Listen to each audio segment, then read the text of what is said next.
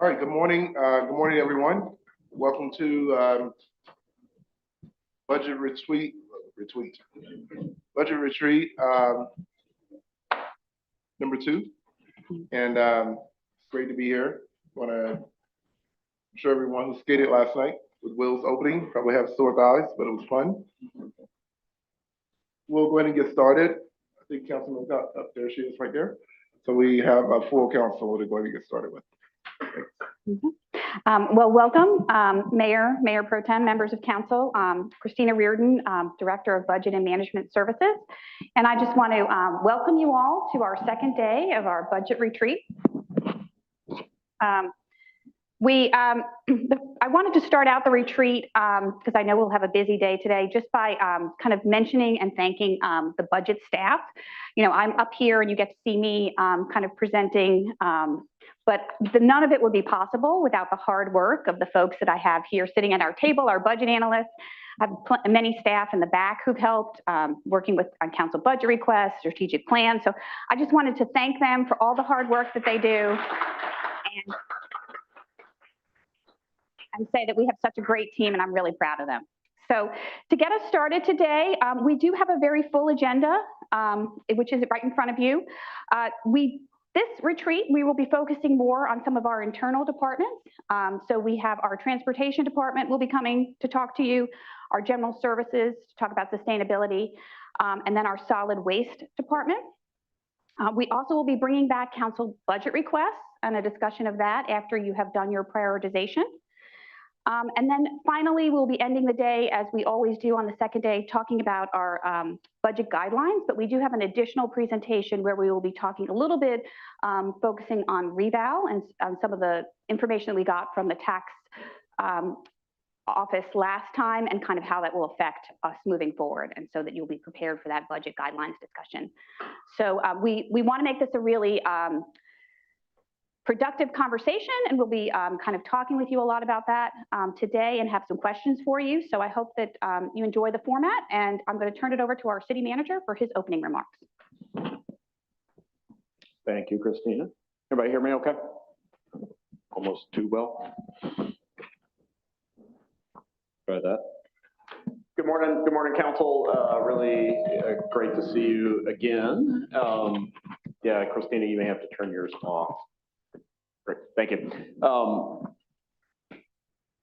Thank you for what I know has been a very busy month. A lot of council meetings, second budget retreat. A lot of you, we got to see you last night at Wheels, which was super exciting. And we're in for another day of great conversation, and hopefully for us as a staff, direction from the council to help us build the budget over the next couple of months. I want to add on to Christina's remarks, thanking the budget staff for their preparation. It's not fun if you're the budget staff to get a new city manager 1 month before your first budget retreat, because he might be inclined to change a few things that you were already planning to do. So I want to thank them. They've been incredibly flexible. Up until about 30 minutes ago, we were still making a few changes, and nobody has thrown me out of the room yet. So I really do appreciate all the great staff who have helped prepare for these conversations. So no slides this morning, but I do want to harken back a little bit to chess and checkers. The point of these 2 days worth of conversations is to get you thinking, and especially today to get you talking a little bit more, so that those of us who are taking your feedback and going into 2 months of really deliberate work to prepare a proposed budget for you, that we really get a sense of where you're at. Our job is to prepare your budget to meet your priorities, and the conversations around chess and checkers were really to set that up. Again, chess, checkers. Well, I couldn't update quickly enough to roller derby, but you know, both chess and checkers, both good. Chess maybe a little, or checkers maybe a little bit more short term. We have decisions that we know we need to make that impact us right now and next year. But let's not forget that a lot of the decisions you make and a lot of the conversations you have really point to where Durham's going to be 5 or 6 or 7 years from now. And very deliberately, the three presentations you are going to receive first this morning have some checkers questions in them about next year and right now and this budget. But they were selected when we thought about what to put in front of you today. They were selected because they have some real chess questions for them. As your new manager, thinking, where I want to help you set up this budget to do the things that you think Durham needs to do 5, 6, 10 years down the road, we pick some topics that we know have some decisions that need to be made, or decisions that you make now really could help set the direction for the future. So the transit and parking fund, the sustainability conversation, the solid waste conversation, each of those have some long-term things. They're not the only ones. There are a lot of topics that you guys know about that we're going to be dealing with. Just because we're not talking about them today doesn't mean they don't have long-term implications. But we picked three that we thought we've heard enough conversation about from you that we wanted to give you this opportunity to dig in a little bit more. So you're going to hear those presentations, and then at the end of each of those presentations, we're going to ask you to answer some questions. More generally, we're going to ask you to have some conversation. I'm going to come back after each of these three presentations and pose some questions to get you thinking. Your job today is not necessarily to wrap everything up in a bow and give us really tight answers to those questions, but I'm really interested to hear your conversation on some themes in transit and transit and parking, in sustainability, in solid waste. And those conversations will help us as a budget team, as senior leadership, and as your departments, will help tease out how to prepare a budget that moves those things forward. So that's what's in store for you today. We've got a good conversation planned around your budget priorities. So today is going to be a bit more dialogue, a little bit more work for you, which is helpful for us. And in order to get it started and make sure we leave enough time for all those things to happen, I'm going to wrap it up, turn it over to Sean, and I'm really excited to get to our presentations today. Sean, thank you.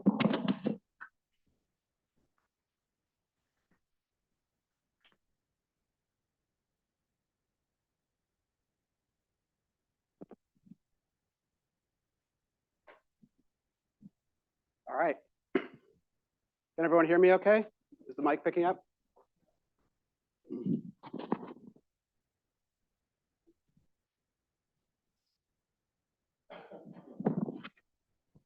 It is on. Okay. So good morning, Mayor Pro Tem, members of council. My name is Sean Egan. I'm the transportation director. And this morning, I'm going to walk you through some information about two of our enterprise funds in transportation, starting with the city transit fund. So this is a high-level overview of our transit services. I've shared in previous presentations to council that crowding continues to be a struggle for our system, and that the most effective way to address crowding is to improve service frequency. In 2024, we restored pre-pandemic service in January, added evening and Sunday frequency in April, and in August added a new crosstown connection and took service from every 60 minutes to every 30 minutes to key destinations such as Riverside and Northern high schools. By year's end, our service had grown by 16% from 2023 levels, and we are now providing more transit service than ever. In October 2024, we kept a close eye on our ridership that has been building at a rapid pace, fueled by service increases funded by the Durham County Transit Plan. I was hopeful in October that we could squeak by our previous all-time monthly record of 617,000 trips. And when the numbers came in, I asked our staff to double and triple check them because we hadn't just beaten our all-time monthly record, we had smashed it with more than 650,000 trips. That's the good news. There'll be other news to share as we move through this. These record service and ridership levels have been achieved by addressing Go Durham's most critical need, our bus operators. Facing acute staffing shortages during the pandemic, we were able to use one-time federal funding to increase bus operator compensation to the highest levels in our region. The availability of federal funding meant that the city's property tax dedicated to transit could remain flat at 3.75 cents for 6 straight years, while personnel expenses grew by more than 35%, and we remained fare-free. Transit agencies across the country are facing a fiscal cliff as federal relief funding is spent and the costs of compensation needed to attract and retain operations staff have grown. Many agencies are considering service cuts to balance their budgets. Due to our funding structure in Durham, however, the cost savings from service cuts for the top 25% of our service levels would revert back to the Durham County Transit Plan and would not be available to balance the city transit fund.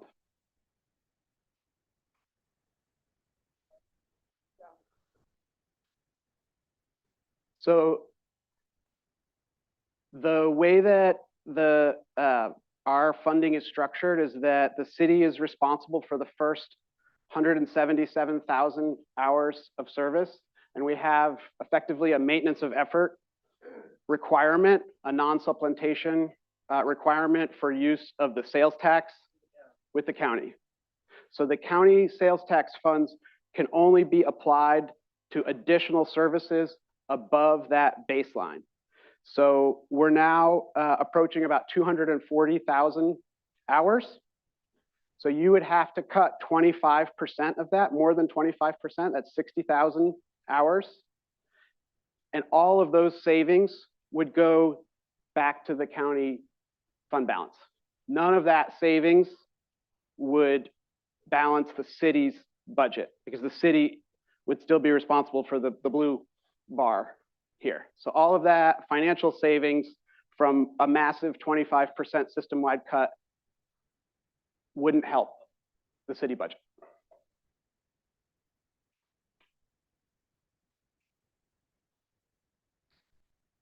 So like our peer transit systems, we now face a fiscal cliff, but with fewer options to balance the budget without painful cuts to services. The primary source of revenue for this fund is the property tax, which in 2025 is expected to yield $16 million. Revenue from this source would need to grow by nearly 50% to close the gap in the coming years unless other changes are made.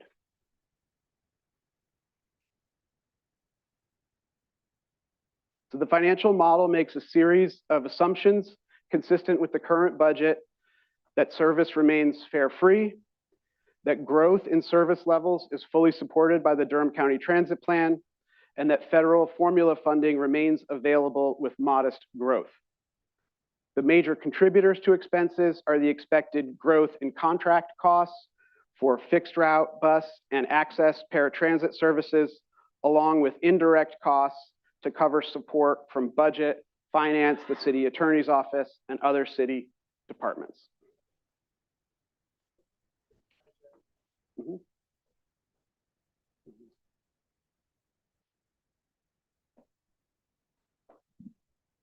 Yeah. So we've got a maintenance of effort, sort of our responsibility in relation to the county. Like how high can the county's obligations on the transit plan go as we continue to increase ridership in the system? So there's no limit. There's no limit.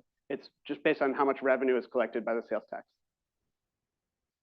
So as we expand service, we can sort of it can. As long as our partners agree Yeah. that that's a good use of those dollars. So there's no cap there. No. Thanks.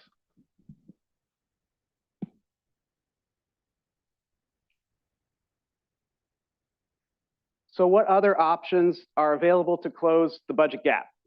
Looking back to FY 2019, the last full year of fares for Go Durham, we collected $2.4 million in fare revenue, primarily from low-income customers who make up 87% of Go Durham ridership. The contracted costs of traditional fare collection reduce our net by about $200,000. And furthermore, the Durham County Transit Plan currently contributes nearly $400,000 in lieu of fares for low-income riders. So the expected net revenue from customers by restoring pre-pandemic fare policy is $1.8 million.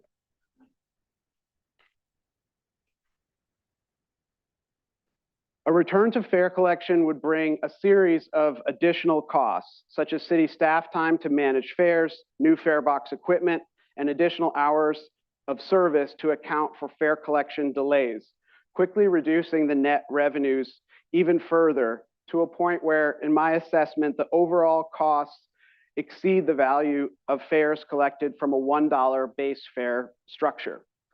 In order to achieve significant financial revenues, my recommendation is for the council to consider a $2 base fare structure for all customers, regardless of income.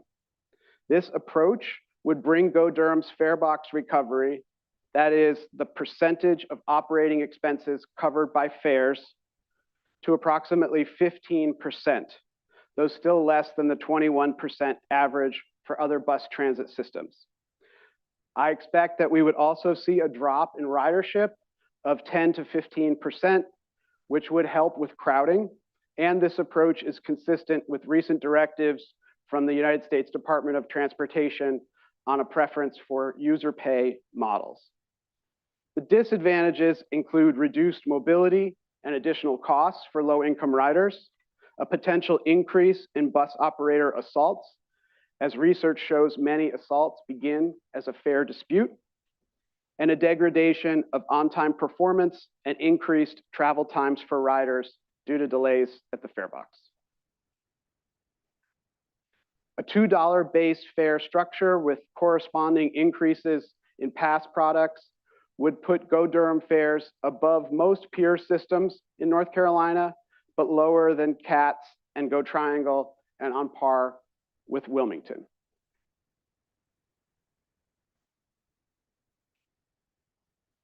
In the Research Triangle region, 2 agencies returned to fare collection last year. Go Raleigh kept its base fare of $1.25 and implemented a low-income Transit Assistance Pass, or TAP, product.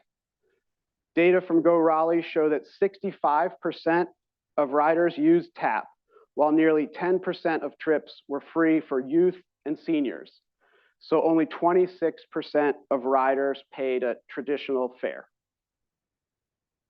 While you would expect to see ridership fall with the return to fare collection, the fare only impacted 1/4 of the riders, many of whose fares are paid by employers such as North Carolina State University. And the timing coincided with a major increase in service levels as Raleigh was able to increase bus operator staffing levels. So there was actually a large increase in ridership compared to the previous year. Ridership at Go Triangle, on the other hand, fell by 11%, despite increased service levels. The breakdown of fares for Go Triangle is approximately in thirds, with a third using Employer Go Pass, another third using the TAP Low Income Pass, or a Youth Go Pass paid for by the county transit plans. For Durham County, the transit plan currently reimburses low-income trips provided by Go Triangle at about 50 cents per trip. However, in FY 2026, Go Triangle is requesting additional support that would bring reimbursements up to $1.30 per trip. If approved, this reimbursement rate would be 13 times higher than the 10 cents per trip provided for Go Durham's low-income riders. On the expense side, apart from the service contracts, the largest outlays from the transit fund go to meet our fleet replacement needs. Over the next decade, we will need to replace more than 40 buses. The average cost difference between purchasing diesel and battery electric buses over this period is more than $600,000. Our current plans, consistent with the council-adopted Carbon Neutrality and Renewable Energy Action Plan, call for all future purchases to be battery electric buses, enabling achievement of a 100% zero emissions fleet by 2035. The landscape for the zero emissions transition has shifted though. In particular, recent changes at the federal level indicate that FTA grant funding for zero emissions vehicles could be either greatly reduced or eliminated. If directed to discontinue full electrification, we would move forward with purchases of electric buses when they are a grant funding requirement, such as for the FTA low and no emissions program or Volkswagen settlement funds we have received, but we would otherwise purchase diesel buses. Full electrification by 2035 was always an ambitious goal, even aspirational. As the transit fleet is responsible for nearly 20% of the city's greenhouse gas emissions, transit electrification remains important and necessary to achieve the city's sustainability goals.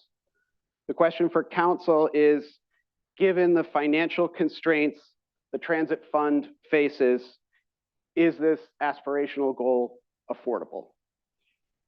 And with that, I'm going to move into the parking fund, and then we'll have time for a question round.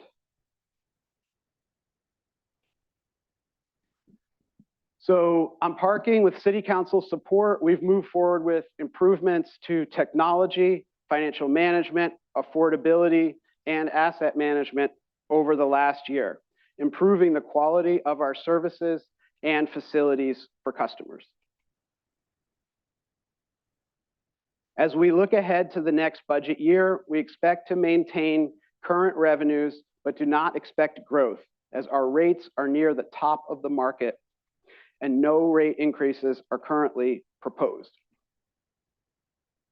Our multi-year shows a structural deficit in the $2.5 million range, driven primarily by debt service payments for the Morgan Rigsby deck. With negative fund balances shown here in red, we are effectively borrowing from other enterprise funds until we can get back into the black.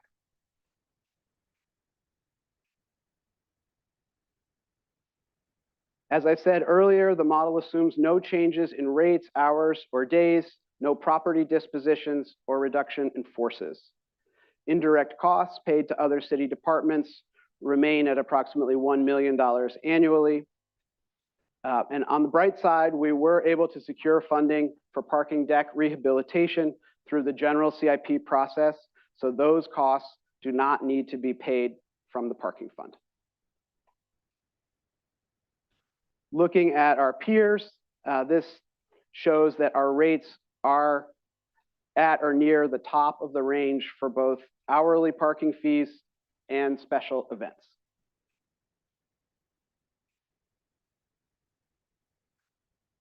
With that said, there are policy changes that would increase revenues to the fund, such as changes to special event and on-street rates or charging for Saturday parking.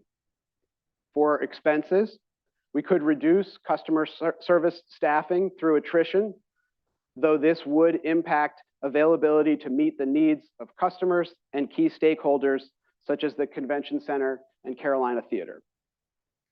Council could also choose to reduce parking revenues through a free parking program like the one Raleigh initiated last year, or by lowering rates to stimulate economic activity downtown.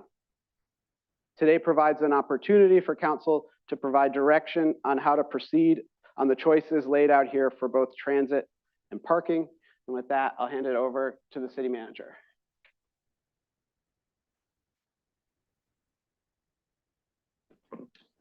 That was super fast, Sean. But good, because, and stay up here.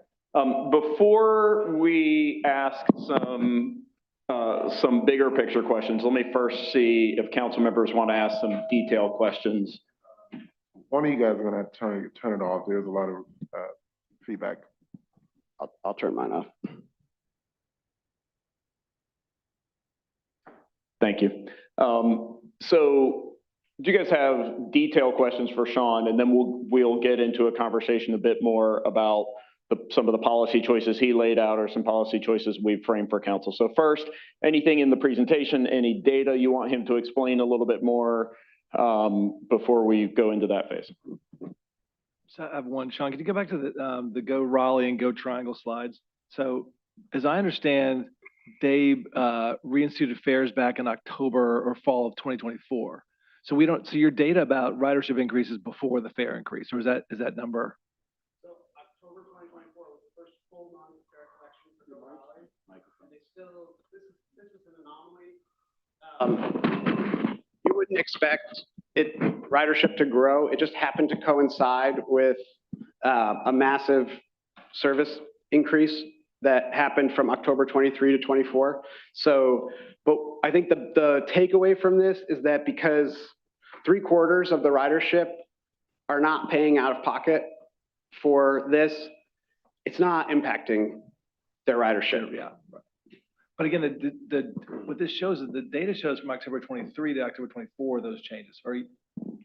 Right. So, but they resumed the fare enforcement in October 24. So those numbers are kind of. Well, October 24 was the first full month. So you're talking 1 month of data here. Yeah, it's just 1 month. Just that 1 month. Okay, because it says October 23 to October 24 changes. So comparing one month year to year. Comparing that same month. Okay. 23 to No, I 24. got it. Okay. We just had this presentation Wednesday at Go Triangle, and I think, if I'm not mistaken, our ridership was down 7%. Yeah, it was 11% earlier in the, based on the October data, and some of it has recovered, I think. But yeah, I think the latest estimate was 7%. And one thing we did at Go Triangle was there was extensive outreach and engagement on the transit assistance program, and the folks who needed financial assistance, many of them have signed up, and others are paying. And because we have that revenue flowing again, we're able to we're full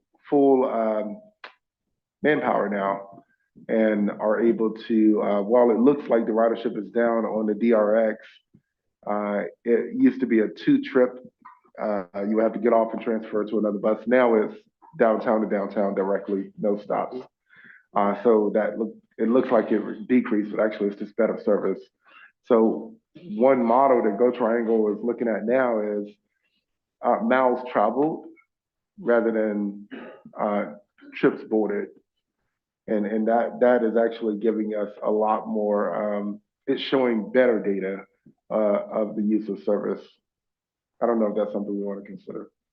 We're not going like. We collect passenger miles traveled data in addition to, we look at both trip count as well as passenger miles traveled.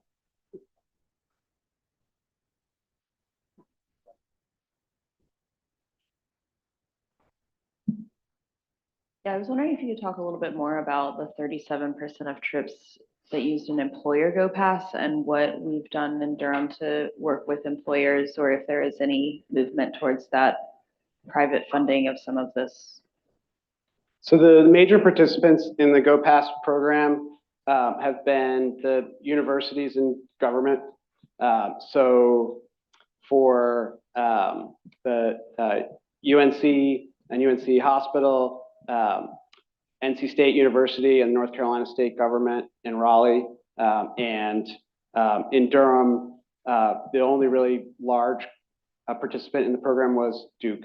But even when Duke was participating in the program, the total revenue was about $300,000 that was coming in, and about 2/3 of that I think was coming from Duke, and then there were a few other small players.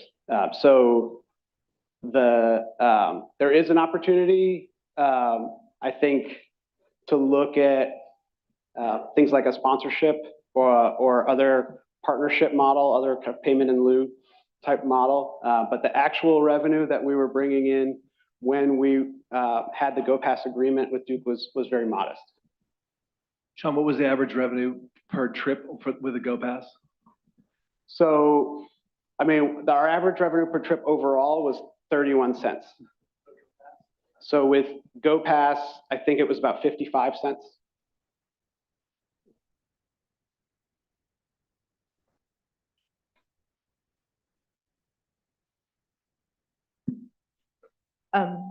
Can you explain a little bit more about Duke's system? Because does NC State run its own system for students? Like, how So- does that work?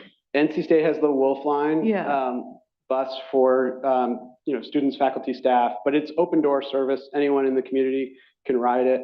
Duke Transit has told us also that theirs is an open door service. They don't publicize that, but anyone in Durham can ride the Duke Transit buses, according to the information that we've gotten from them. And then what about UNC? Is it all one system in So UNC merged their system with Chapel Hill Transit, Yeah, and I and know then they we pay directly to Chapel Hill Transit every year. Okay, I know before there was just one system, right?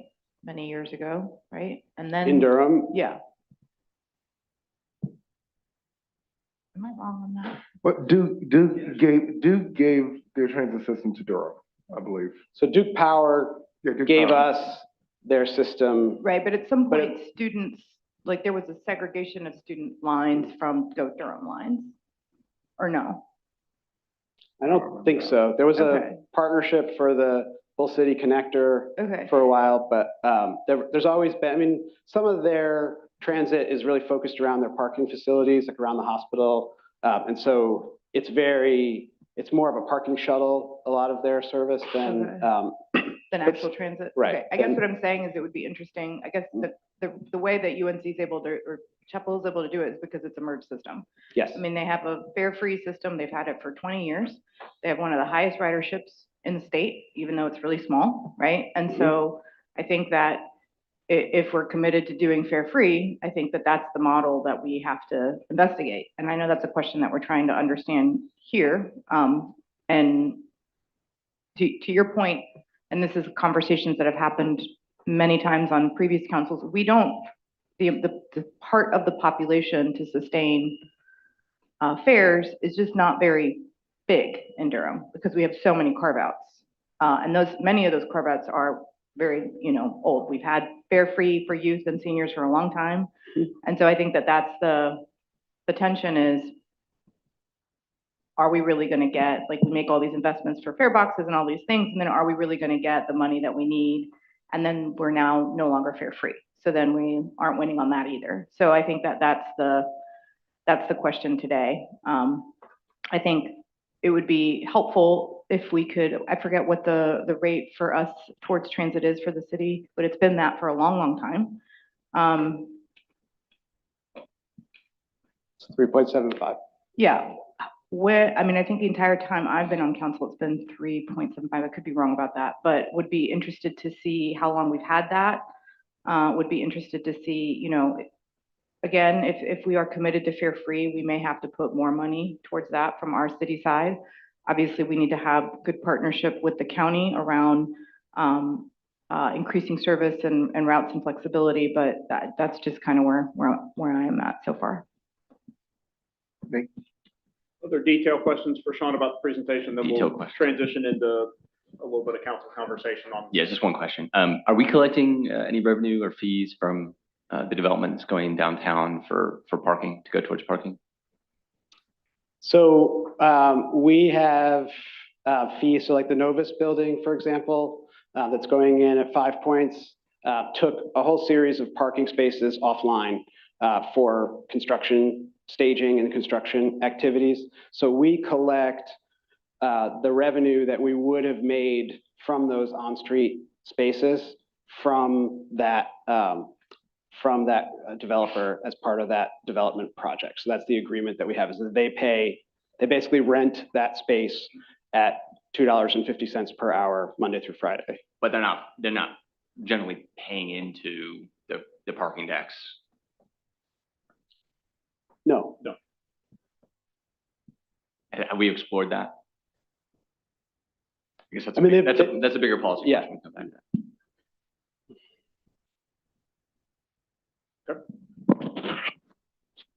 Senior by Sean. All right, so I think I said in my introductory comments 2 weeks ago that it's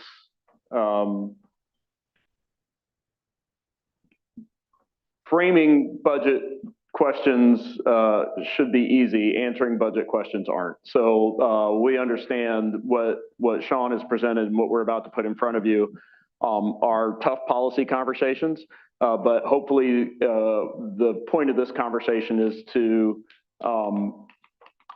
have you guys put your fingerprints on the proposed budget that's going to come back to you in May. So I have worked with the budget staff to frame some questions that are intentionally a little provocative in order to get you thinking about the decisions that we have to make as elected bodies and as staff. You do not have to get specific answers to these questions today, but the more consensus we hear, the more specificity you provide, the more likely it is that the budget you see in May reflects your wishes. So I'm going to go ahead and put some questions up here. Again, you don't have to follow this format, but these are questions we think about. So we obviously heard from you that fare free, you'll see later today in your prioritized budget requests, was the top thing, came out on top. So we hear you. We have laid out for you in this presentation the pros and cons of that. And it would be good to hear today if that is something that you remain committed to based on what you've seen. Obviously, one of the things that was just discussed is the potential that given that the gap that we show you in the long-term fund projections grows, that the possibility is there that we're going to need more tax revenue into this fund to keep it balanced. We could look at other options to reduce costs. Sean made it clear that there aren't a lot of great options to reduce costs, but that is direction you could give us.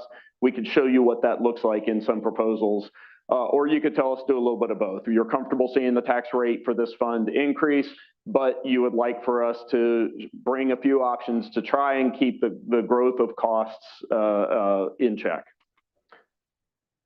One of the things Sean pointed out is that a big driver is wages, and this again gets back to the revenue picture. Really what we want you to know is we don't see that trend changing. We think that will remain an important part of keeping this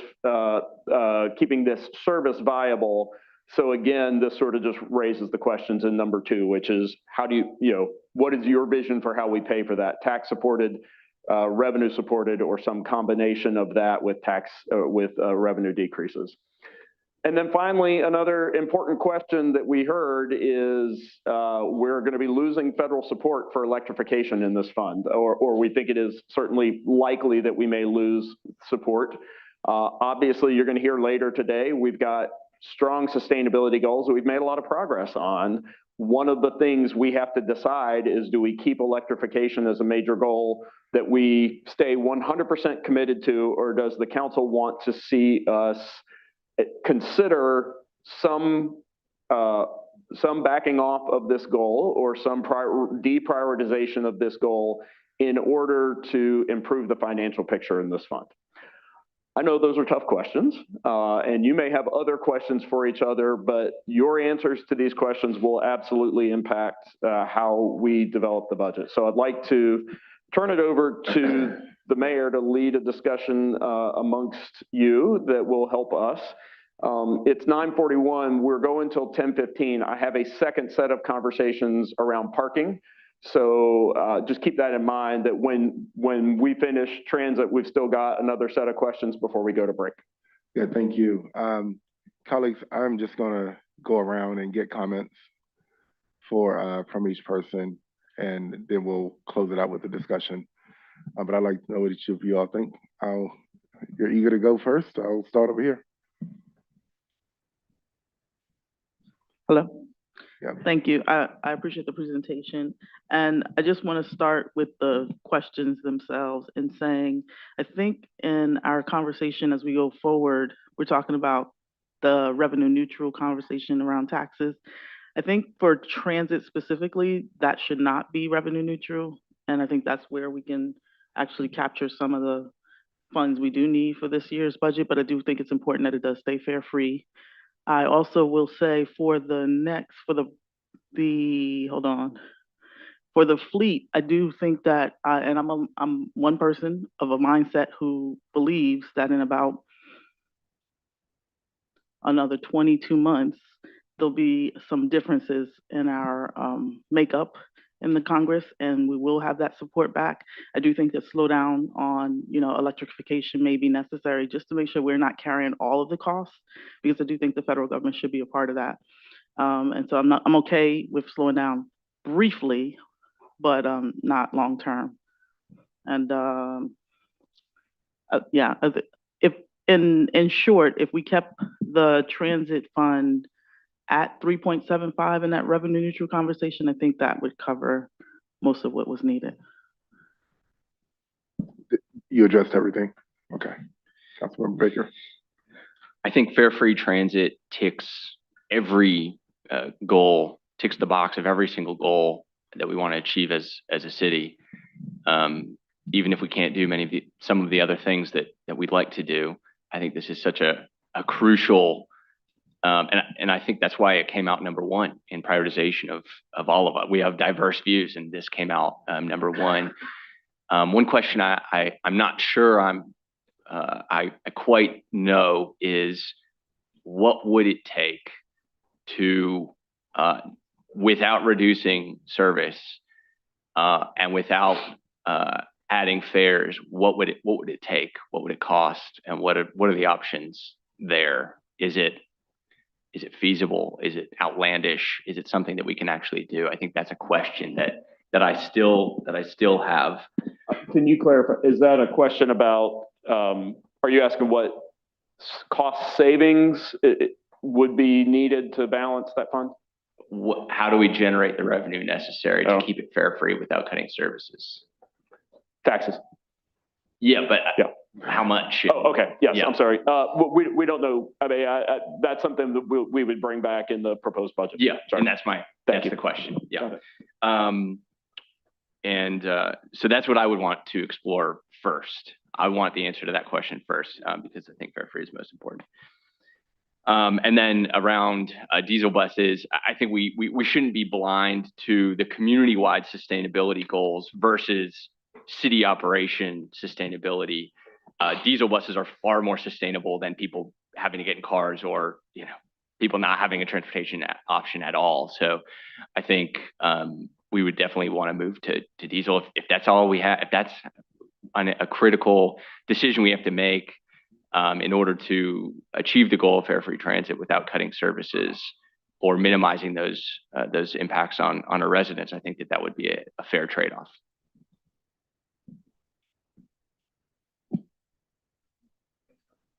Thanks, Councilmember Baker. Yeah, so I think, as you said in the beginning, Bo, I think in the prioritization, fare-free was the top thing that so I think that's a strong sentiment on this council, and I believe in that 100%, so keeping that fare-free. I also, in this question about, wages and personnel expenses, that it's 70% of your budget, right? But this community has been really strong about the importance of paying our workers a living in a fair wage, so I think that commitment's got to remain there as well. I think if we go back to that, can we go back to the slide that shows the sort of the growing gap? I think it's like maybe 10 million in the out years. I guess my question in part is, when we had the first budget retreat, I think, Bo, you said that 1 cent on the property tax, right? The current property tax gets us like 4.3 million, right? Right. So do we know what that number is now? So 1 cent gives us. So we will be talking about this later when we talk about the fund analysis, but right now we're projecting with the current information that we have that 1 cent would be about almost 6.8 million. Right. So, and we're looking on the out years, looks like about a $10 or $11 million gap by 2030, right? So we do have a structural deficit there. From my perspective, we've got this commitment to accessibility in our system, right? Fare-free is a top one. We also have our climate goals, right? To me, that's a huge commitment that we're making. And so to me, I think long-term, asking our residents to look at increasing the property tax beyond the 3.75 to pay for transit is absolutely a winner in terms of like the accessibility, the wages for our workers and the climate goals. So I think we got to think about that long term. And I don't know what that means for this budget, but I think long term, increasing that share we pay in the property tax for fare free, but also for clean buses, to me is really important.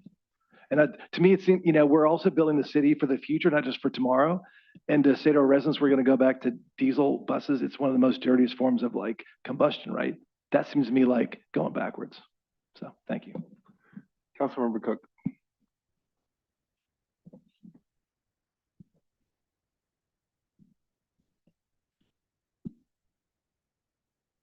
I don't think I have a lot to add that hasn't already been said. I'm gonna agree with my colleagues that fare free is still a priority for me. It sounds like that is pretty consistent across this council.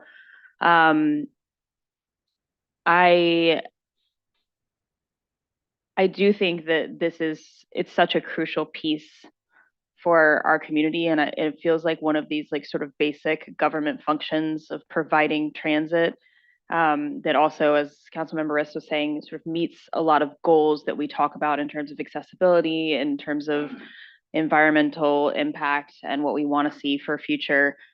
I find myself getting a little frustrated by this conversation because I hear us talking about all these potential community partners, and I see the changes that are going on. We're losing a lot of federal grants. Things are shifting, and I really feel like it's time that our community partners step up and cover or help us cover these costs.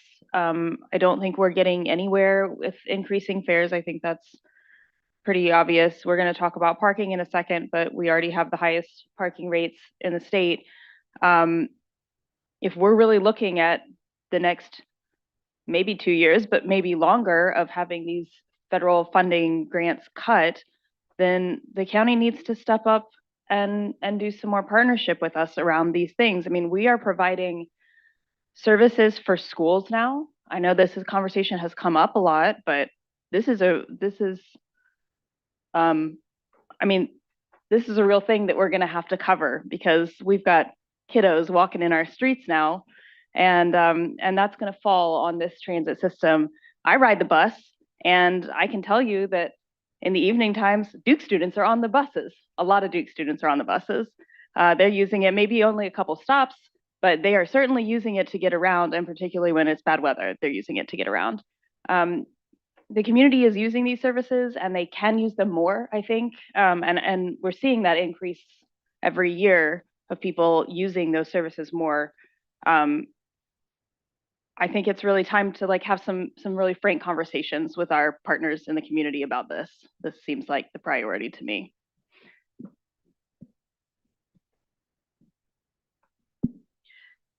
Thank you. I appreciate everyone's comments. I think where I'm at is, and Councilmember Rist and I both sit on the now TPO, what was the MPO, and we just had a presentation earlier this week about we're getting into our 2055 MTP and the congestion that's going to come on roads and things like that, and talking through scenarios. And I think that part of it, like, I don't know if and when or how we return to fares, but I think the only way we win the future is to get folks to use the bus.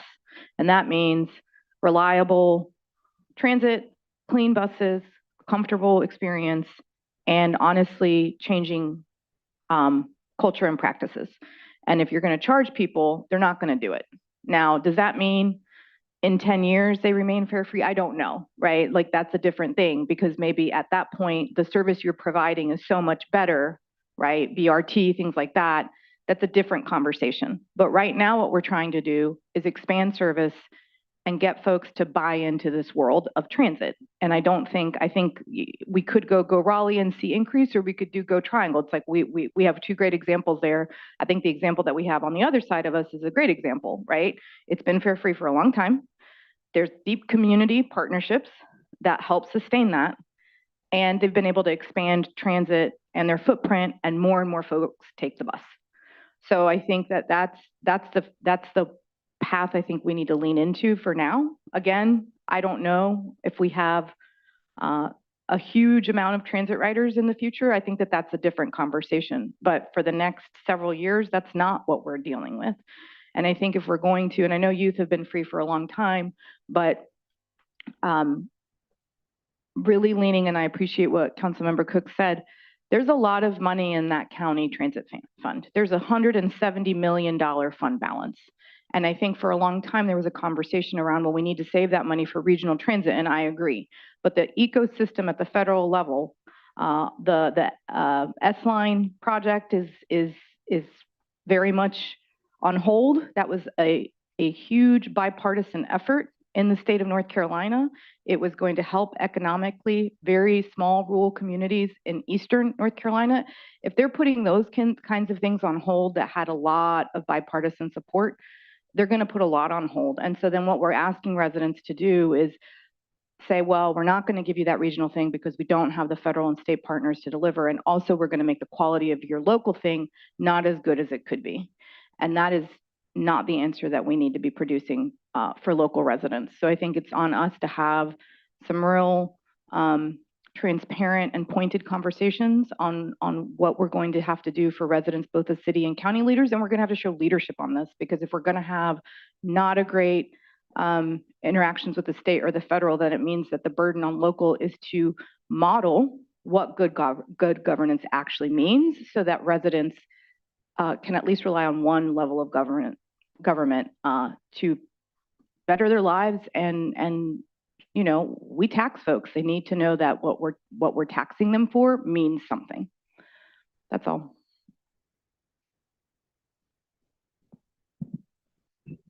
Thank you, colleagues, and good morning to everyone in the room. So you know, the thing about this job is we, after the platitudes are over, just 7 people have to make a decision, and it comes down to math a lot of times. I certainly, you know, I was one of the people who see the value and want fare free buses to remain. But the beginning of your second question, how comfortable are you increasing tax revenue? If we're going to keep it fare free, we're going to have to pay for it at some point in some way. We're not the federal government. We don't get to print money. We have to pass a balanced budget statutorily. And we have a structural deficit in place. We can see that. We can't pretend we can't unknow that. And it would behoove us as the people that have been elected to govern to make those decisions. So to make the hard decisions. And if we're going to keep it, and I support it, we're going to have a serious conversation about and be prepared to defend a tax increase. I was amazed at when we were going through the pay raise debate, the number of folk who came and said, treat our city employees right. And then after we passed it, some of those same people were attacking us for raising taxes. And I deliberately looked, and I saw the op-eds, I looked in the audience. So welcome to governance.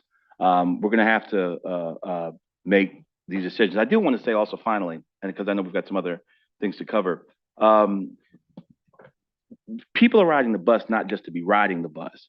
One of the ways that we can be comfortable with raising fares or bringing back fares at some point is to make sure we have a thriving economy where folk have jobs that will allow them to pay $2 to ride the bus.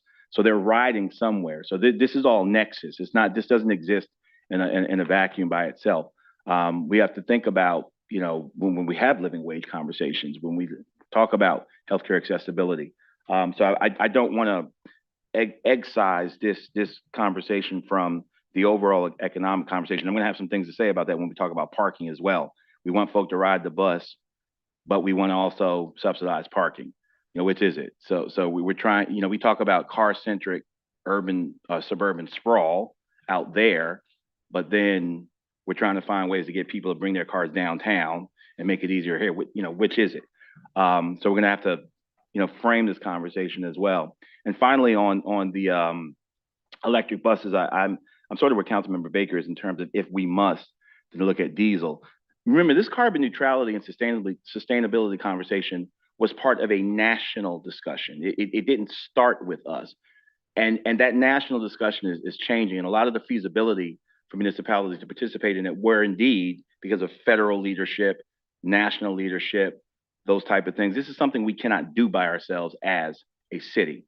So, you know, we just need to face that hard fact and that hard truth. There may be a value, it may be a goal, but you got to pay for it. And you can spend your money any way you want, but you only get to spend it once.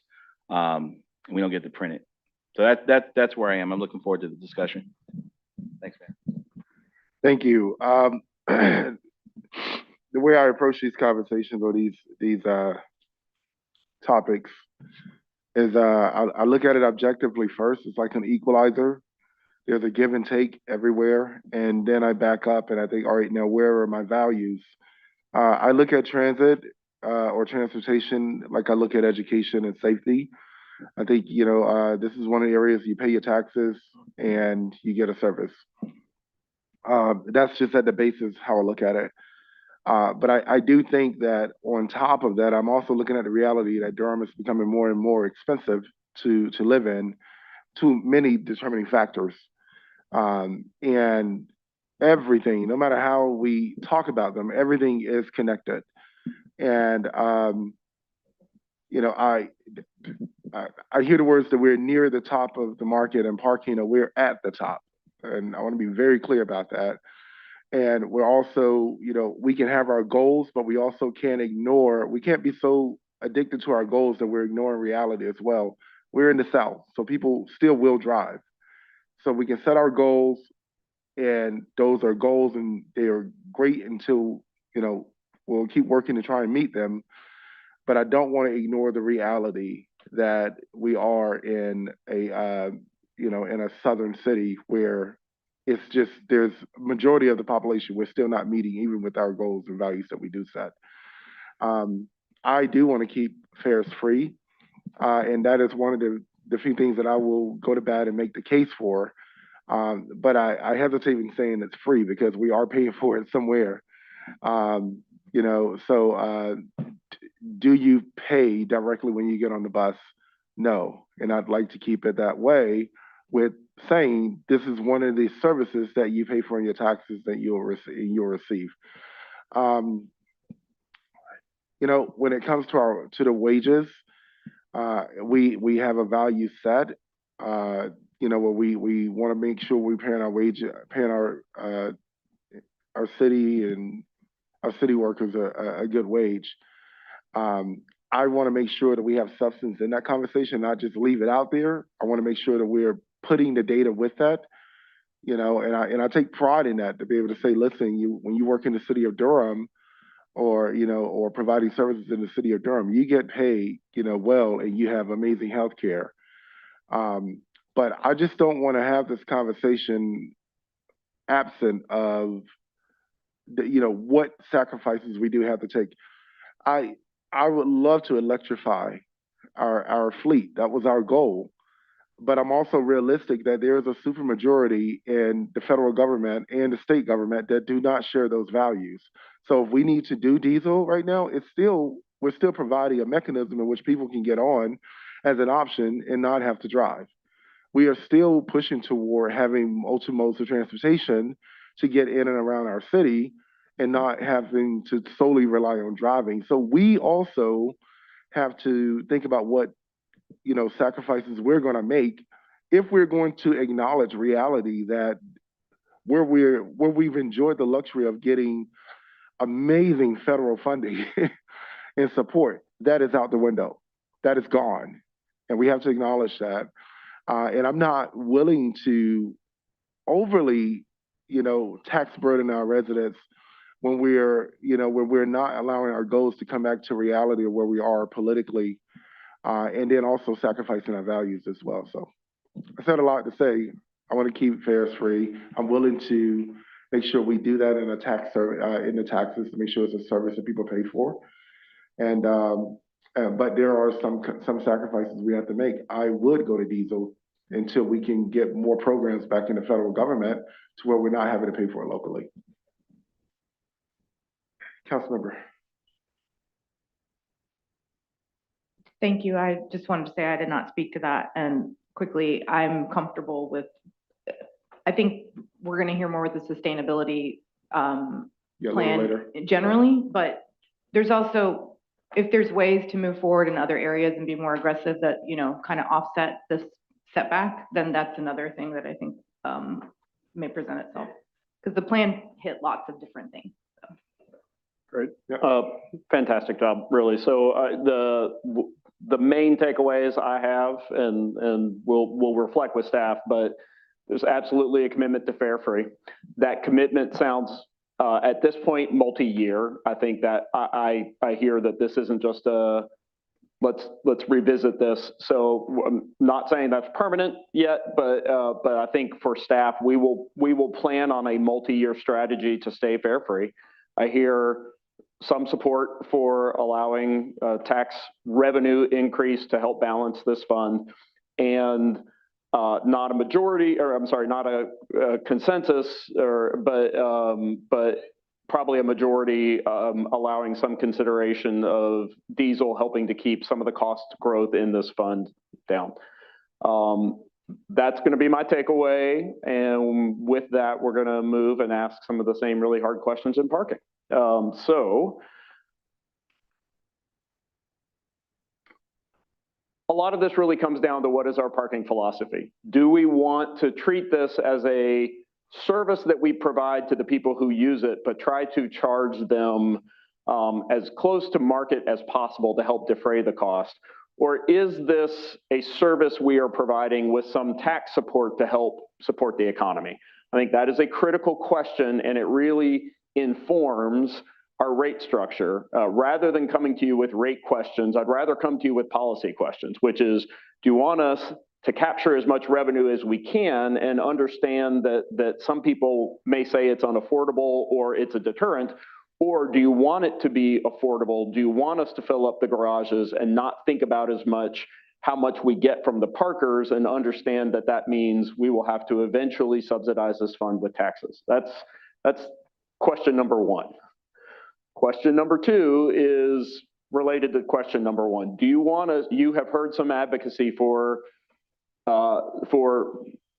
programs that make parking cheaper and more affordable. Do you want us to bring you proposals that reflect that, or are you not interested in those at this time? And I think I heard Councilmember Caballero sort of, not sure if she was joking or not, but I want to put this question out there. These are significant assets. They are currently used for parking.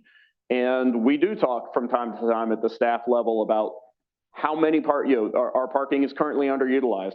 How many of these lots and structures do we need? Do you want us to bring you options for having less parking downtown, or consider some cost avoidance by closing or shutting down these structures? We don't have a proposal for you, but that's not a question I've put to this council, and it is part of this conversation. That we could sell assets, we could see redevelopment downtown for other uses. So those are your discussion questions. Mayor, I'll kick it back to you. And again, you're free to hit on other questions that are on your mind, and these are just to get the conversation started.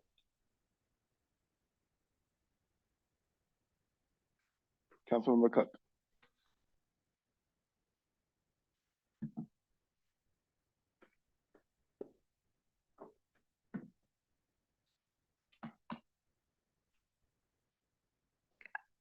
Two things. Basically, I am real interested in, I'm not a fan of just these parking garages. I think that they are could we put housing on it with parking underneath? I mean, there's lots of things that we could think about doing. And some of them are pretty dated, and we know that. And so I don't know if it's worth to keep using CIP dollars to fix a thing that is kind of probably needs to go sooner than later, and you know, the city-owned land, and that there's so many options that we could do. I know that doesn't help us for this next year, but I think vision-wise, that would be what I would be curious about. What are potential? You know, I'll say this: I wish we had a development arm as a city.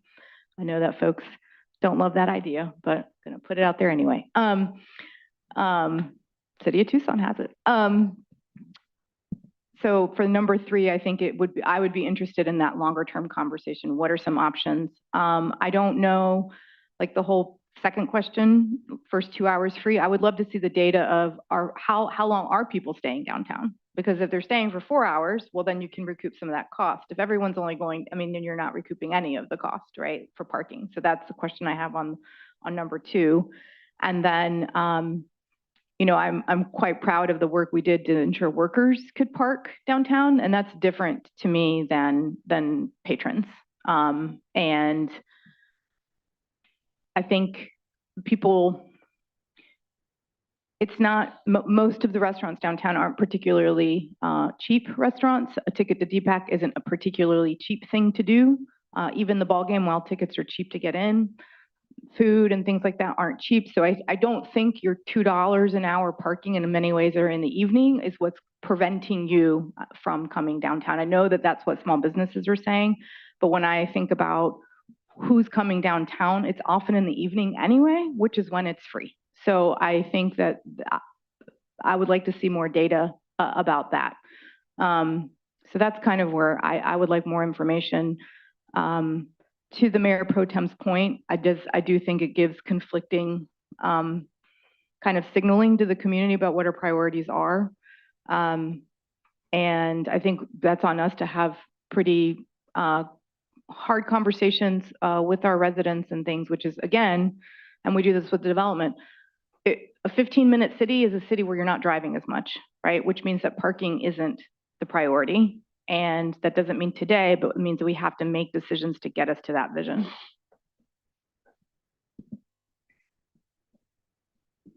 Councilmember Cook, did you have any comments?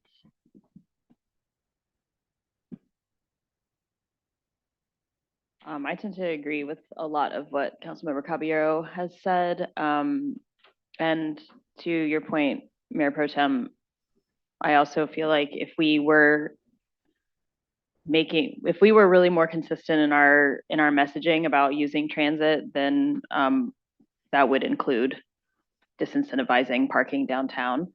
I similarly am interested in more statistics before maybe making huge policy decisions in this arena. I know that we have had businesses come before us and talk about parking, and we did ensure that folks who are working at those businesses do have options, because there were questions about folks riding public transit late at night and other hours. And having worked in restaurants for many years in this community, I know that that is how it is. It's hard to walk out of your job at 2:30 in the morning and more or less like have to then walk to the bus stop and then take a public transit. So I understand the need and want for employees to be able to park. But I think that the issue of lack of spending downtown is so much greater than whether or not patrons of these places are able to park. It's I mean, we could go into it, but we saw last time we were at this meeting that spending overall is down, and that's not just downtown, but across the country, right? And so there's a lot of things to contend with coming out of a COVID era of like how we continue to keep our downtowns vibrant and support our small businesses. Parking might be a small piece of it, but to me, it doesn't feel like the total like issue there. So I am interested in hearing about what, I guess, how long people are staying. I'm also kind of interested in enforcement. I use the parking garages quite a bit as well on the days that I don't take the bus. I do often see that gates are up and folks are able to leave without paying. And I do feel like there's a lot of people that are not paying for parking on street side as well. And it doesn't feel like that is super enforced. I'm not sure I'm like pro higher enforcement, but I am curious about knowing some of those numbers and seeing the how long people are staying, whether or not they are paying, if they're going in at 6:55 because they know that the parking gets free at 7 and they won't have to pay, and then they're staying there 6 hours. Anyway, I'm curious to know some more statistics there before I kind of make any major decisions. Not that helpful, but. Thank you. Councilmember Freeman. Thank you. I would concur with Councilmember Caballero's context around parking. And I would just add to just that specific one around our parking lots. The county has already shown us what it could be, and we're quite behind on that. And I do think we have a development arm. It's economic development. It's been a little lacking. So we just got to push in that area. I would also add, the parking fund is not a high priority for me, but I do think that it should be able to recover its own cost at some point. So however that structure looks, whether it means extending past 7 p.m. to 8 or 9 p.m., 10 p.m., whatever that looks like, I'm okay with. I would also say I have no interest in the first 2 hours free. That is what would keep people in parking spots longer, and we do not. You want those parking spots to turn over, which is why there is a parking cost. It's not the same for other areas of the city because there's not that many folks trying to park on the street or in a parking deck in that same way. I would say that there should be additional areas that are hubs that may need to be assessed and whether they are actually paying on the street parking, because downtown is one hub, but there are others like our University Hill area or our North Point area. Like there are other areas that we need to be taking a look at, especially wherever there's high ridership and wherever the routes align. I think that if there were more context alignment around why the parking fee is higher, I want it to be higher.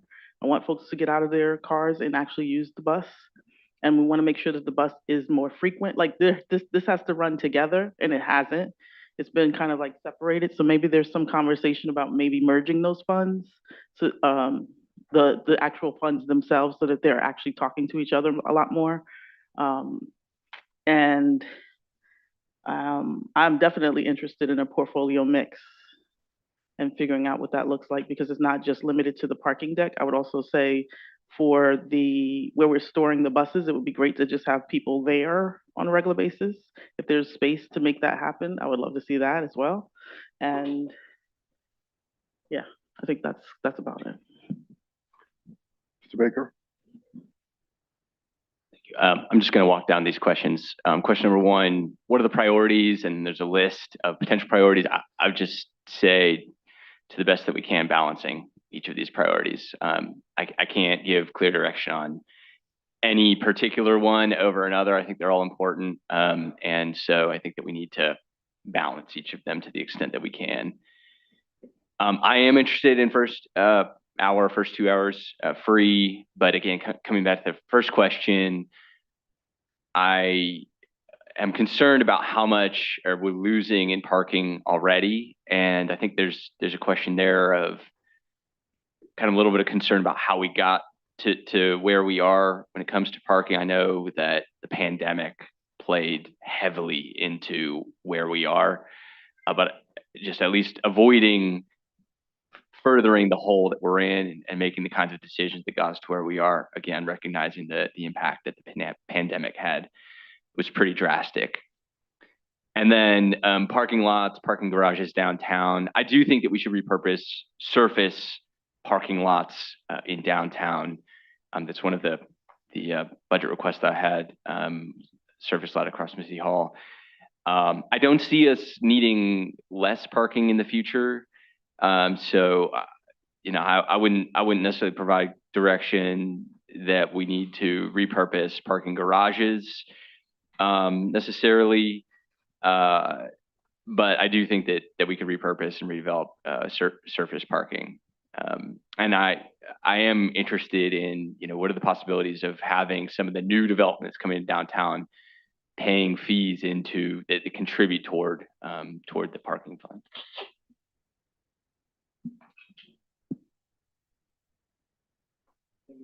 Great questions.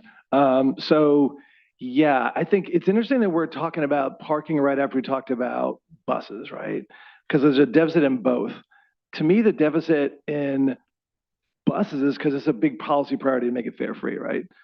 To me, the reason there's deficit in the parking fund is because we, at least currently, have overbuilt parking, right? But there's the deck on the one at Mangum is not well utilized, but yet 40% of our budget here is debt service, right?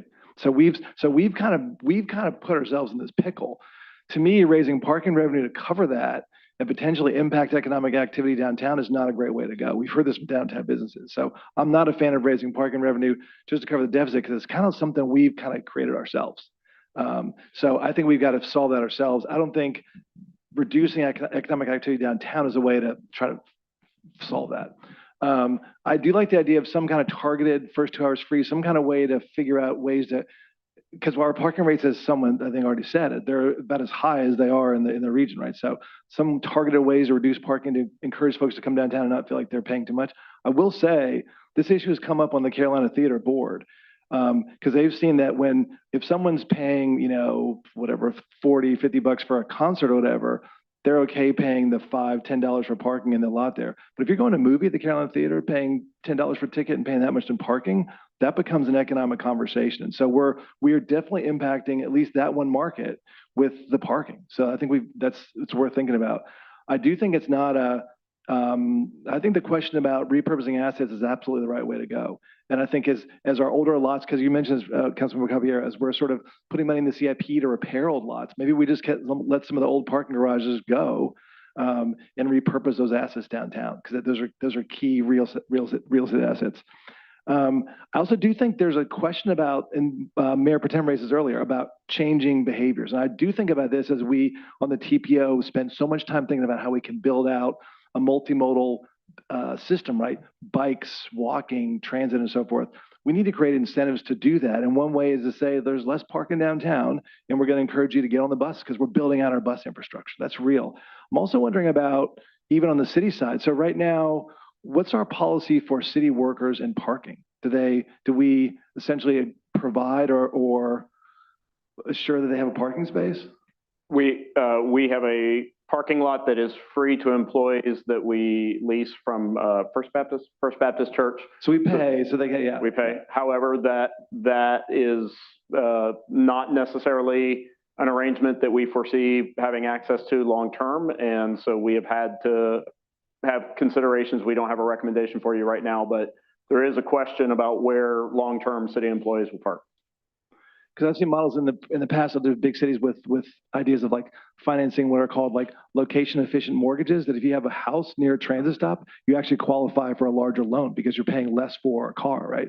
I wonder if we'd consider the city long-term, paying slightly more for city workers who agree not to bring a car. It's simply they're car free and they get a slightly higher bump in their wages. So that's a clear economic incentive to encourage folks to not drive their cars and to use our buses. So I think these are all things that are important as we think about, again, building the city of the future. Thank you. Thanks to my colleagues for, as usual, I think some really excellent and provocative observations. It got me thinking about some things.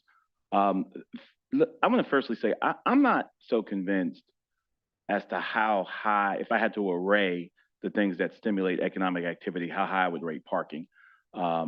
Tweaking parking. The first key to economic activity is having an interesting place to go. The government can't take the place of a committed or loyal customer base or client base. We can't make your food taste better or your restaurant look better or your place more interesting. So the first thing, ingenuity in your product is the first thing. Second thing, our problem downtown is folk coming back to the office. Getting folk who have been teleworking after the pandemic. I don't know if I had to list the things to stimulate economic activity, how high parking may be on the list, but getting folk back in their offices down there and just having an interesting downtown that doesn't look like a cookie cutter. Some cities, they all look alike. You get off the airport, if you're blindfolded, you take it downtown. A lot of cities look alike. So that's one. I think my first priority for the parking fund is getting rid of that deficit. I listened to my friends, our business owners downtown very seriously. What I found interesting is that I eat out a lot. I try and intentionally patronize restaurants, not just downtown, all over Durham, but particularly downtown. I've noticed over the years that the prices have gone up. Some of them now have the compulsory service fee. Some of them say, we're paying our employees a living wage, which in theory should put them in a position to pay for the parking. The government doesn't say, hey, why don't you just pay your folk more so they can afford it? That would change the dynamic of the conversation. But my point is that those business owners raise their prices for a reason because of all types of economic situations. And my point is that same economy applies to your government. That whatever reason you saw fit to raise prices, we're facing those same economic headwinds as a government. And we don't get to print our own money. We don't make anything as a government. We can't run a deficit we're not the federal government. So what's interesting is that you recognize a compelling case to raise your prices. We are affected by those same factors. So I think we just have to have an honest conversation about that. But yet, I'm not going to tell a business owner, well, you raise your prices, so pay your employees enough to be able to park. I supported our tweaking the program to make it more affordable for folk to park downtown. But my priority, again, one is to reduce the deficit. That might include raising fees. It might, but this de-emphasis on parking, I think, has to be, if we're going to keep intellectual and integrity with getting more folk out of cars. Hello, Bike Durham and BPAC, getting more folk out of cars and keeping our downtown vibrant as well. Then I think we're going to have to look for a de-emphasis. But as long as there is parking downtown, we can't run a deficit. We're going to have to do something about that deficit. And I think we have to have an honest conversation with our business owners downtown that, whatever reason you raise your prices, we're facing the same thing. As far as the 2 hours free, I mean, I when I go out of the city and park other places, I get excited when I see 2 hours free. I don't know that it made me spend more money. It just made me sit longer at the restaurant. The bill I was going to pay was the bill I was going to pay.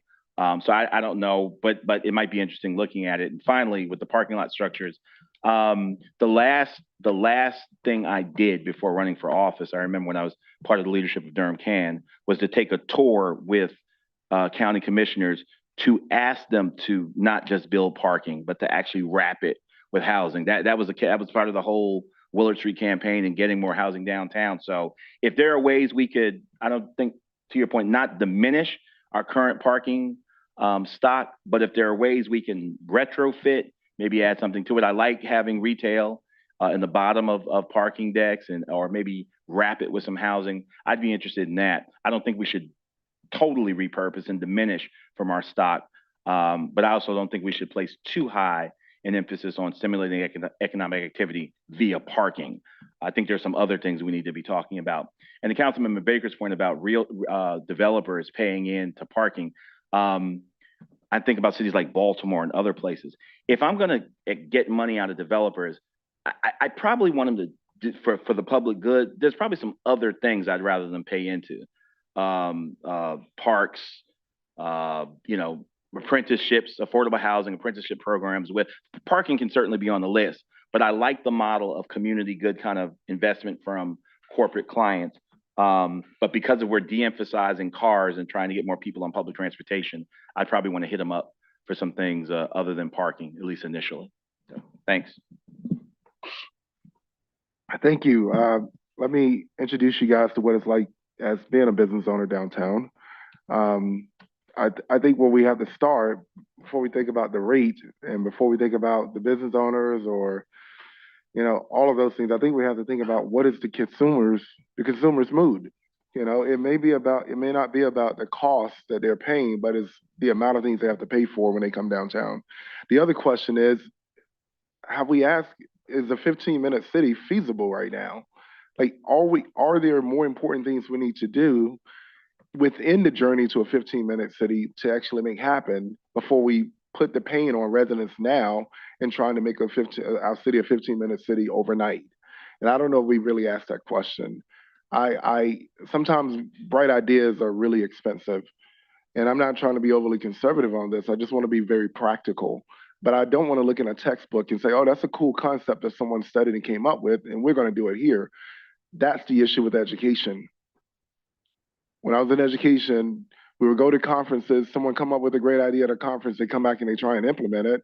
And next thing you know, you're forcing a square into a circle pug. It just doesn't work sometimes directly. So I just want us to make sure we're being very practical. As a restaurateur, to your point, part of the reason why, first of all, Durham we enjoy the privilege of being mostly locally owned.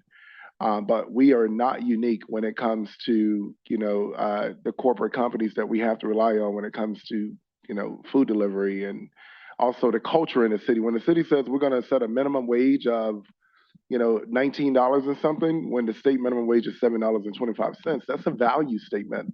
It's also a cultural shift, and the private sector has to keep up. And there are some companies and businesses that can keep up, and there are some that cannot. Trust me, I know as a practitioner.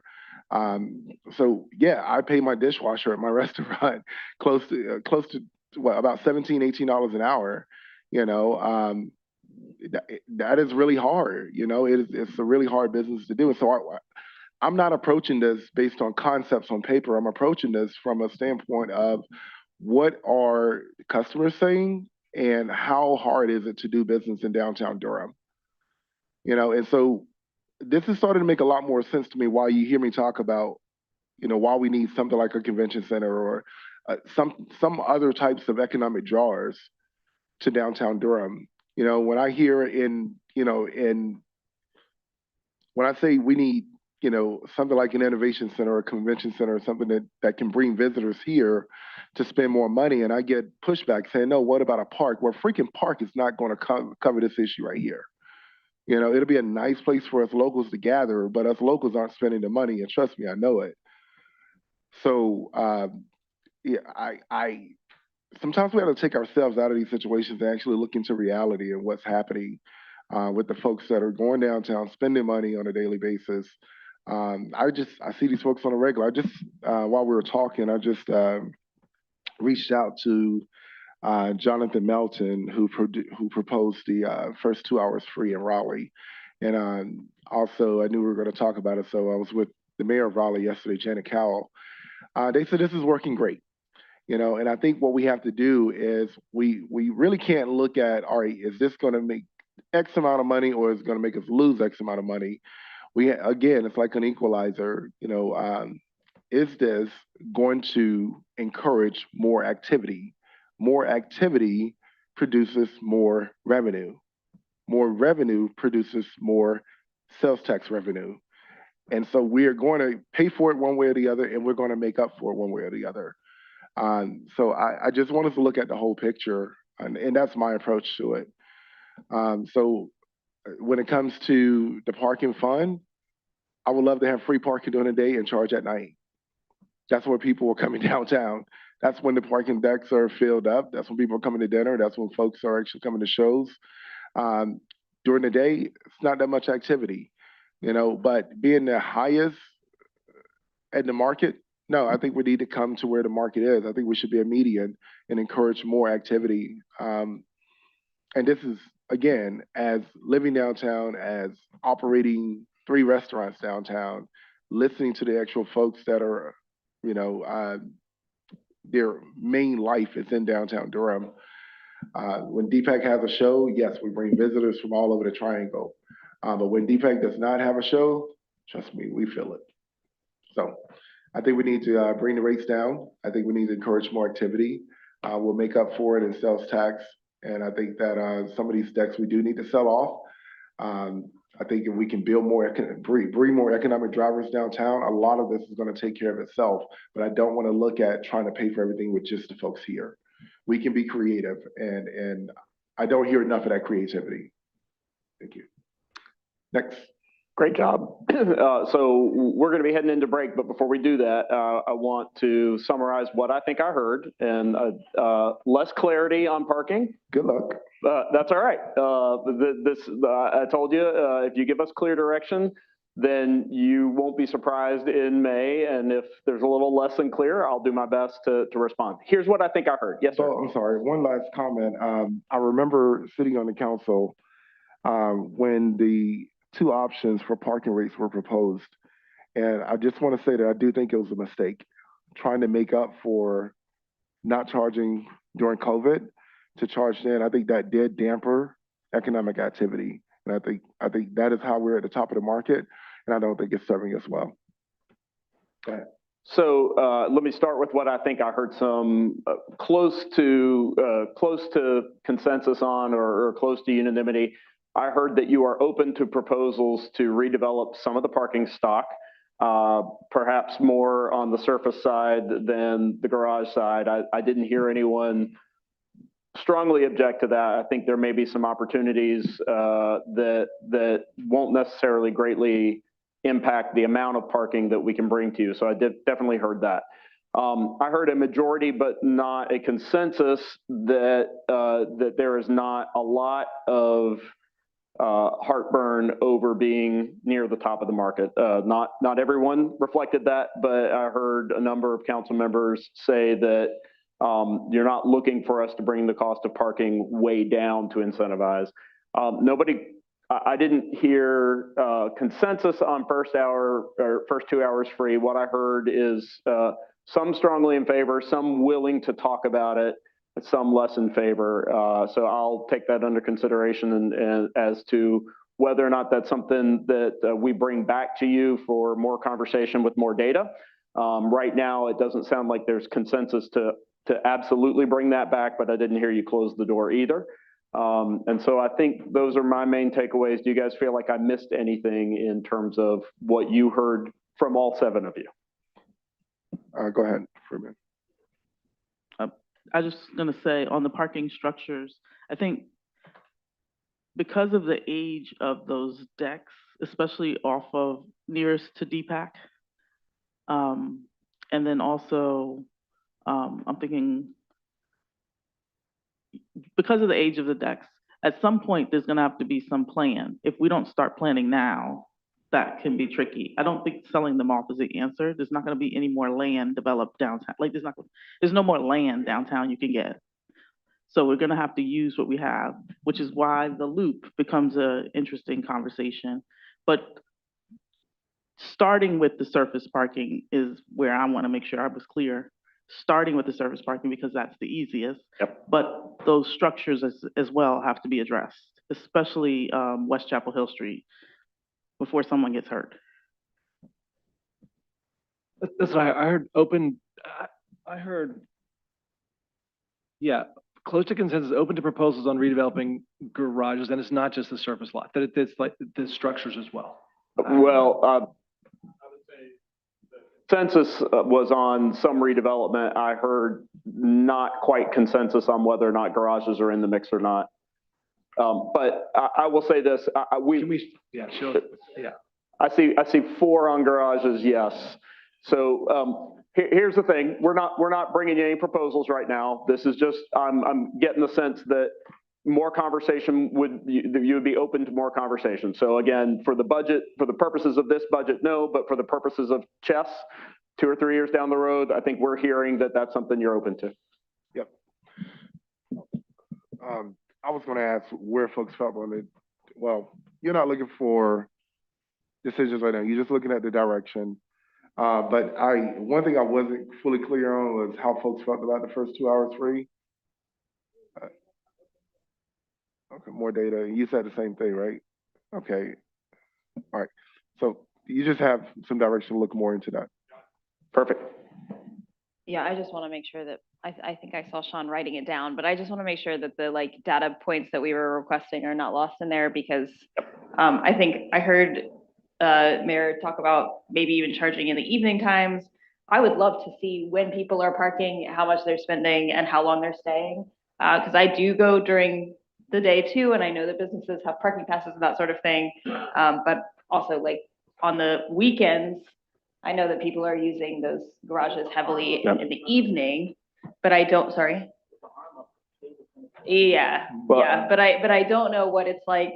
Like, does that equal out over time? Are there enough people parking in the evenings on the weekends that counteract so anyway, without seeing that data, I think it's really hard to say. Sure.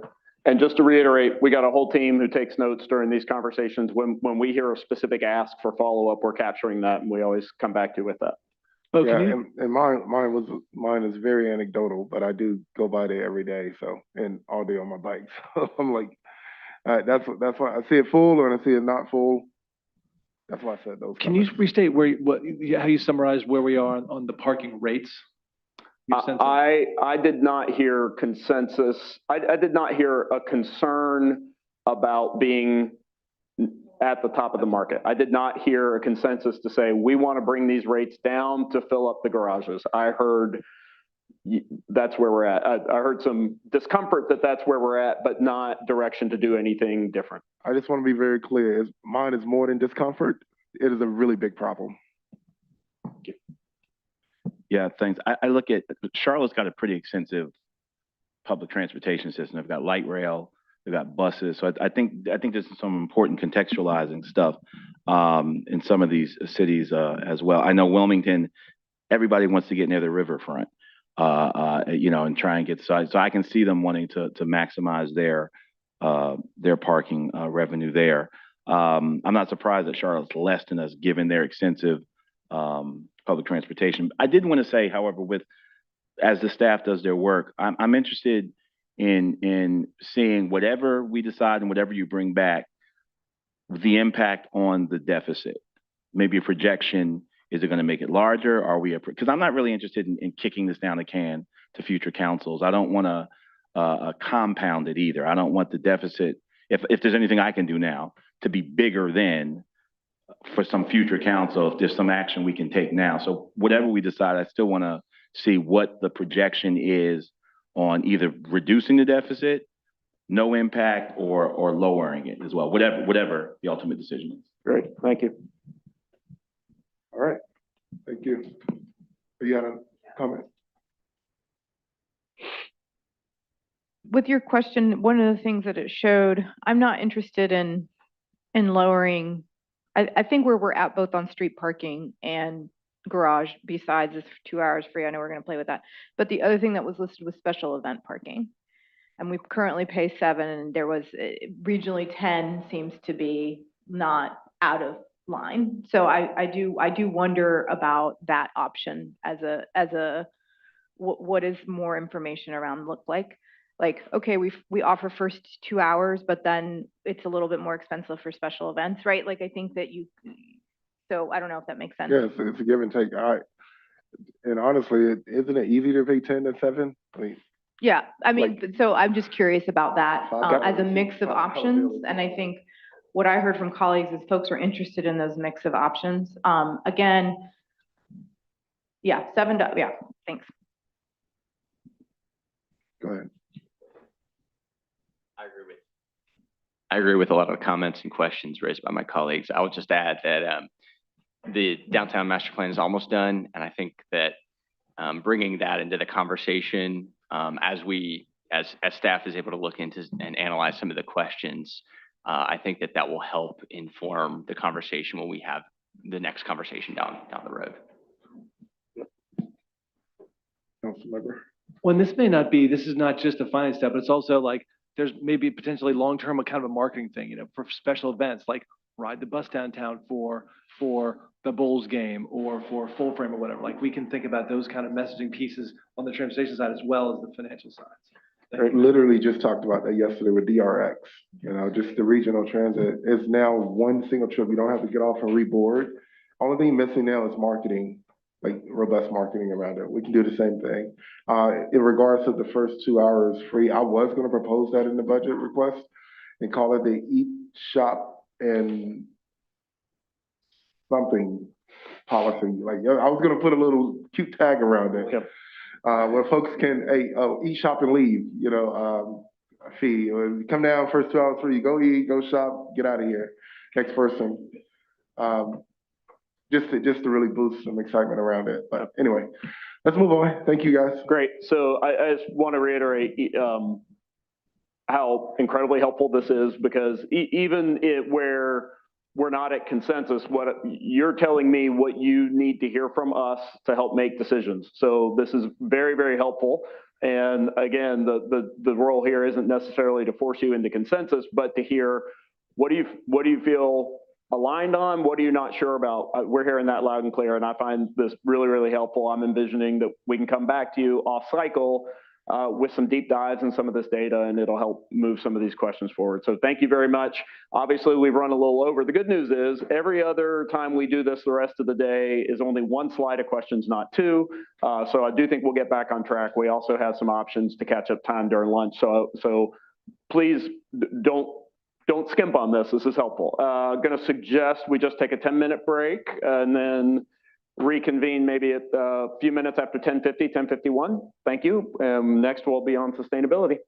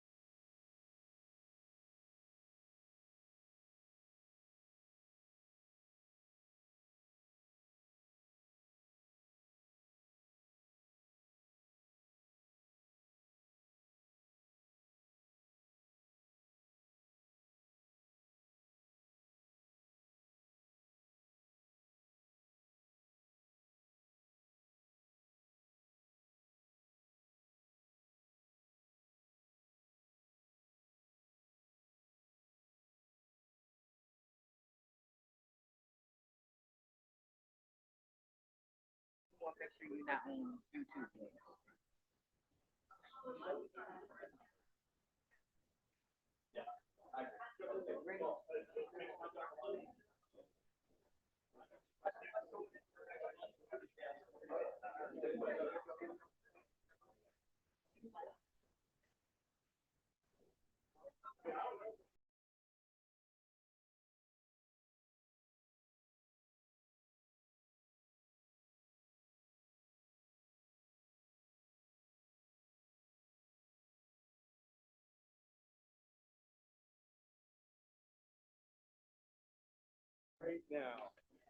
Okay.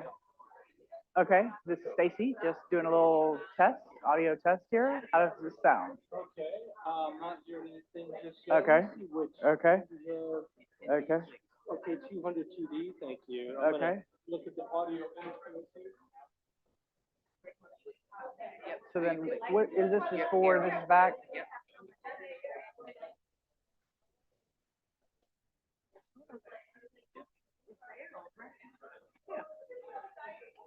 Oh, yep, it's the arrow. That's forward, and then go back some, a couple back, next back. You good.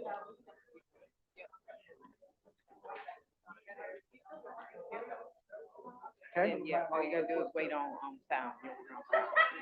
Yeah, it's just like, because we bring water, bring solid with it, and it always, when I'm looking at their, money, I'm like, that's not how much trucks cost, what is y'all doing? So it looks like they're not updated. Yeah. I'm just, that's all I Test. And let me see the number that's on there. We have, okay, 200, two.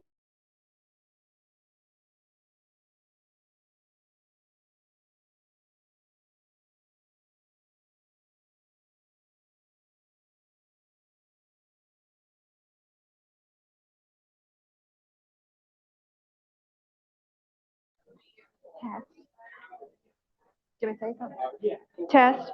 All right. Test. Good. Test, test, Okay. test, testing, testing, And I'm listening to this thing right now. testing, testing.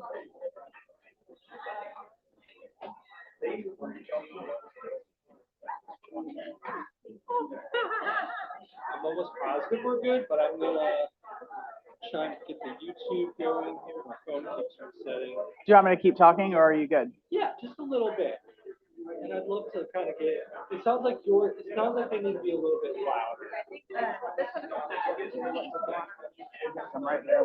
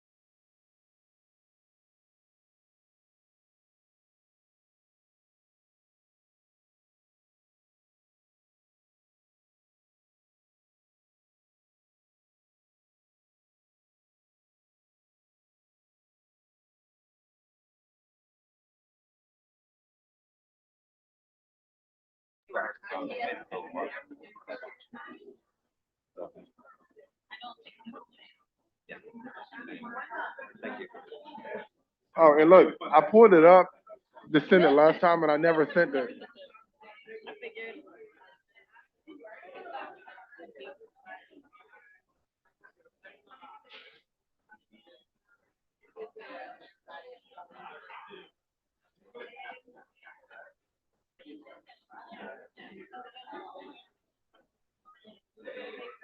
Oh no, I sent it already. Yeah.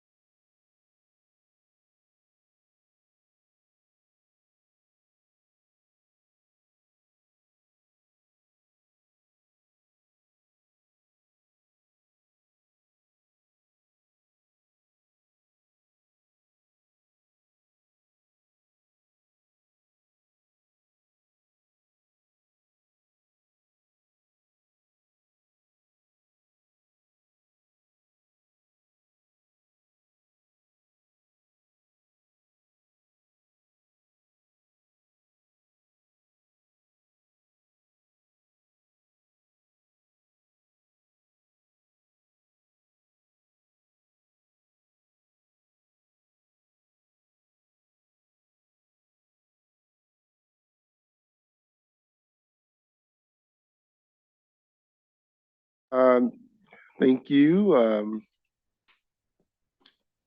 Madam Probst, Attorney Probst. So good morning, everyone. Jina, Probst, General Services Department. Still morning, so we're happy to be here. Today I have the pleasure of introducing the General Services team, whose responsibility, their job is... Let's make sure your mic is on. Can you hear me? Okay. Okay. Whose job every day is to think about sustainability on behalf of the city. First, I'd like to acknowledge Rachel Della Valle. She's right here. Her focus is on our electrification charging infrastructure. She's our sustainability data analyst. And then we have Dave Crum, who is our energy manager. He's been wearing some other hats recently with some vacancy transitions. And as you can see, it's a very lean team, but they're very passionate. They're led by Assistant Director Stacey Poston for project delivery and sustainability, and supported strongly by many departments, all departments in this room today. We couldn't do the work we do without that strong collaboration and coordination, as well as city leadership and budget when they fund us. So with that, I'd like to turn it over to Stacey, and she's going to walk us through the presentation about sustainability, future budget asks, and how you can support us or make decisions. Thank you.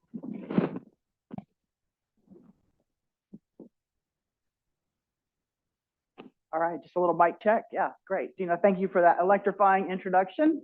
All right. Excellent.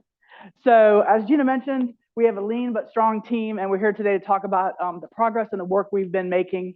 General Services has really been heavily involved with this since 2019. Let's see here.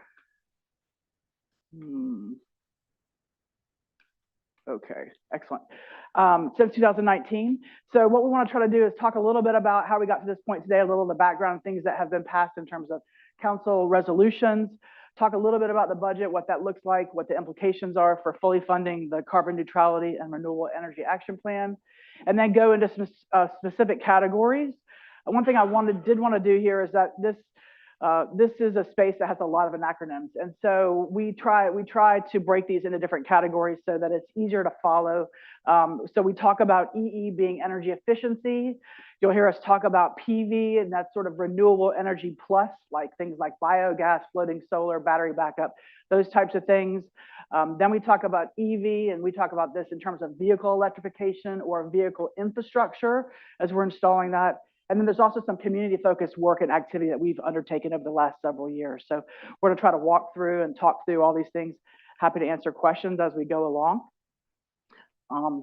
The city approved a council resolution that outlined the carbon neutrality and renewable action plan and support for that, and the intentionality around a 30-year plan for deployment of city resources to achieve carbon neutrality and renewable energy in our community. And specifically, we were really focused on the city's portfolio of work, the things that the city is involved in every day, whether it be buses or water management or solid waste collection, really focusing on internally getting our portfolio in order and to be a standard bearer in that space. As a part of that, in the carbon neutrality and renewable energy action plan, there were 4 really ambitious goals in here.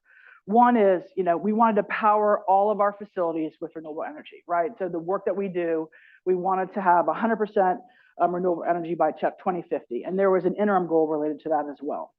We also wanted to achieve 50% carbon neutrality in operations by 2030 and 100% by 2040 through the work that we were doing in our buildings and our other assets. Additionally, we wanted to convert by 2040 all of our transportation vehicles to zero emissions. Sean talked a little bit about the bus side of it, but there's also a car side of this equation that we'll talk about as well, light duty vehicles and those types of things.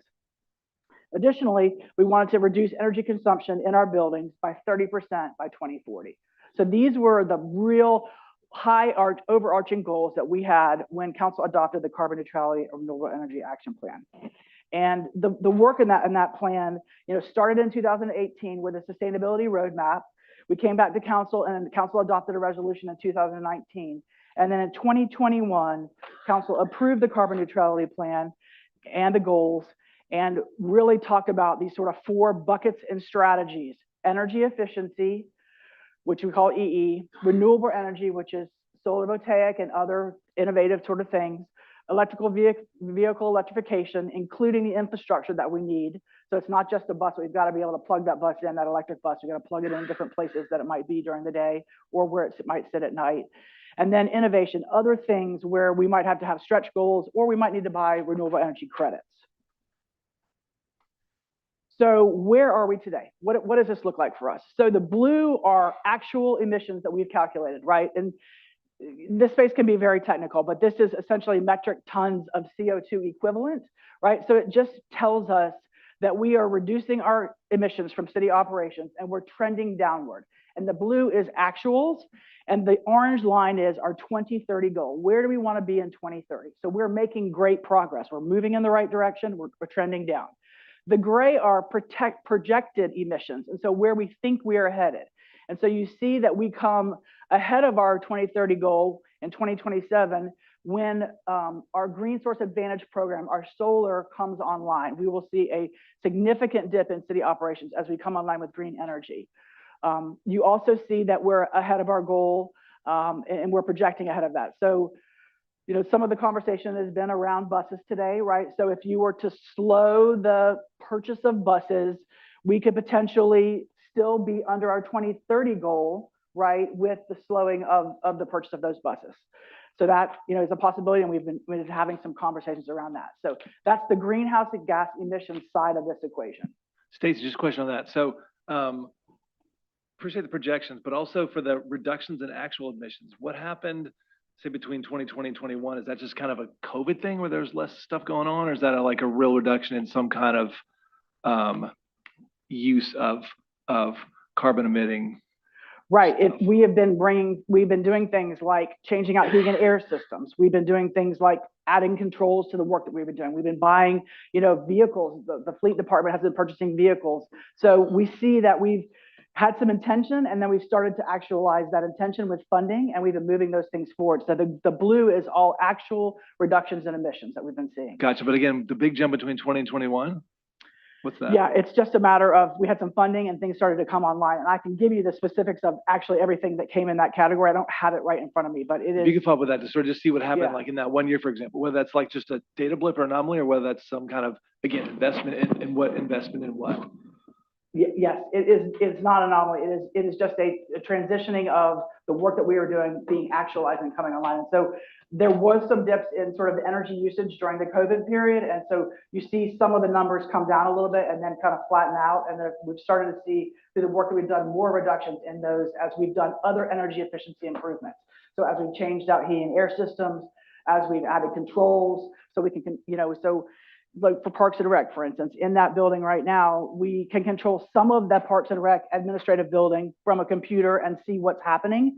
Other thermostats are still individualized, and so we can't control them from a central place. So if something goes down, we've got to deploy somebody to go to that site. So ideally, we want to try to get all of this stuff converted so we can control all of it and be proactive about the work that we're doing. So some of what you're seeing there it's not just due to COVID, it's due to the work that we started doing. So if I see the metric tons, the 50,000, whatever, going down to like essentially 40,000 by 24, which is like a 20% drop, right? Yes. Do you have numbers that can show like of that 20% drop, what's accounted for by like light bulbs? What is by like vehicles? If you could give us that data, that'd be great. Street lights being changed out, right? So we changed all the street lights. But do you have the data? Yes, we do. If you could share that, that'd be great. We do. We have a software called ICLI, and we enter that data. It's a nationalized standard that we all use. So happy to share. Thank you.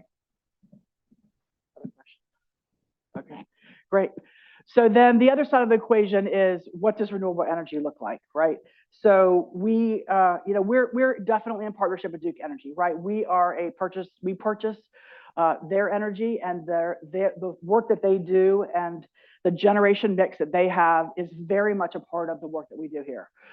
So we are dependent on them for success for the long haul. In addition to that, we have been working on the things that we need to work on. So when we look at the 2027 in the light blue, you see there an incline in the amount of renewable energy that we are going to be purchasing. And so that is a direct result of our coming online with our solar and our Green Source Advantage program. And we also have other things that we are doing, you know, other solar locations that we've had at fire stations. We're also planning one at our future fire station. So that blue is funded projects that we have currently in the pipeline that we're working on. And I'll show you some of those specific examples in a few minutes. The yellow that you see in there is on-site solar. So continuing to deploy solar at this building, right? So we're sitting here today with energy that comes from the sun that has been actualized on our solar panels, and we're using that energy. And then in the upper green section, we see an innovation section. So those are things like biogas. What does biogas look like? The Water Management Department is doing a study currently on how do we take the water treatment plants at north and south and capture some of that rather than off-gassing some of that gas. So those are the things that we've got going on. This is a category where you can see, if that little box wasn't in the way, that in 2030, which is that last sort of peak there, this is going to be something where we are going to have to reach to achieve our goals, right? This is an area where it's going to be more of a stretch. It's really more innovation, and we are, you know, in the 2050 column there, Duke Energy represents about 35% of our solution because of the fact that we purchase our power from them and where we need to be. So their mix of what they produce ties into our overall goal when we get farther out. So that's sort of statistics. Yes. Was there a question? You just made me think about the methane gas that is produced in wastewater. Are we maximizing the use of that? I know it powers the facility itself, which is really helpful, but we're burning off a lot of it. Yeah, so I might defer a little bit to Dawn if you get into too many details, but they have hired a contractor, Hayes & Sawyer, and they are involved in a study right now to provide some solutions for that. So here comes Dawn.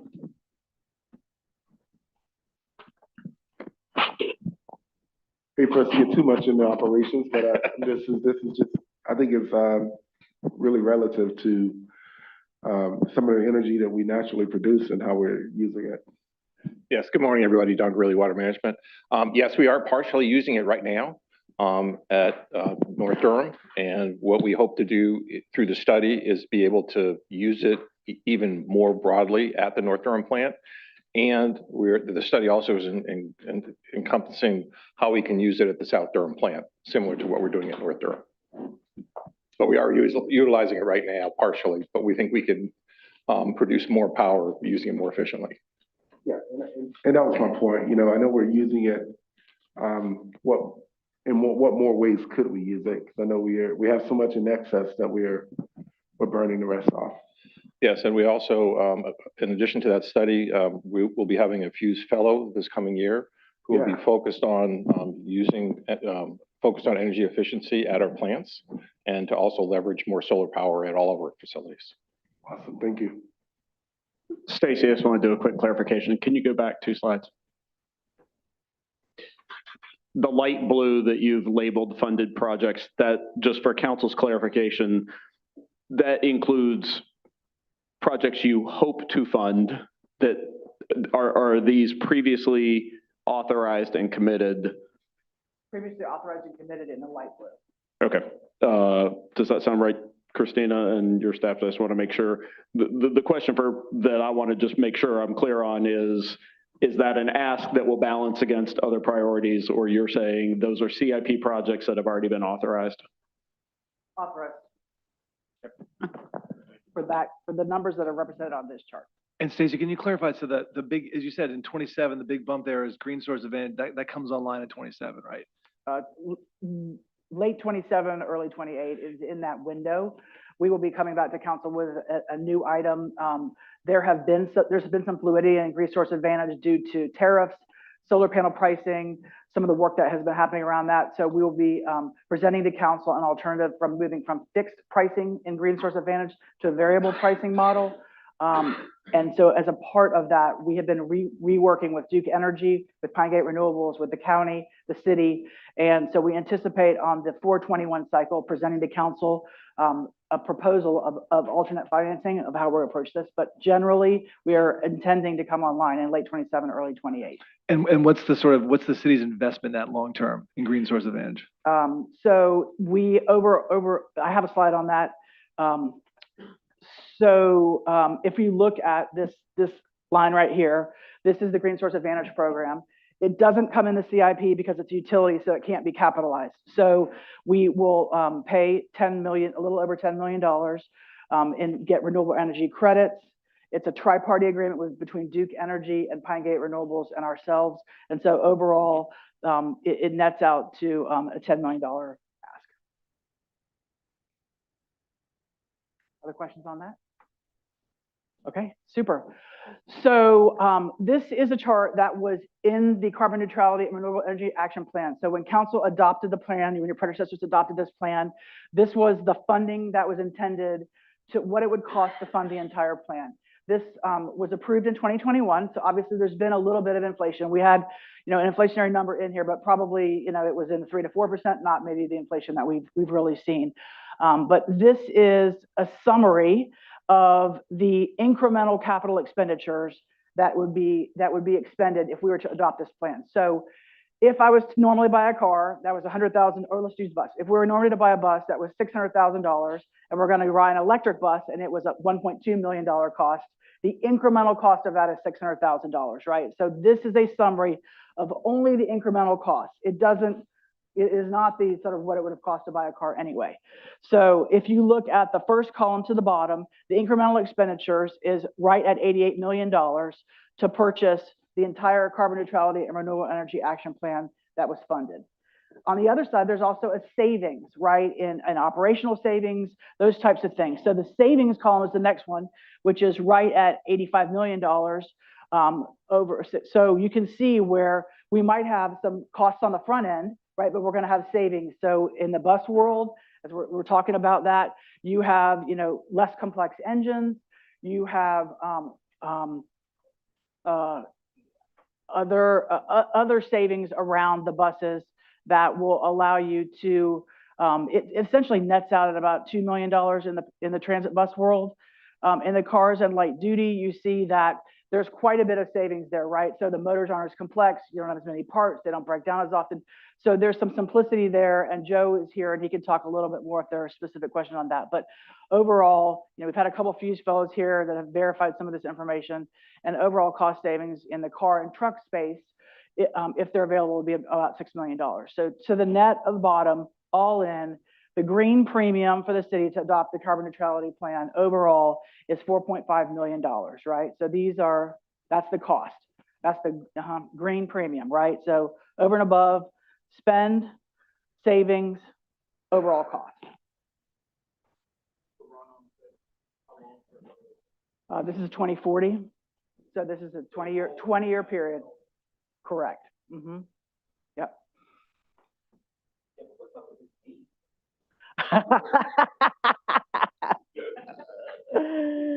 Exactly. All right.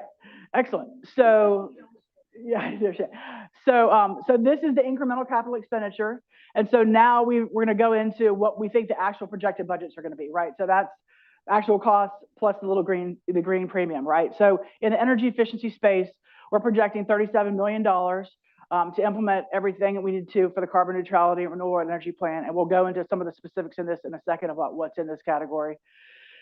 PV, so that's solar, renewable energy, those types of things. PV plus, bless you. Pardon, Stacey, and that's over that 10-year period, the 20-year period. Mm-hmm. Yeah. Yep, all in what we think it's going to cost us. Yep. This is the expense side, not the savings side, right? So all in. And then vehicle electrification, the third category over there. This is just for the electric vehicle infrastructure in this last column over here. So this doesn't include the buses, which are in the transit fund. It does not include the vehicles, which are in the fleet fund. So this is the general services sort of part of that equation. And so what does the 5-year project look like, just to kind of give you a sense of where we're at sort of in the immediate term in each of these three categories. So $12.5 million for energy efficiency, renewable energy is in the next column. So solar, and then moving into battery backup. And then the biogas that Dawn was talking about, looking in about FY30. And then vehicle electrification, infrastructure installations over there. And we have also, General Services issued an RFP for that, and we will be bringing to council, I think on 421 as well, a recommendation for a provider to partner with us to do these installs, to maintain the equipment, and to help us for the long term with that work. So that's sort of the budget equation, how we got here, what we adopted, what the budgets look like. So now I was just going to sort of go through some of these categories quickly, and so see if there are any specific questions on the framework here. So what does energy efficiency look like? What's in this category, and how much, what percentage-wise, if you were to make trade-off decisions, what that looks like. And so we've done a number of energy audits on our facilities. And so we have a giant list, a $37 million list of things that we need to do: building controls, changing out heating and air, converting from gas, the Carolina Theater, to electric, those types of things. So we've got a number of energy efficiency initiatives, retrofitting our existing buildings.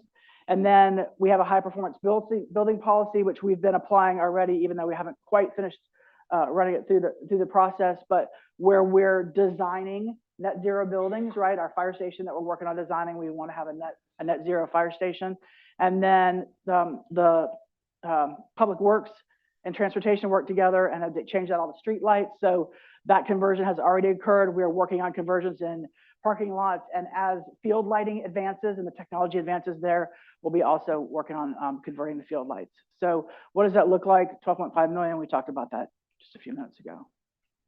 So then into the renewable energy category. So Green Source Advantage, super impactful project, really important to our goals. We're going to present to y'all, as I mentioned, the variable pricing model, and our intention is to come on late 27, early 28, depending on how we get those panels in the United States. So just to give you a sense of, to Bo's question a few minutes ago in the blue section, things that are already funded, right? WD Hill, Police Headquarters, Campus Hill, Weaver Street, Fire Admin, Walltown, Edison Johnson. These are all funded dollars that we've already got for solar. Sorry, excuse me. This column's funded. This is future.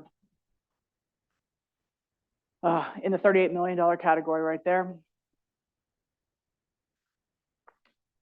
Then innovation. So battery backup, moving into things like solar microgrids, thinking about renewable diesel. We're doing some of that already. And looking at, the opportunity to eventually convert some of our solid waste vehicles as well. As we move into the electrification category, this is what the impact is in different categories of vehicles. So you can see, as Sean sort of mentioned before, 17% of greenhouse gas reductions are in the transit bus world. We've got some in the paratransit, and we really can't buy the vans right now that we want to buy. That we need to wait a little for the technology to advance. Heavy duty, light duty, that's what those look like.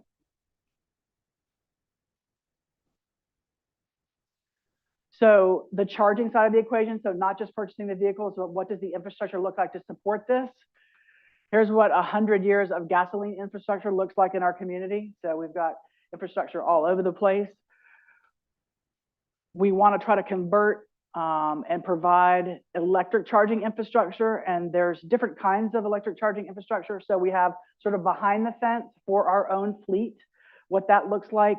We have stuff that's sort of a hybrid where we might have some for our fleet vehicles, and sometimes it's used for public facing. So depending on how we work that. So here at Water Management, we might have mostly available for our own fleet, but in an emergency situation, we might have something where we make other funds available, other electric vehicle charging infrastructure available for the public. So we would call those depot locations, right? Where we have a number of different plugs. The intention is to move from these 63 plugs now to 150 plugs by 2030. That's what we're pacing. We are also working on a pilot program where we have 5 pilot installations of for fire and the police department, where the vehicles park at home. They drive all day, so they can't be charged during the day because we're using them during the day. So we're working on a pilot with 5 different places where we've actually installed electric vehicle charging infrastructure at the residence or wherever the person who drives that vehicle sleeps. Did we, the award that we were noticed was for the Justice 40 charge stations. Is that funding cut? Yes. Thanks. Oh, wow. That was sharp, but thank you. Yeah. Unfortunately. Yeah. Yes. So, so we received a number of grant funds, and I'll sort of walk through those. But one is where we are going to install at the Mateo surface parking lot downtown a level 3 charger with grant funds. So this is going to be something that's going to be a program with a local company, right? So Chem Power's North American headquarters is in Durham. So this is going to be an opportunity to really do a project with them. So we anticipate that this is going to be on the ground, I think around August is when we're targeting the installation for this one. So that'll be the first level 2 charger downtown. And it's by Mateo's? Yeah, in the on- surface parking lot, a small surface parking Out lot. on the corner there, right by Yep. the loop, yeah. There's already some infrastructure there, so the electricity was already there and in place from the Obama administration, ARPA funds that came years and years ago. So we're going to replace that infrastructure with more modern infrastructure that Yeah, works. at the trailhead of where the rail trail is gonna go, and there's a lot of micro retail that's gonna go there, and then it's gonna open up to a beautiful park over there and more charge stations and all of that stuff, you mean? Yes. Okay, I just Yep, wanna right there put at it the out there. trailhead of Durham Rail Trail. Absolutely. So you were asking about the electric vehicle grant money that we received. So the top grant is a USDA grant. It's fully executed. It's to install 4,000 trees to help increase the urban tree canopy downtown or in their community, and also do a new study. So we had a study that's several years old. So we've been installing trees all over. We want to go back, make sure the ones that we've put in have survived, and update that plan. So that contract exists. And so then we won additionally 2 different grants. We submitted one large grant application. They funded half of it and came back and said, hey, we'd like to give you the other second half. And so this is to install electric vehicle charging infrastructure on the highway, on the corridor is in this red. And then in neighborhoods where commercial, it's not as commercially viable. And so this is going to be in Justice 40 neighborhoods. So these are funds that we have been awarded. We're actually partnering with the state of North Carolina to actually do the contracting and build the infrastructure here, but this is funding that we've been notified of. Wait, that's what I was referring to. Yes, I know. So, Yeah. so we are getting it. So it's a great Okay. question. I got you. All right. I just got you. We've been awarded. It hasn't been executed. And these came in 2 phases. And so the documents are almost fully executed on the one in red. And the second round of this is farther behind. And so I think this is more secure than this one, but obviously there's movement in that space. Thank you. Sure. Yeah. Yeah, so we submitted essentially a $10 million grant, and we were originally only funded this 4.8 million. And so as a So part of that's the- what you're saying seems more secure. Yeah. Contract Okay. executed, yeah. Okay. Mhm. At some point, and I know this has come up, and I know we're going to get something, just what is everything out there? Not the stuff that we have. Great, we got a contract, as we know, that doesn't necessarily mean anything. Would love to see that, not just for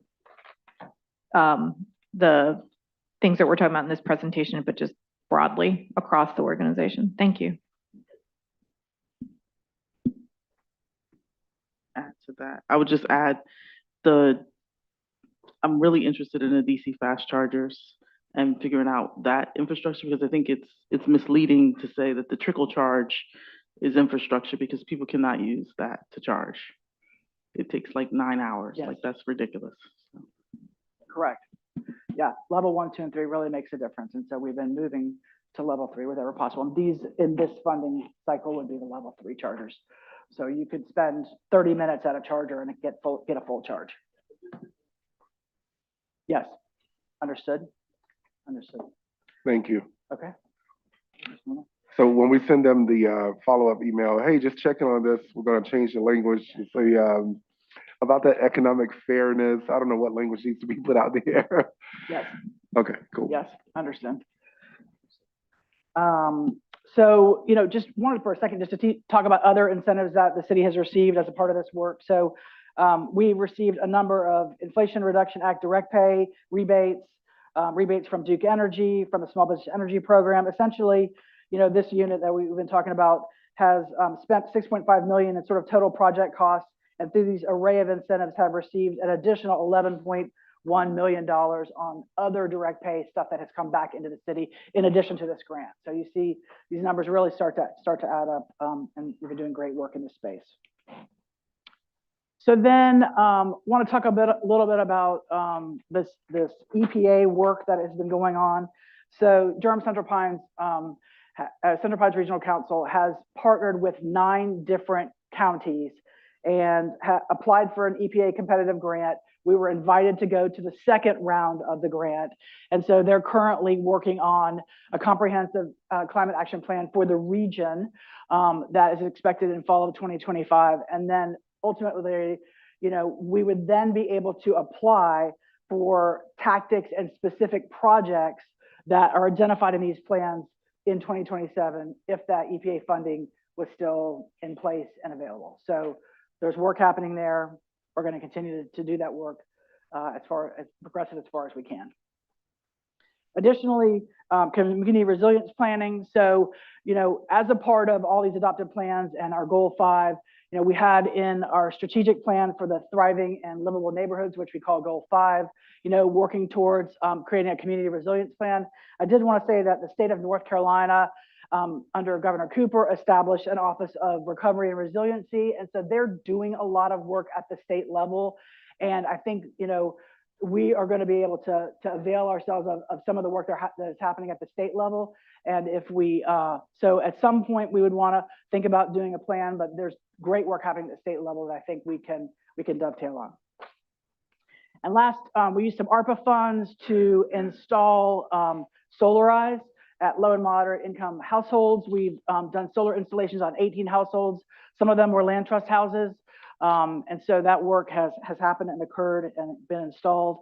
And then additionally, if we were to do a resilience plan, it'd be about $350,000. So Can we go back to Yep. one more slide? Yeah, right here. Mhm. And this may be a question for the manager. When it comes to things like this, I noticed that across the city, we do a lot of contracting. Would it not be more financially feasible to like bring someone in-house and like short-term contract them to do this work? So this plan would be a plan that we would likely do with Durham County. It would require sort of a lot of engagement in the community and partnerships around kind of what exists in the environment. And so, we do contract some of that work out, and we do some of that stuff in-house. So depending, the answer is it depends. Okay. Heard you. This is why I was talking about the community engagement stuff. Thank you. Okay. And with that, coming around the bend, also work with EAB and do a lot of things that they have suggestions on. So happy to answer any other questions y'all might have. Thank you. I'll start to my left, Councilmember Cook.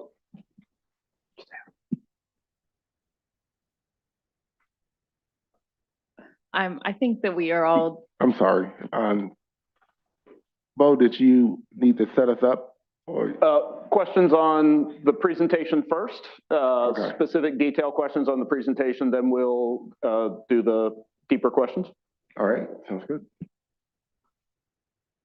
okay, I'm just going to say really quickly that I think we're all watching the space because I know that there's a lot of changing going on. And I just want to express my appreciation to your team for the work that y'all have done. I feel like you've really set us up to have great success in this area. And like Councilmember Rist was saying, we're not just doing what's good for next year. Like we are trying, and I think good governance is focused on what can we do to make our city better in the future. And so I just want to say thank you, because especially that innovation slide, such interesting. I mean, and I have no background in this, but it's just such interesting work and so many interesting solutions that y'all are looking into, and like just reusing the resources that we already have just feels really, it's just really nice to hear about. So thank you to you and your team. I appreciate that. I do want to recognize that there are multiple departments working on this. It's just, Fleet is working on this. We've been doing carbon cure concrete. We've been talking with Tasha about different asphalt solutions. I mean, there's stuff happening in all these different departments, and it's really a collective solution. Thanks. The building you're sitting in represented a huge commitment on behalf of the city. Lots of really smart technologies went into this building. I don't have any questions per se, other than one that I asked about, just a general sense of, I know these kind of what's going on, we don't really know, but I know it's hitting lots of different departments and lots of different goals of the city. So just love to have more information. Again, thank you for the presentation. Thank you to all the staff. I always am happy when we have meetings in here because I'm always like, oh, this is something that previous councils funded and we are benefiting from. Same with our fire stations with solar arrays on top. So just really proud of the work that we have accomplished so far. And I know there's some unpredictable, maybe that's a nice way of saying it, part of the future, but I do think that our commitments aren't going to waver, and we're going to do the best we can with what we've got. Agreed, and we need to get transit out here. That's the next step. Bigger. Stay nearby. All right, I'm sorry. My apologies.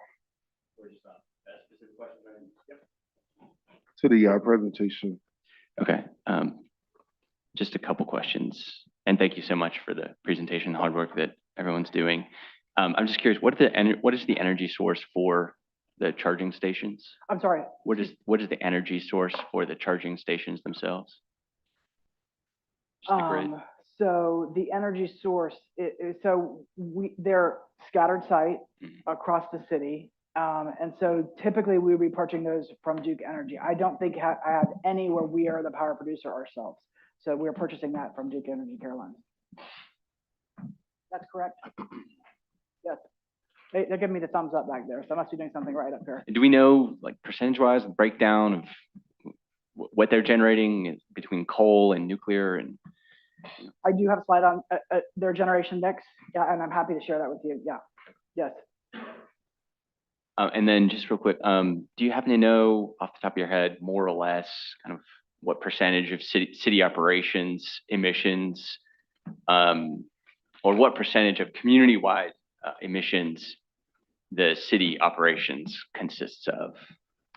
So I have data on community emissions by category. So like how much is industrial, those types of things in our original carbon neutrality report. I don't have a percentage of what the city's overall is on the whole. There's a lot of stuff in that. So I think it's probably pretty small. But I have a couple of those slides I'm happy to share. Thank you. I did have one question. Yes. So on the innovation slide, there was a bunch of things on there, including battery storage at WD Hill, which I think is, or maybe that's still coming, right? I guess my question was about the solar microgrid. So we don't have any microgrids now, but we are anticipating microgrids in the next 5-10 years. Yeah, I think we've really been focused on the stuff that we get more bang for our buck on. Some of the stuff around battery storage and microgrids we think is coming, but it's pretty expensive still. So we did a study on putting a battery backup at City Hall, and we got 6 or 7 hours of uptime on that battery for a lot of money. I don't actually have the exact numbers, but that technology needs to continue to advance so we can get better returns. So we've been focused on spending our dollars where we're getting more bang for our buck. And for the microgrids, what would be potentially like a location for a microgrid in Durham if we were going to go that direction? Like Yeah, where's the highest value? This building. I mean, this building is, our basically our backup for City Hall and those types of things. Yeah. So in city buildings, it's not sort of a neighborhood microgrid. It's more like a city building. We're putting a battery backup at WD Hill. So when we start to talk about resilience hubs, we start to get in some of the space that you're talking about here about, battery backup and stuff like that. So we did get a $297,000 grant. So WD Hill is going to get a battery backup. And that project, I think, is scheduled to deliver about this time next year. And so that will be the first place that we have a battery backup. That funding was similar. It's a synonym to CDBG funding. We got it. We didn't have to apply for it. It came because of our demographics. And so the connection to battery backup is you're saying there's solar at WD Hill. So they could generate solar, store that in the battery, and that becomes then potentially an resilience hub. So when there's no power anywhere else, but it powers itself. Yeah. Mm-hmm. Okay. Yep. But that wouldn't be like a ongoing microgrid, sort of functioning 24/7. It's only in a resilience. Right. So we did reserve in our Duke franchise agreement the right to be a power producer. So there are some state laws around this that we have to get into some of the specifics. But I think that microgrids is something that we haven't gotten as far on, and we've been focused on some of the other things. But ultimately, having a microgrid where we have power here that we can use is the best practice for the long term. Gotcha. Thank you. All right, let's do it. First of all, thank you. Thank you, Stacey. Great job, great work. Rightful praise to a number of city departments, but also to the city council and your predecessors. This took investment, this took commitment, and the reason why we are making progress, and I would argue so much stronger progress than a lot of municipalities who set goals but didn't really set plans to achieve those goals is because the council has made this possible through resources. So a lot of people deserve credit. You guys are definitely a critical component of that success. So I don't think there's any question based on the conversation or the presentation that everybody agrees this is good stuff to do. But I think as I listen to you and as you listen to Stacey, it falls into some different categories. There are some things that are good to do because they're good for their environment. There's also financial return. There's also timing in the market. I think one of that last conversation really set up a dynamic that I've seen in my 12 years in the city is we have made the investments in the technology as the technologies were maturing. We were not always on the bleeding edge. I'll call out, Joe Clark and our fleet department. We started investing in more efficient vehicles, but we started with hybrids. When hybrids were really pretty mainstream, we were able to make our first batch of progress. Now we're investing in electric vehicles as electric vehicles really come into the mainstream. Some of those decisions are policy decisions. How much do we want to be out in front versus how much do we want to be riding the crest of the wave? And so that's a little bit of how I want to set up these questions is we can invest endless dollars in sustainability. We can make a lot of progress. The question I really have for council is where do you want us on that wave as we move forward? So, the first one I think is kind of a gimme. Maybe we'll start with an easy question, but it has been several years since 2019 when that council resolution was passed. Some of you were on that council, some of you were not. And so, one of the first questions is really just to hear your level of commitment to that plan. We want to kind of refresh you that this is the plan we're working from and make sure that it still reflects the goals of this council. If you heard something in the presentation you want to lean into or lean out of, that's something we want to hear. You also heard that there are different components that make up our strategy: energy efficiency, renewable energy, vehicle electrification, innovative practices. Hearing from you if some of those are more important to you than others is helpful in us continuing to tweak our strategy and bring you opportunities that mean the most to you, mean the most to your constituents.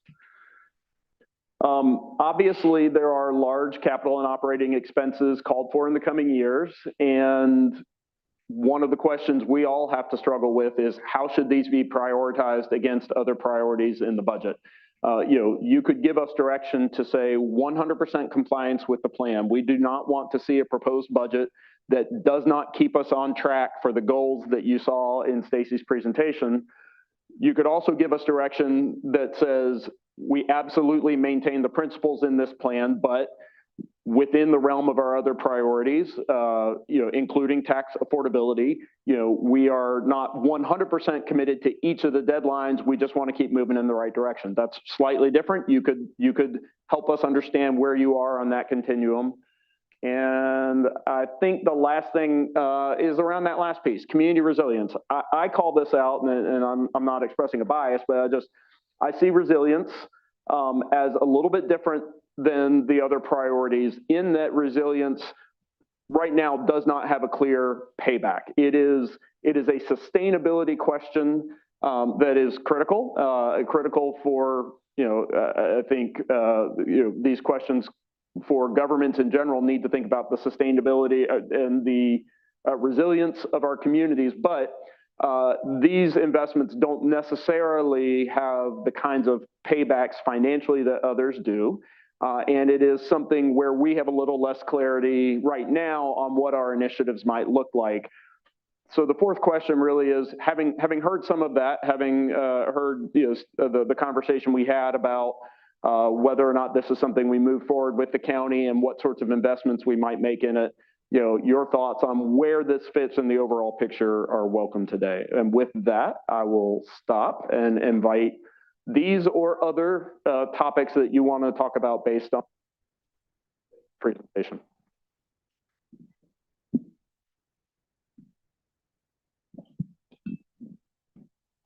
I still get to go first every time. It's amazing. Okay.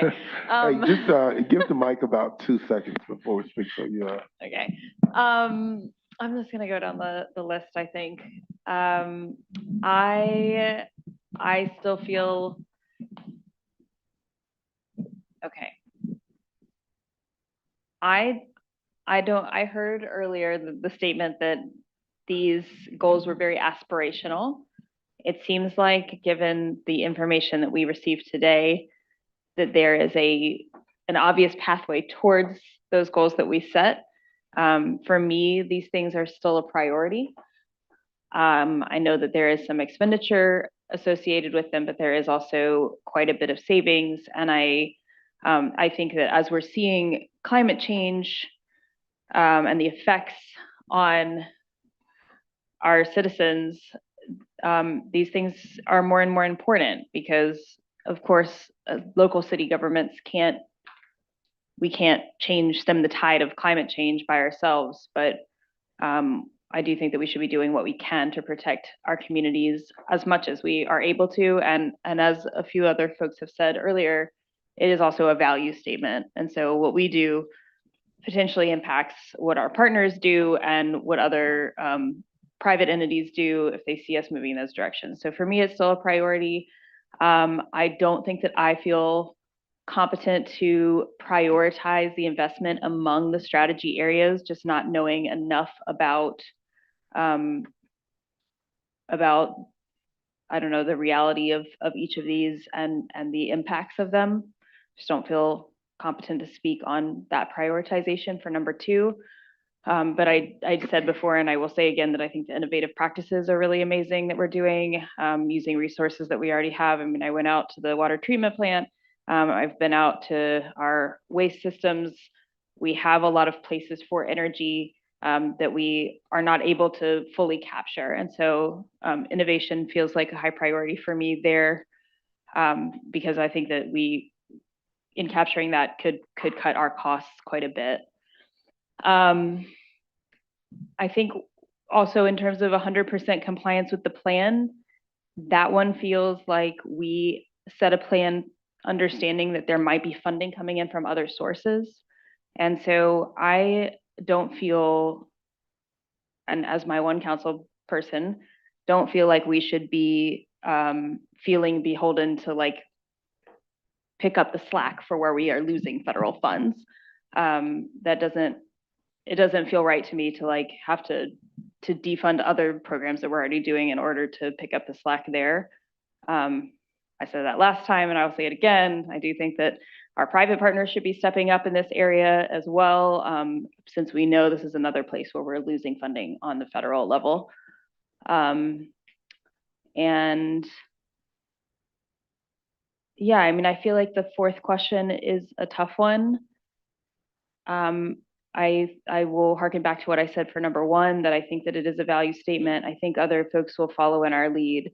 I do think that it should be prioritized in all, and you said that, you know, this is such like an interdepartmental plan, because all of these different departments have to be working on this together. And I think that that leads us good framework for how to tackle other policy issues. And so I think it's still a high priority for me.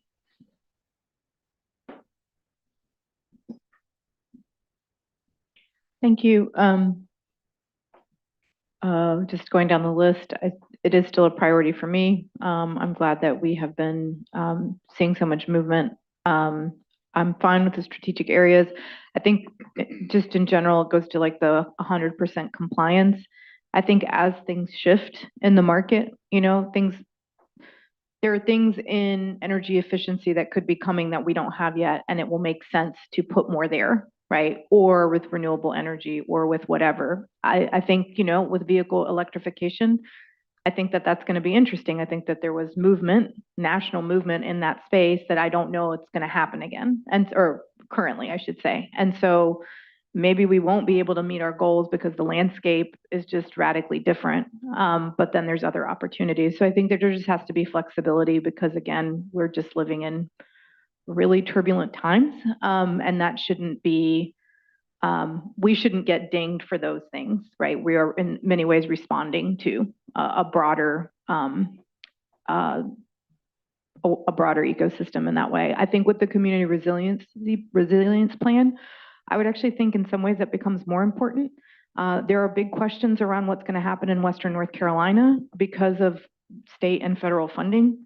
And so I think the resiliency piece of it, in my mind, there's like a little bit of urgency there around climate change and how prepared are we for that.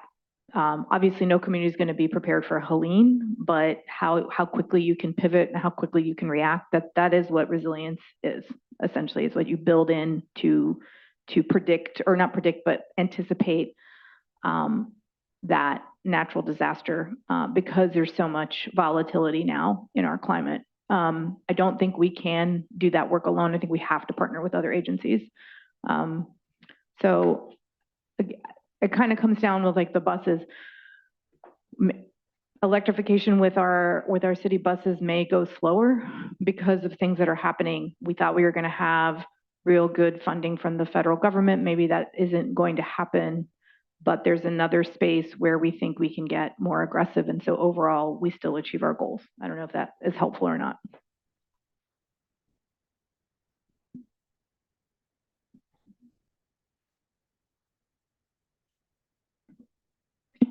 Thank you. I think I'll start with the community resilience piece and just say that my priority remains around environmental concerns. And I think that there's a difference in what I think sustainability looks like, because I'm really clear that the fires and the earthquakes are tied to how we're treating our natural resources. And so that includes how we're developing, how we're building, how we're growing. And so I want to make sure, it's hard to put in context, but I think if we were one of those Western North Carolina cities and we spent all of our money, all of our tax dollars to electrify the city or electrify the buses in the city, you could see how that's not beneficial. Now those buses are, unusable. And so we really need to be more comprehensive in the way we approach this sustainability conversation. And I would love to figure out how we delve in a little bit differently than what we've been doing, because I think just setting goals for the for the foreseeable future, it's not 2050 that I'm most concerned about. I know that there's a cliff that we're going off. It's really 2030, and the things that are happening more quickly, more frequently, those fires, those earthquakes, we have to have a real conversation about what our response looks like to make resiliency the priority. And I'm not sure that we're there yet. And so I would be fine with being in compliance with a plan, 100% in compliance with a plan that actually addressed that. I don't feel like the current plan does. And so the energy efficiency, that doesn't negate the work that's been done. I think it's great that we have solar roofs. I think it's great that we have some infrastructure around electric vehicles. It's also really, coming up with innovative practices, like the lawn mowers that, the lawn is getting mowed itself. And those are really good investments when the federal government is supportive. When they're not, we really need to focus on home and how we're making ourselves stronger. And so whether that's looking more internally at things like how our fire stations aren't energy efficient, that kind of thing might be something that rises up as a cost, because it's something that's on our CIP already and we need to address it at some point. The things that we would normally cover, I think, are the things I would like to see us focus more on. I can go into a lot more detail, but I think over time, the things that you bring forward will matter, and the conversations that we have as a council will matter. So let's see what happens there. I want to appreciate something that Councilmember Caballero said a while back, earlier in the meeting, which was speaking about how residents are yearning for a government that works for them. And and looking at the landscape of higher levels of government, just the utter corruption that's up there, and the lack of work and lack of care about climate change. We're just one city among many cities. We're a grain of sand on the beach. And so what could possibly be the value of trying to address climate change at the local level? But so many cities are, and I think that being a leader and showing that commitment and working collaboratively and looking at from city to city, I think there's so much value to that. And frankly, cities around the world are doing the hard work, and this is where a lot of the energy is being produced, and all of the carbon emissions are being produced, greenhouse gas emissions. So just wanted to appreciate that comment from earlier. Just coming down the line, like everyone else, carbon neutrality and renewable energy action plan. I think it's a great plan. I think the work that's being done on it is being done well. So I support it. The strategic areas actually do have areas that I'm more interested in prioritizing, energy efficiency being number one. Then probably renewable energy and innovative practices. And then actually last, vehicle electrification. A lot of, batteries, electrification. For me, there's still questions about tapping into the grid that's connected to coal energy and other things. I know that the goal is to move more toward renewables in that area, and make those connections and investments now is a good thing. Battery powered, Trump is making this deal or extortion in Ukraine to get minerals that contribute to batteries. So I mean, there's a lot of unknowns here that I don't think it's easy for us to just say this is the right thing. I do think energy efficiency, we know that is the right thing, and the best thing to do. I think we need to do all of those things. I'm not saying don't do them, but I do think the energy efficiency is the most important. Understanding so question number 3, I don't really have a clear direction or clear answer on that. For me, it depends on the situation.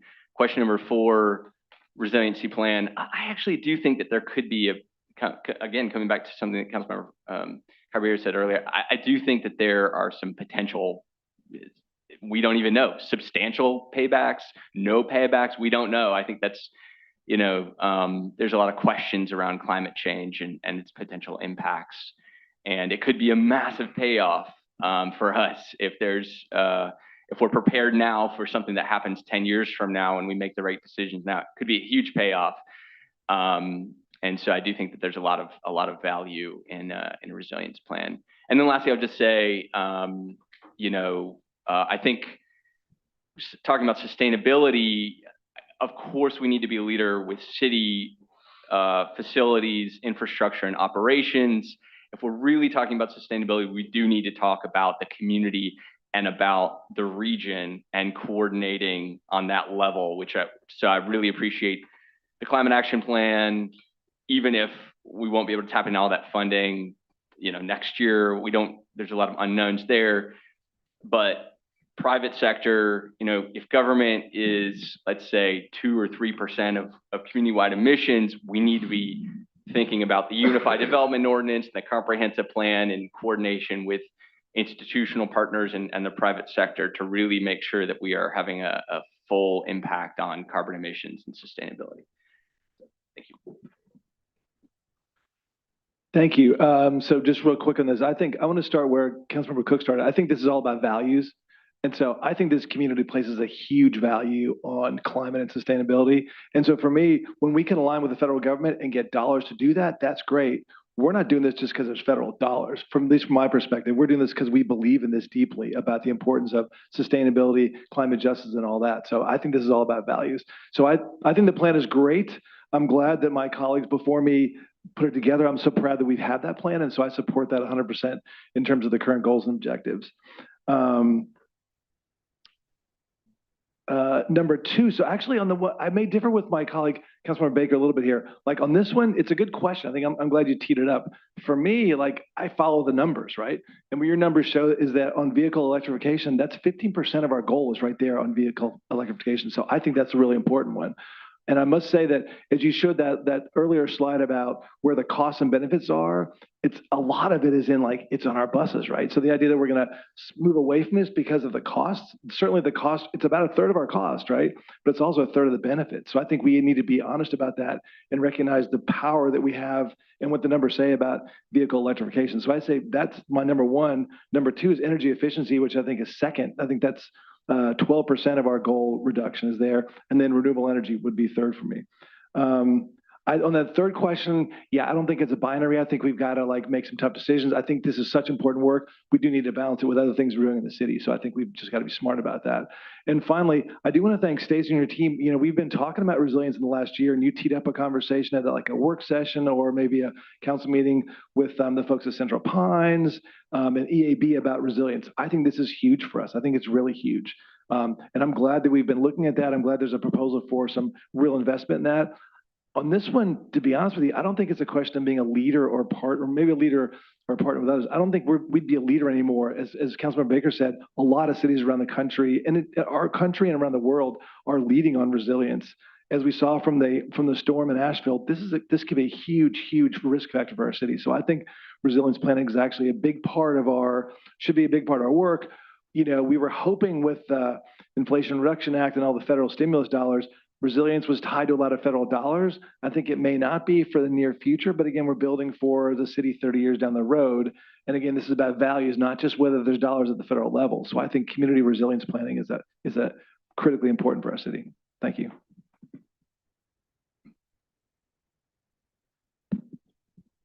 Thank you, colleagues. Literally every single one of you that's spoken have said something that utterly resonates with me and utterly, I think, captures a lot of what I wanted to say. I do want to say it's one of the best votes I cast when we voted on this carbon neutrality renewable energy action plan. It will definitely go down as one of the best votes cast. But Mr. Manager, I think it's helpful. Your opening analogy of chess checkers is helpful. When we cast this vote, we were playing chess. We were looking strategically long term. We were gauging the climate of the country. There was a plausibility structure in that there was a national movement. And this plan, the impetus for the plan and the plan itself was crafted within that context. But now we've got to play some checkers, you know, still with keeping fidelity to our strategic ultimate trajectory, but things have changed. So I'm going to skip to number 3. I think I'm 100% committed. I do not know if we can do 100% compliance now. Part of my, you know, and to number 2, I actually do have a list. I think energy efficiency, renewable energy. I come down where Councilmember Baker comes down. I would put innovative practices and then vehicle electrification last. And here's why. We're not only seeing lip service about electric vehicles in the national context, but we're actually seeing violence, quote unquote, done to the actual perpetuation of the grid, of the structure, of the architecture for it. I think even electric chargers were removed from the Pentagon, not all of them, but so we're seeing this kind of trend towards not supporting the buildup of the necessary infrastructure for these vehicles. I've been spending the last year trying to coordinate emergency relief efforts in the western part of our state, and trying to get other cities to surge resources to our neighbors in the western part of the state. And one of the things that occurred to me is that, you know, Durham, we sent fire resources, we sent others. If Durham had an all-electric vehicle fleet right now, we couldn't even deploy for any long term to some of these places that don't have the infrastructure, and who for the foreseeable future may not be even investing in that architecture and in that infrastructure to support those things. So we would have had to send, and if they were on the grid had failed, we would have had to send vehicles that we could put some gas in or diesel in it.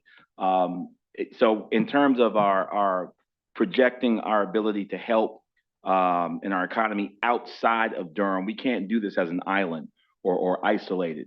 So because of this kind of national pulling back right now, this is a chess move right now, I would have to put electric vehicle electrification forth. So yeah, I'm committed to the plan. 100% commitment, but I don't think we should conflate commitment to compliance. And think about it as a check. Right now, we're playing checkers.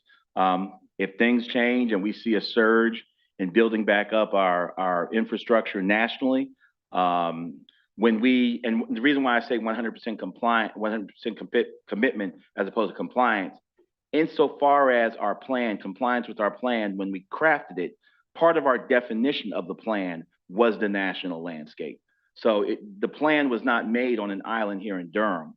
So 100% compliance for me, having been there when we drafted it, would mean that the conditions in which we crafted the plan were still 100% the same. They are not.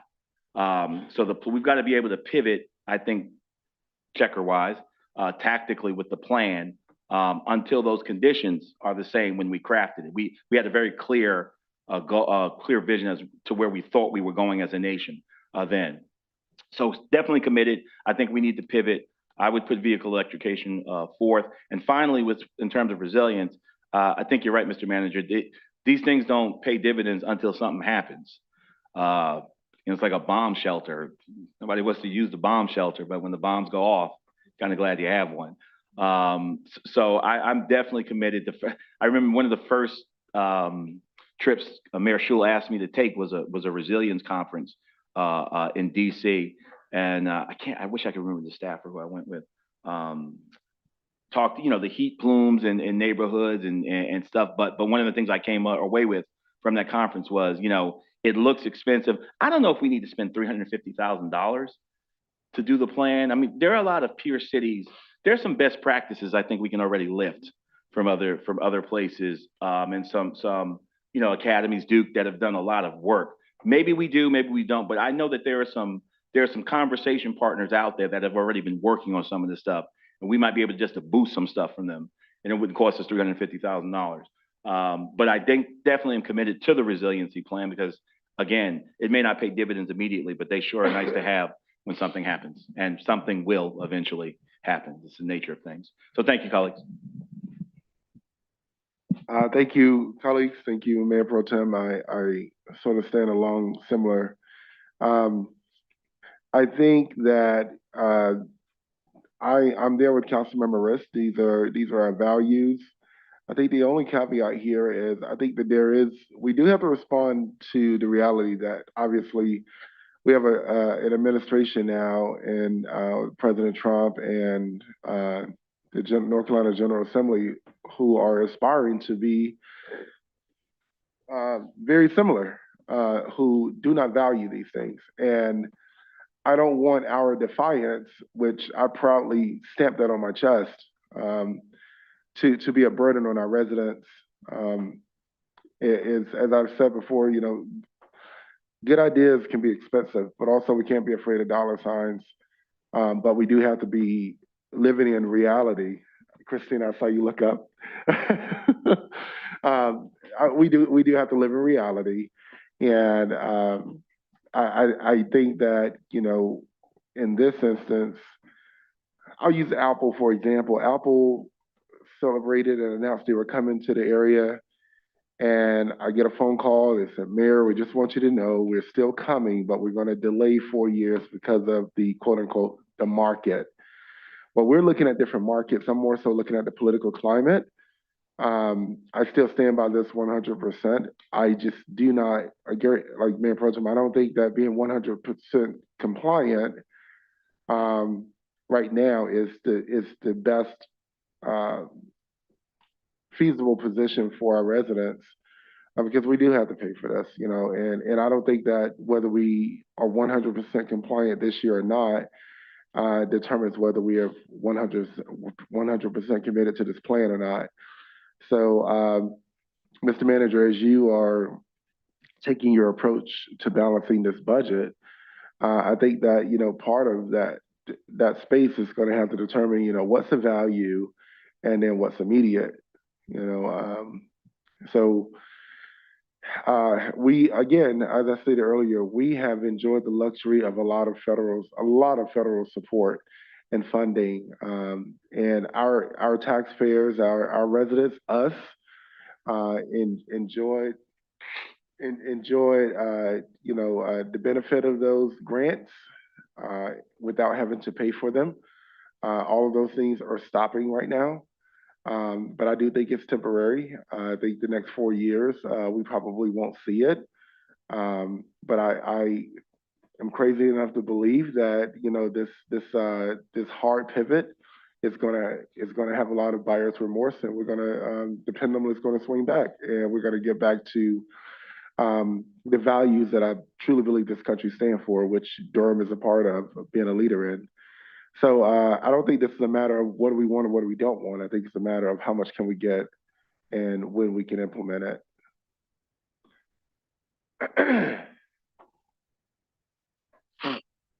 No, go ahead. Sorry. Just wanted to add a little asterisk to the electrification of vehicles position, because I do have broader questions about its value from a climate standpoint, but I also think that there's value based on the spreadsheet that you showed of the life cycle cost of the cost through 2040, potential savings of, and I see a lot of value in that. I think we need to tap into that. Also, reduction of air pollution, people waiting at bus stops, electric bus comes and they're not breathing in dirty air, and noise pollution. So I think, while I still have questions from a climate standpoint, I do think that there's other value that it brings to the city. So I just wanted to add that little asterisk.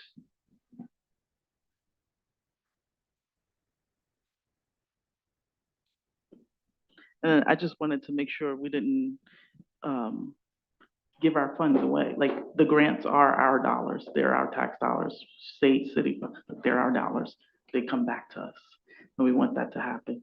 And then I did want to offer, just in that kind of ranking conversation, that I'm more in line with the renewable energy efficiency, innovative practices, vehicle electrification, because I didn't say that. What did you say about the grants? The grant dollars that we were receiving are partially our tax dollars coming back to the state. Oh, right. But don't just give, like, we're just not getting free money. Oh, no. I totally get that. We're just not getting those back right now. Go ahead.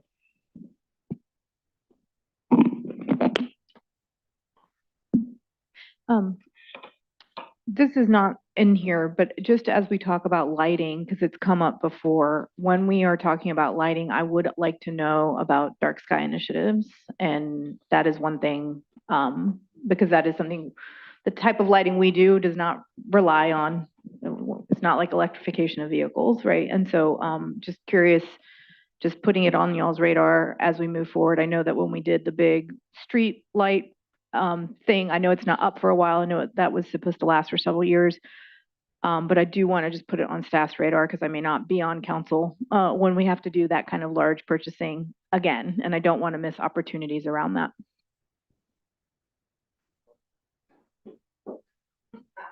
Okay. Thank you. All right. So another great conversation, really helpful. I'm going to attempt to summarize some of the key takeaways that I had. And again, this is me doing my best. So if you hear something that you don't think represents the group, please correct me. Definitely, number one was a no-brainer. All of you indicated that the plan that we have is a plan you remain committed to and that you think reflects Durham's values. I think we heard some good conversation around strategic areas, and I don't, given that we didn't come in with proposals to greatly rebalance this, I'm not sure you gave us any feedback that leads to immediate action, but I know that the team who is leading this was very interested in your feedback. So I'm not going to try and draw a through line. I will say that I think your individual observations and feedback were very helpful. I think what I heard on number 3 was essentially that within the bounds of reasonableness, you want us to stay as fully engaged in this plan as possible. I did not hear you say that we need to backfill every federal dollar we lose with local dollars, and I think you remain open to us proposing alternate strategies if the dynamic that we're responding to out in the economy, in the regulatory environment dictates you're comfortable with us practicing some flexibility around implementing the plan, provided we stay true to the values that you've laid out. And then finally, under resiliency, I hear a broad sentiment that this needs to remain a priority for our community, whether or not that translates into a financial commitment or a work plan commitment. The will of the council is that we stay committed and keep this goal moving forward. And so we'll regroup as a staff and figure out exactly what that plan looks like. But I think that's what I heard. Welcome any pushback or feedback on if I misstated something. I think you got it good there, or captured it accurately. I just wanted one piece about the resilience planning in response to what Mayor Pro Tem said. You know, I know when we had the presentation about resiliency planning, as I understood, there's large parts of that planning that what you need in a resilience plan that we have in place in part. So my understanding was that we could add more details to that to make it a much more comprehensive resilience plan, but we have a lot of the parts already, a lot of the data that we could rely on, right? So it may not cost a full package there if we can rely on some of the data we already have, so.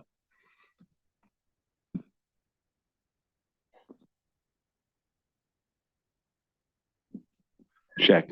Yeah, thank you so much. I think you nailed it. I just wanted to make it clear that I'm not against us spending the money necessarily, but I've, been around for a minute and I've seen a lot of these plans, and oftentimes I've read through them or the executive summary said, that looks a lot like what Seattle's doing.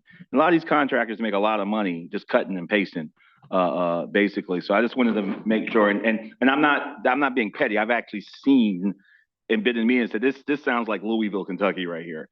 And lo and behold, they did work for Louisville, Kentucky 3 years ago. So I'm not against it, but I just, to Councilmember Risk's point, there may be some stuff out there we can just cut and paste. I'm all for stealing good ideas. Absolutely. Excellent work again. So we are going to use the same game plan we used at your first budget retreat. Christina, if you want to come up to get back on track, we are going to do some working lunch, which means we're going to start at 12:30, and I'm going to turn it over to Christina just to talk about the game plan for lunch. Okay. Well, I think that we're going to start with council members first. So I'm going to ask council to kind of go in and get their food because we realize that we may start while people are eating. And then I'm going to ask people in the back, once council has gotten their food, that folks with any sort of dietary restrictions, so if you're gluten-free, vegan, vegetarian, that you kind of come first, come outside the room so that we are not kind of lining up in the room to get food. And there is an entrance to the kitchen over here outside. So we will be back at 12:30. With our solid waste team. And thank you so much. Yeah, let me just reiterate, because I think it was a little mixed up at the first retreat.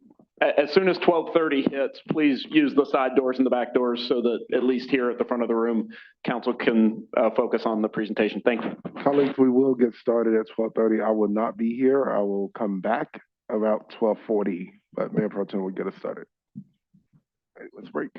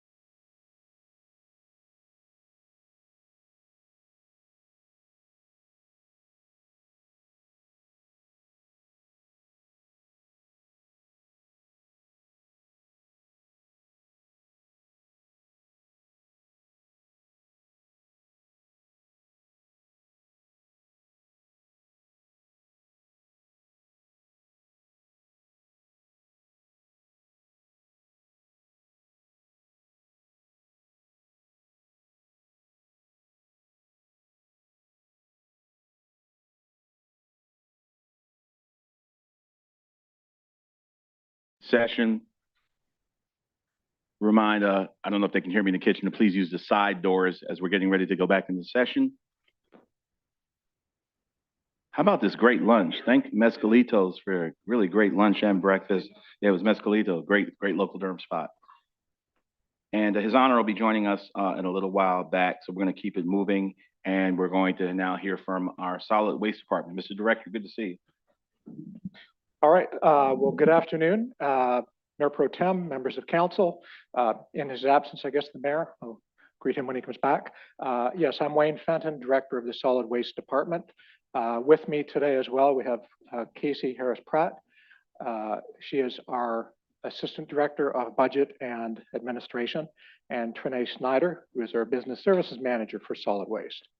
And we thank you for your time today to present information about the Solid Waste Department, services we provide, and the related budget impacts.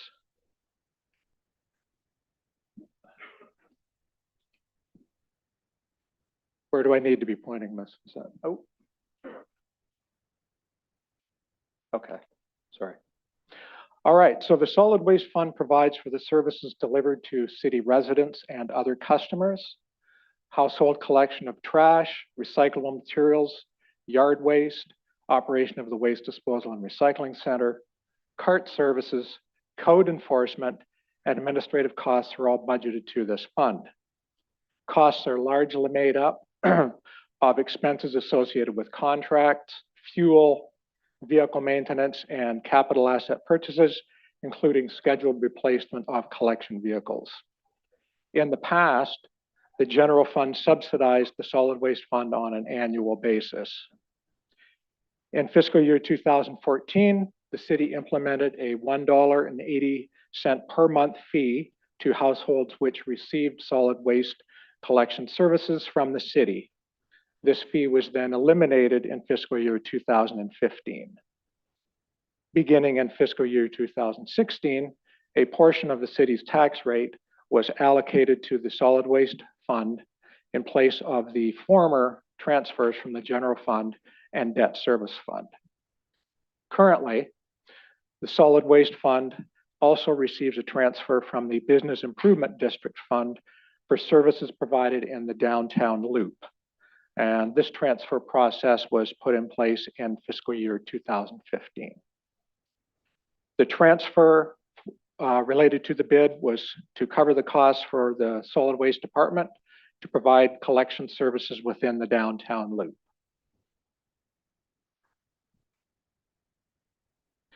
So the total adopted budget for fiscal year 2025 for the department is approximately $37.4 million.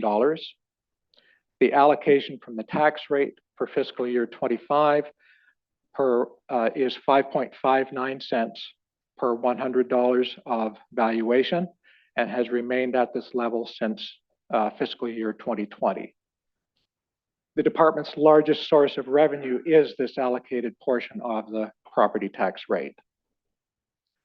Of the department's 120 staff members, 90% are directly involved in providing services to our customers.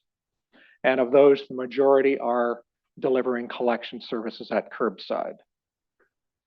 For fiscal year 2025, the department projects receiving $23.9 million from the property tax rate allocation.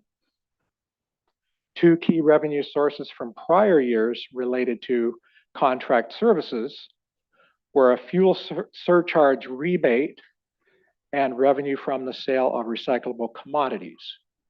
These significantly contributed to our revenue in the past. However, these have not only declined but disappeared and are now only resulting in expenditures rather than any offsetting revenues. And we'll have a little bit more on that on a later slide. The department's expenditures are heavily driven by what are largely fixed costs that include personnel, service contracts, vehicle repair and maintenance, and fuel. The fiscal year 2025 operating revenue budget of approximately $10.6 million includes charges for services such as yard waste subscription fees, tip fees at the waste disposal and recycling center, as well as some revenues that we receive from scrap metal and tires at the Waste Disposal and Recycling Center.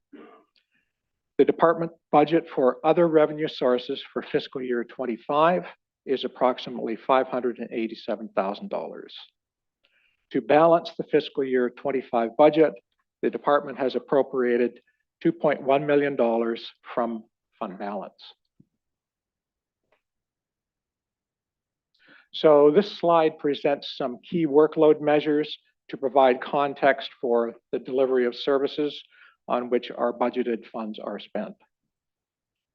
The number of households served increases by between 50 and 100 each month as new homes are occupied throughout the city. Each week, approximately 83,000 households are served for trash collection, 41,500 for recycling with biweekly service, 23,000 for yard waste, and 440 for food scrap collection. So this equates to approximately 7.7 million services provided each year.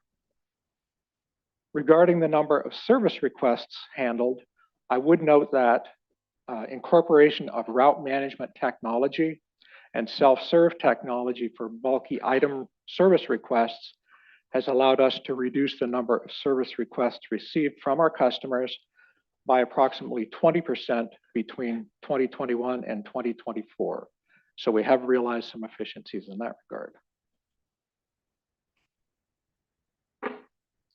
So the next two slides, I will say the data is current as of January 31st. This slide presents the year-to-date status of several of the department's largest revenue sources. Overall, 72% of the department's budgeted revenues have been collected. As noted, the property tax allocation is the largest source of revenue for the department. Year to date, we have received approximately 91% of the budgeted collections, with revenues projected to exceed budget by $835,000 for the year. Revenues received from tip fees for mixed solid waste brought to the city's transfer station account for the second largest revenue source for the department. The opening of a new private facility in the city in fiscal year 24 resulted in a reduction in the amount of solid waste being brought to the city's transfer station, with a corresponding reduction in revenue. The city has seen a slow rebound in the tonnage being received. I would note the tipping fee at the Waste Disposal and Recycling Center is currently at $60 per ton. And that does have an effect on how much is brought to us versus other facilities. The city receives a $2 per ton rebate from the state for each ton of municipal solid waste it receives. This is appreciated, but it is a relatively small amount to offset costs. Curbside yard waste collection is offered on a subscription basis at a cost of $90 per year. Subscribers are billed monthly on their water bill, and currently we have approximately 23,500 subscribers to this service. The volatility of the recycling commodity market, coupled with the high contamination rate that we currently have for recyclable materials, resulted in a decrease in the overall value of the materials. The department is working on education and communication to help drive down the contamination rate. We unfortunately cannot do anything to impact the market value of the recyclable materials. Other smaller revenue sources include operating revenues received for bulky item and bulky brush collection fees when a resident asks for more to be picked up than is included in a basic service. Additional residential carts. Some individuals want more than the amount that are allowed, and there is a fee for additional waste and yard waste carts. Yes. Just to clarify really quickly, these percentages are out of, this is the year to date, and the percentages that we're looking at are out of the total revenue that would come from those specific spots. So we have so far collected 91% of the revenue that's going to come from property taxes. Yes. Okay, thanks. That's what I thought. I just making sure. No, appreciate it. Anyway, yeah, those are a few of the other smaller fees that we receive. One I would like to note is that we do have some minimal amount of fees received as a result of code enforcement. But I want to point out that our code enforcement official focuses very much on education and working with individuals to get their compliance rather than on trying to generate revenues. So we're very much on working with our customers and trying to help them do the right thing. So turning now to expenditures. This slide depicts the status of the department's expenditures, again, through the end of January. Overall, the department has spent approximately 81% of its expenditure budget as of the end of January. As of the end of December 2024, it was projected that our personnel expenditures would exceed budget by almost $500,000. One of the key drivers for that is overtime. There are a few factors that result in us incurring overtime costs. Primary one is makeup for collection days following city observed holidays. Obviously with trash and recycling and yard waste, we do makeups so that the same amount of services are provided each week to all customers. To a lesser extent, we sometimes have to use overtime for scheduled vacation or unscheduled sick leave, FMLA, that type of thing. It depends a lot on how many people may be absent. And if we have vacancies, we're fortunate at the moment, we're almost fully staffed. So that's not an issue, but it can be from time to time. And then another one is following weather-related events, as we very recently experienced. Our staff were out working on Saturday of last week to collect the material that they could not collect earlier in the week. And that ended up resulting in overtime. But anyway, as noted earlier, the largest driver of our operating budget outside of personnel are fixed costs that include our contractual payments to service providers, such as our recycling processing contractor, the company that loads and hauls and transports material to the landfill, tires, motor oil, that type of thing.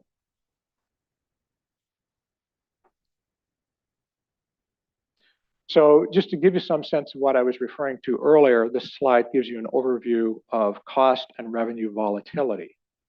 So, excuse me, the first graph demonstrates fuel rebates that were received by the department versus fuel surcharges. And just a quick context, the way this worked, the contract we have, there is a floor price for the contractor for their cost of fuel. If the cost they were paying fell below a certain level, we would get a rebate. And if it rose above a certain level, then we would pay a surcharge. You can see here that through October of, sorry, let me look at my numbers here again. So we received a fuel rebate from July 2019 through February 2022 for all materials that were transported by the contractor. Since March of 2022, with the exception of 2 months, we have received a fuel surcharge rather than a rebate. And to give you some idea of the impact, in fiscal year 21, at the peak, we received rebates totaling $570,000. In fiscal year 23, we paid out $345,000 in surcharges and almost $250,000 in fiscal year 24. So a very significant change in what we were seeing. Fenton, can you just, so again, these are fuel charges. We get rebates from the state. Can you explain this whole, transaction? So the contract that we have with, it's GFL is the company, and then they have a subcontract with the hauler, Hilco Disposal. Part of that contract includes, their cost to load and haul the material. It includes, because they are driving a significant distance, as we all know, to the landfill site. The contract includes, and this is very common, either a surcharge or a rebate for the fuel cost that they are paying. There's CPI adjustments and so on, but there's also this fuel charge. If the floor price, if it goes below that, which it did for the first several years of the contract, diesel, yes, diesel fuel, exactly right. The city would receive a rebate. If it went above that floor level, then we would have to pay a surcharge. And that is exactly what you see here. The $0 line, we were above that, or below that rather, for a good period of time, and that generated a significant amount of revenue for us. Since that time, with the exception of a couple of months over here, it has gone above that. And just that has a significant impact on our budget, almost $1 million difference between the two peaks there. And then the other slide, this isn't our specific data, this is sort of industry averages, but this shows you a sense over time of the value of recyclable commodities. And I just want to emphasize that again, they are commodities that trade on commodities markets. So the price of steel, the price of aluminum, they can go up and down, and they do. And that had an impact, again, the contracts we have now and previously for processing of recyclables gave us either a portion of the proceeds from the sale of those or higher costs if the value declined below certain values. So those two things, there's a fair amount of overlap time-wise, and it has had, again, a very significant impact on the revenues that we had been receiving that are no longer there, but in fact have now been replaced with costs.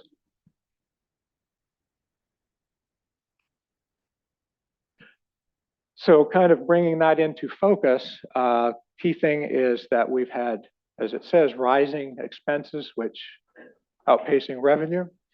And the revenues have been relatively flat, driven by consistently increasing expenditures and offsetting revenue that have only increased incrementally or in some cases declined, as we mentioned on the previous slide.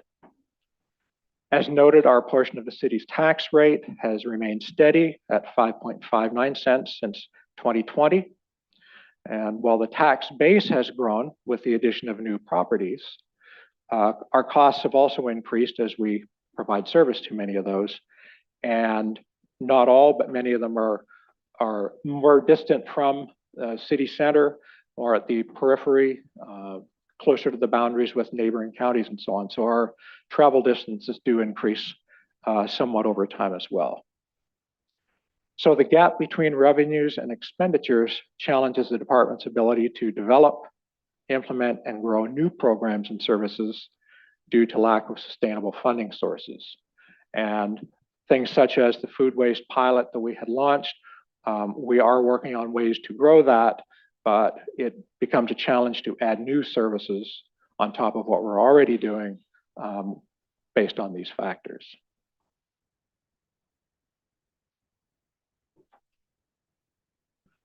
So some overviews, I guess, in terms of how we're trying to address these fiscal challenges. We're working to identify and evaluate longer-term cost savings and revenue generating opportunities, including looking at our fees for service and the feasibility of possible service delivery modifications. I will say the use of technologies that has allowed us to more accurately track our service delivery and allows customers to schedule their own bulky item collection, for example, have both been things that have contributed to our efficiencies and allowed us to decrease costs and provide better service to our customers. A couple of other things that I would just mention. Again, we're always looking for ways to improve what we're doing and reduce costs. We recently acquired a split body 2-compartment truck. We're using this to serve exempt customers who you may not know, in some cases they're individuals who are unable to roll their carts to the curb. So previously we would have to send a truck to these residents to collect their trash and then a separate truck to collect the recyclables. With the split body, we're now able to collect both at the same time and be more efficient in that regard. And another vehicle that we have acquired but not quite been able to put into service yet, referred to as an auger truck. And as the name implies, it's grinding up material inside the truck as you collect it. Our intention is to use this for yard waste, as it will reduce the volume of the material inside the truck and allow us to collect more before the driver has to come in off the route and dump out.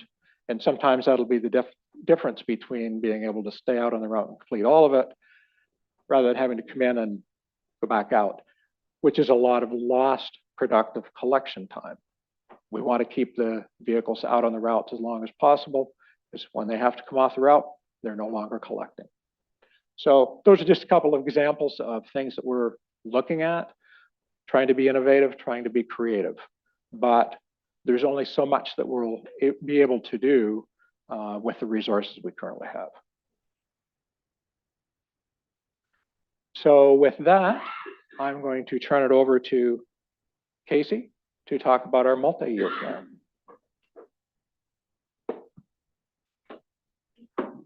Give you a chance to turn your mic off, maybe, just in case. Thank you. All right, good afternoon. As Wayne mentioned, my name is Casey Harris-Pratt, and I am the Assistant Director of Budget and Administration for Solid Waste Management. And in this context, perhaps the bearer of some bad news, and I do apologize that has to be me. But as we conclude today's presentation on the department and its financial status, I'm going to be providing a multi-year outlook of the Solid Waste Fund.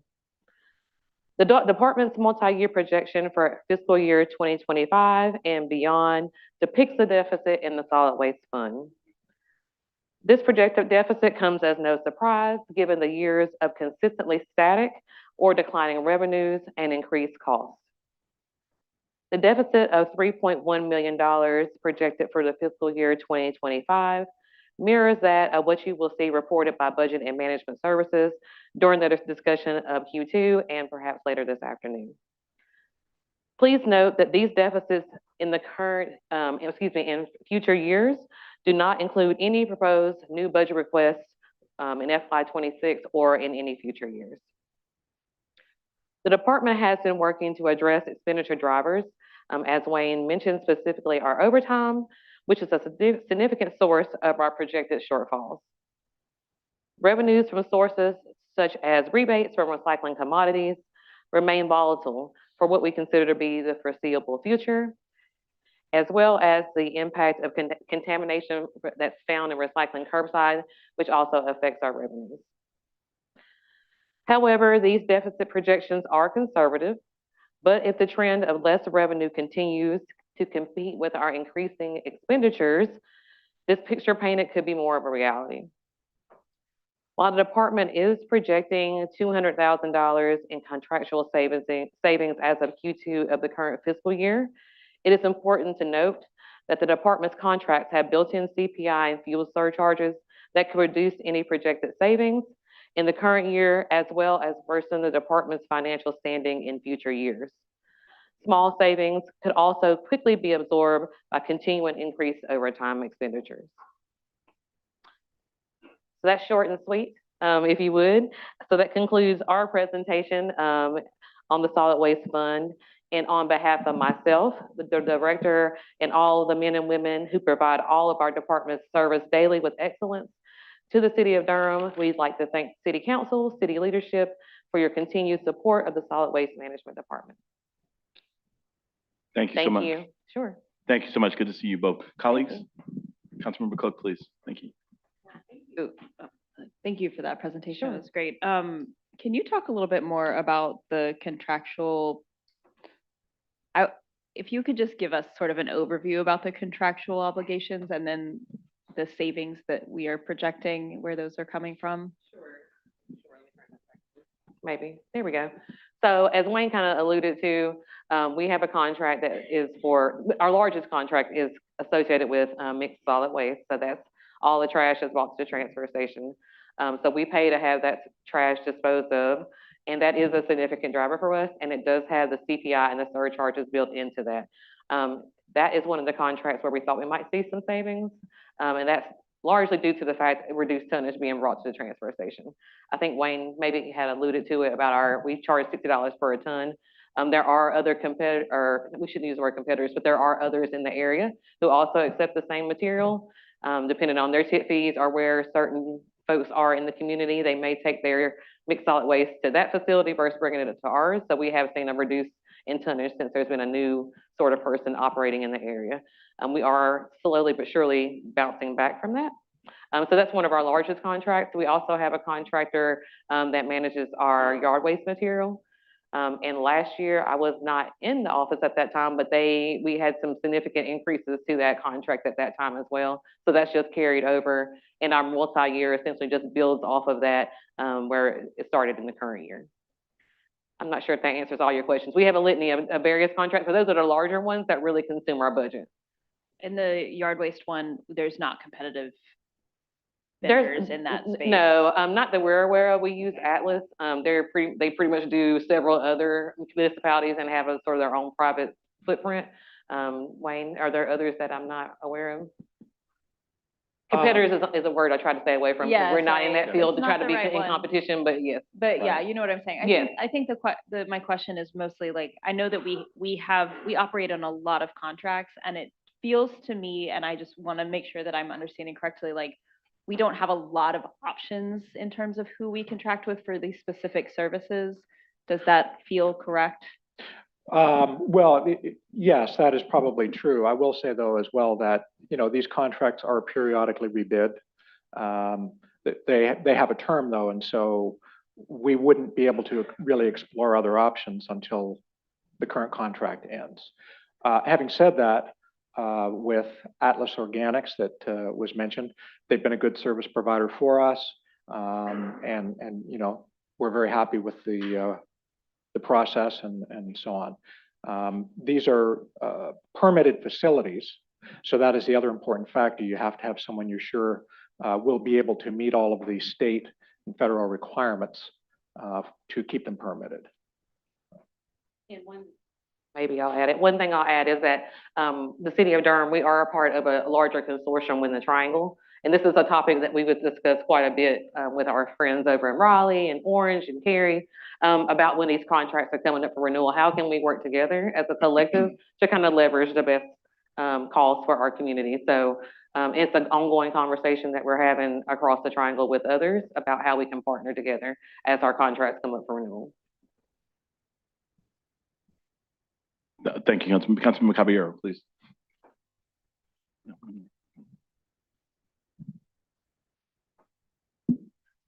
Thank you. Can you speak a little bit more, because with the yard waste, that is composted then, correct? And so who's doing, I would just like to know a little bit more, like, okay, that they're the contractor who we are giving the product to. Are they then finishing the product for us? How is that? Sure. Well, happy to walk you through that. So we collect the material with our own staff and vehicles. It is delivered to the city-owned yard waste site. That is the point at which it is essentially turned over to the contractor. They supply all the necessary equipment to grind it up, because all of the branches and stumps and so on have to get ground down. But they do the grinding. And then currently the process is that material is taken down to the covered pads that water management has, and that material is being co-composted with the residuals, the biosolids from there, as well as the relatively small quantities of food scraps. It does become their product, so we're not getting revenue back from that. We don't own the finished material. They are selling that. We could, but if we wanted to take some of it, then they would have to raise their rates correspondingly, because when they did the contract, it was based on, we'll charge you this amount, but in return, we know we can sell the product for. And then with the recycling, can you explain to me? So I know it's our vehicles, our folks, but then we are also using like a third-party vendor to sell that product, correct? Versus we're not acting as our own agent in that space. We're not, and a big part of the reason for that is there's a lot of sorting that has to go into that, because, of course, at curbside, you've got steel and aluminum cans, you've got glass, you've got plastic, paper, so on. they have the, in many cases, millions of dollars worth of equipment, conveyor belts, magnetic sortation, that type of thing, to, and the staff, yes. Although increasingly that's becoming automated too, but anyway, they do all of that, and then again, they have staff. We don't have staff that would be able to find the markets and sell the materials. They all have contracts with the vendors. So. Thank you. Those are all my questions for now. Yeah. Thank you, Councilmember. Councilmember Riss. Thanks, Mr. Fenton and Casey. Just a couple questions. So first thing is on this issue of recyclables, going back to Councilmember Caballero's questions. So it seems to me I recall, and I think Dr. Brewington's probably here, it seems like we had a conversation at the Audit Services Advisory Committee about recycling and this contamination issue. So, and that was maybe like last year. So have we made progress? I know there was a couple things that were recommended from that audit about so we could improve the quality of our recycling sort of raw materials. Because I know that's part of the issue about the revenues is because there's a lot of contamination. Yeah. That is true. Yeah. So I've seen some of that audit since I've returned to the city of Durham. And one of the huge focuses for us has been on what I hope you know about, which is the Recycle Right Durham campaign. So that is really sort of an education effort to help help residents understand how what they put into their blue bin affects, this bottom line for us, because I'm not sure if residents understand that they're having to pay for that residual material that's contaminated to be landfilled. So it's really an education effort for us. So we've been focused on that. And that does require a lot of extra money and a lot of extra sort of resources for us to be able to really make that campaign be as successful as we would hope. But as far as have we done any better, I can't say that we have. We are right now having waste management who handles our recycled material. They're doing 3 audits a month of loads that come in, so we can try to figure out what routes, what trucks are bringing in material that's heavily contaminated, so we can have a better idea about where we should focus some of our efforts in that way. Wayne, I don't know if there's anything you want to add to that. Well, I'll just say this is a little bit larger picture even than just City of Durham, but one of the real challenges that we face and other communities do as well is there's so much uncertainty by residents about what can and cannot go in because it changes over time. Packaging that has, recyclables and then, where facilities exist in tiny print and there's just a lot of things. And then you've got folks who do what is called wish cycling. I'd really feel bad throwing this away, so I'll put it in and they'll figure it out. Those all become contaminants for us. And bagged materials, you may have a bag that's got cans in it, but if it's in a bag, it's going to end up going to the landfill. So we're working hard. We did not have any dedicated education staff, but we've got some folks who are already on our team, customer service reps, that we're trying to slowly get up to speed on doing education, outreach, communication to get the message out there and try and get people to, what was it again? Oh yeah, Recycle Right Durham. Yeah. So. Thank you for that. Thanks for the education. And I look forward to hearing more from you as you sort of track this and see how we're improving on that one. Second question is, I know that you mentioned, Wayne, that the yard waste, the revenues were sort of below target, roughly I think it's like 61%, maybe somewhat below. Why is that? Why is the take up of that yard waste service, is it sort of slipping or what's happening there? Well, Casey can probably speak better than me, but I think that's the revenues that are being collected and people are being billed monthly on their water bill. So we would expect to receive very close to 100% by the end of the year. So it's pretty close to it. So we're into the, I don't know when your data is from. So we're 61%, but we're into the third quarter. So you're not too worried about that, it sounds like. Behind, is it with the water bill? Is it behind the lag? It's a lag. It's on the water bill. But it's very close. So so it's just a lag on the water bill, I think. That's helpful. Then the last question was, I just want to connect this conversation with the previous conversation with General Services. So I seem, and every time we talk to our residents about the landfill not being a landfill, but a transfer station, a lot of folks are like, whoa, I didn't realize that. There's this issue of like Hertford County and that big landfill, environmental justice questions, all that stuff, right? So we're trucking our stuff that, as you showed, that's a big source of expenses, right? I know that they talked in the previous session before about greenhouse gas reduction from our fleet of solid waste trucks, right? Also, there was a slide in there about renewable diesel potentially being a way to get stuff to Hertford, I guess. So just want to connect this, and this may be the discussion with Bo later. Like, how do we connect what you're doing with what they're doing in terms of reaching our goals of sustainability? So just want to name that. I look forward to coming back to that one. Thank you. Sure. We have been working very closely with Stacey and General Services about opportunities for us to try to transfer some of our fleet where we can as they become up for replacement over to, you know, some kind of reusable or, you know, EV, but it's an ongoing conversation. So we are very good in partnership with them on that.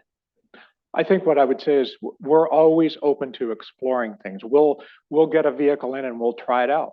We'll test it out. And, you know, what we have to be sure is that it's going to be able to complete a route for us successfully, reliably, because, you know, people expect us to collect the materials on the scheduled day and so on. Not to say that it can't and isn't going to happen, but just that's why we want to bring them in, do a test drive, see how they perform for our drivers. So that's what we did with the auger trucks and the split body truck I mentioned. We brought them in, we tried them out, we were sold. So Thank you. Thank you, Councilmember. Councilmember Baker, did you have anything? Councilmember Freeman? All right, thank you all so much for the presentation. Good to see you. We'll talk about this deficit that you mentioned. Madam Assistant Director, did I hear you say something about overtime? That is correct, yes. Overtime is a huge factor for us in terms of where we traditionally seem to overspend. We have talked about how we need to think about having that right size better with budget management services in the future. But over the past at least 2 fiscal years, we have been 130% spent for overtime each year. Do you have enough FTEs? No. Well, that is always a challenging question. We're more or less right-sized, I guess you would say. We don't have a lot of, you know, individuals who are not actively engaged on most days when we're providing collection services. What we're not staffing for really is the exceptions, the scheduled holidays, as we mentioned, times when we have a significant number of people out for a variety of reasons. And that is something that we have started to track more. So we are keeping up with plan when we know folks are going to be out, trying to get a better sense of, you know, when we need to have people come in, or it's going to be driving on overtime, if we're going to have a temp person. So it's something that we're tracking better now. But it's certainly an issue for us in an area where we know that we're trying to hone in on it. But, you know, things like last week are what they are in terms of we didn't collect for those days, and we had to get that off the streets before they start calling you guys and complaining that we haven't come. So, you know, we understood that was going to be a situation where it's unavoidable overtime. Let me ask this another way. We know that our police department uses a lot of overtime. We know that we have a number of positions that are available in the org chart that are not filled. I guess my question, I'll just ask it this way. Given the city of our size and our projected growth, and you use the term right size, are we properly aligned? I'm curious as to, we know we pick up the garbage X amounts a week on certain amounts a day. We know how many residents, we know what our routes are. So I'm curious as to what's driving so much overtime in a universe that's so predictable. I don't know. 911 calls you can't, but you know, we know how many households we service. Is our org chart properly contoured for a city of our size currently in our projected growth rates? Well, I guess I would say this, the majority of days we were able to complete all of our routes. No need to, you know, bring in additional staff, work late, work overtime, that type of thing. It is more, it's the exceptions, as we said, the scheduled holidays, you know, the makeup days afterwards. The services everybody provides are important, but the main thing is there are probably some departments where they can say, okay, we will not schedule work. You know, there's a holiday, we'll just pick up where we left off next week. Our customers obviously say, you know, I don't care that there was a holiday, you need to still collect me this week. Right. And so that's where for trash and recycling, normally they're working Monday through Thursday. Whatever day was a holiday, Monday, Friday, they're going to work on the Friday to do trash and recycling. Right. With our yard waste and bulky, it rolls to the next Monday. I guess for me as a policymaker, the term that's operative for me is scheduled. We know they're coming. And for me to still be running deficits, I mean, we know what the holidays are. I'm just curious. And this isn't about y'all. I'm just wondering if we need to talk. And given, I noticed the bullets on the fiscal challenges, you have potential fee changes, potential service delivery modifications, identifying opportunities for efficiency.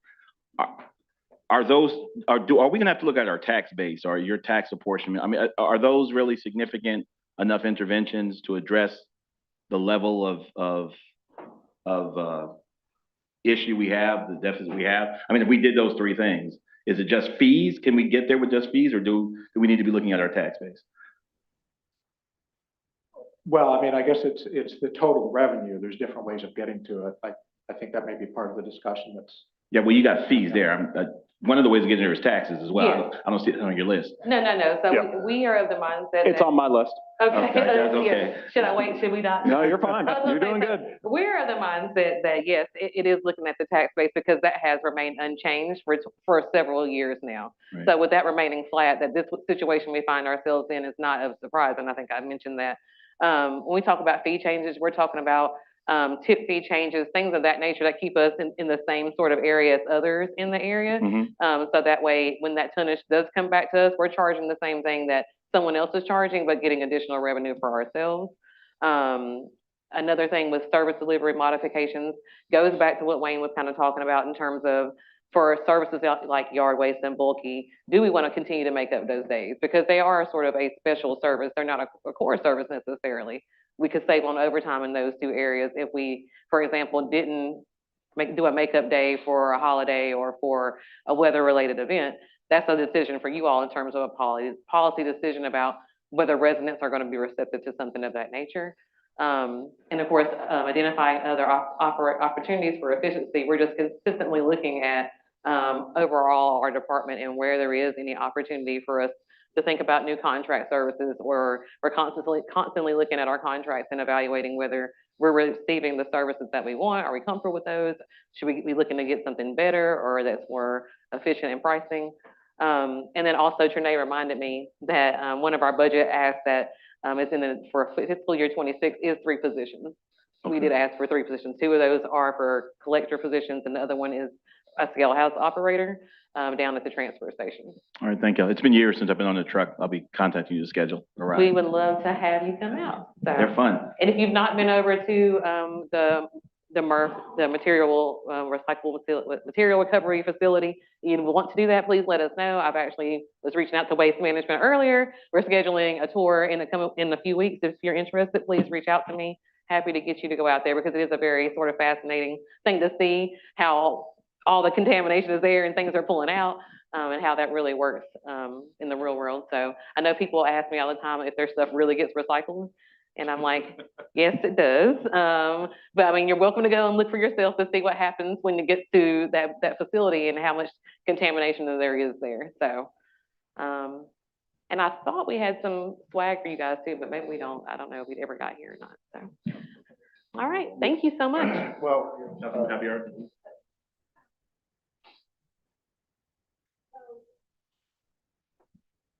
Is this same, you have questions for us? Okay, perfect. Yeah, you haven't gotten to the fun stuff yet. Yeah, no, I know. I have things, but I think it's gonna happen now, so. All right. You guys ready for that? Okay. First of all, thank you very much. I have one quick question. I'm sorry, yep. You guys finally got to it, I believe. I wanted you to be more direct about the need, I guess, and I think we kind of got to it. But are we measuring the right way, considering we're 130%, over on overtime? Like, I don't know if the staffing structure is appropriate for what we're doing. Are we looking at it as a Monday through Thursday work week only, and that's driving us to 130%?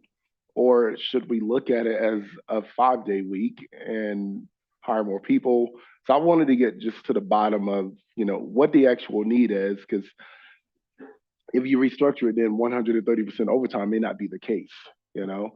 But I just don't want to send that message that, you know, we are refusing to properly staff, and that's why we're paying this exuberant amount of money in overtime. So that's what I was trying to get to, but I guess we'll get to it now. Well, I'll just say in terms of, yes, Monday through Thursday, we do trash and recycling, which is by far the largest portion of what we do. And then Tuesday through Friday is when we do yard waste and bulky items. And just for clarification, the reason we do that is so you don't have a whole lot of carts all sitting at the curb on one day. It breaks it up a little bit, as well as the bulky items. We're looking at ways we may be able to do things differently. I guess the main challenge is we have to have the right number of staff to operate the routes that we operate Monday through Thursday. And we have a little bit of you know, a few floaters, if you will, that are able to go on a truck. You know, they don't necessarily know which route they're going to work on which day, that type of thing, but we know they're going to be needed somewhere. The challenge would be on those days, you're making up every route from a missed day, not just need one extra person type of thing. So it's, in terms of budgeting, you would have a person or staff to help make up for some of those, but then we're thinking, and that's part of what we're working on, is okay, what will they do on the days when they're not needed to do makeup services? Yeah, okay. So, thank you. Thank you, Wayne. Thank you, Casey. Please stick around. So you know the drill by now. These are questions to make you think, not necessarily ones we have to all get answered today, but so obviously what you saw in the presentation is the gap continues to grow. And you know, one of the first questions simply is the solution for that? Obviously there has to be a solution for that. Is the solution for that eventually adding a higher percentage of tax revenue in to balance the fund? So one of the things that was touched on in the presentation, again, this is not coming as a recommendation, but also want to make sure we are putting all the options on the table. There was a 1-year period in the last decade where the city did start charging a monthly fee for solid waste collection. The council decided to rescind that, generally over concerns that user fees are considered recidivistic. They felt more comfortable at the time that the tax rate absorb all the costs.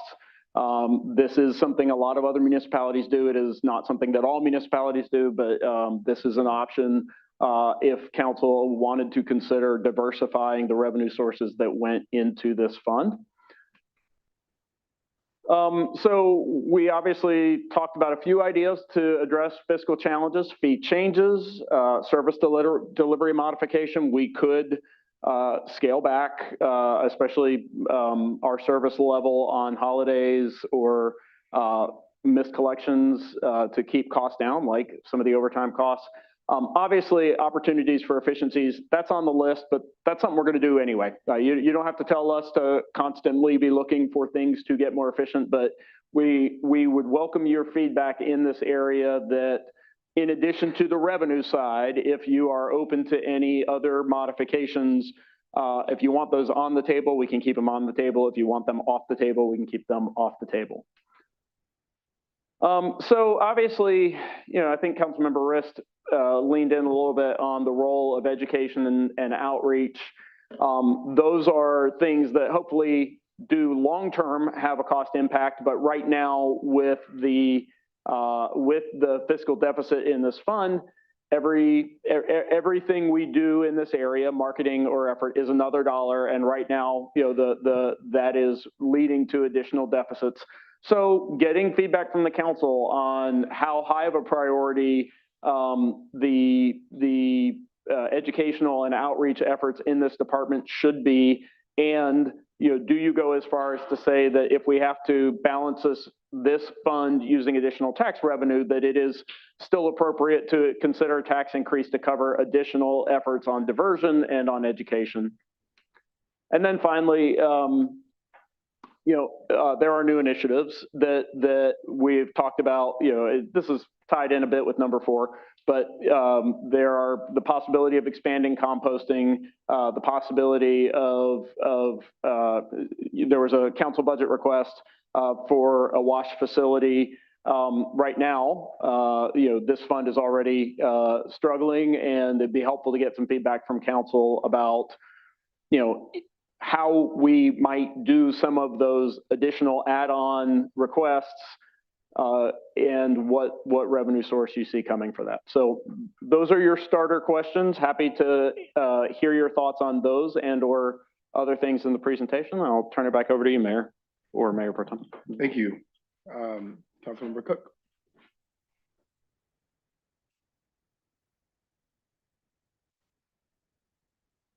I have like so many thoughts, so I'm gonna try and go in the order that you suggested. But I might come back to the first one. I think I'm gonna talk about the other ones first. I feel very leery of a fee. I think for the reasons that you listed. I would be interested though, because if I know we don't have the ability to levy a fee on some members of the community and not others, but I would be interested in sort of having an opt-in situation, because I do think that folks are becoming more aware now more than ever that we are running out of space for storage of waste.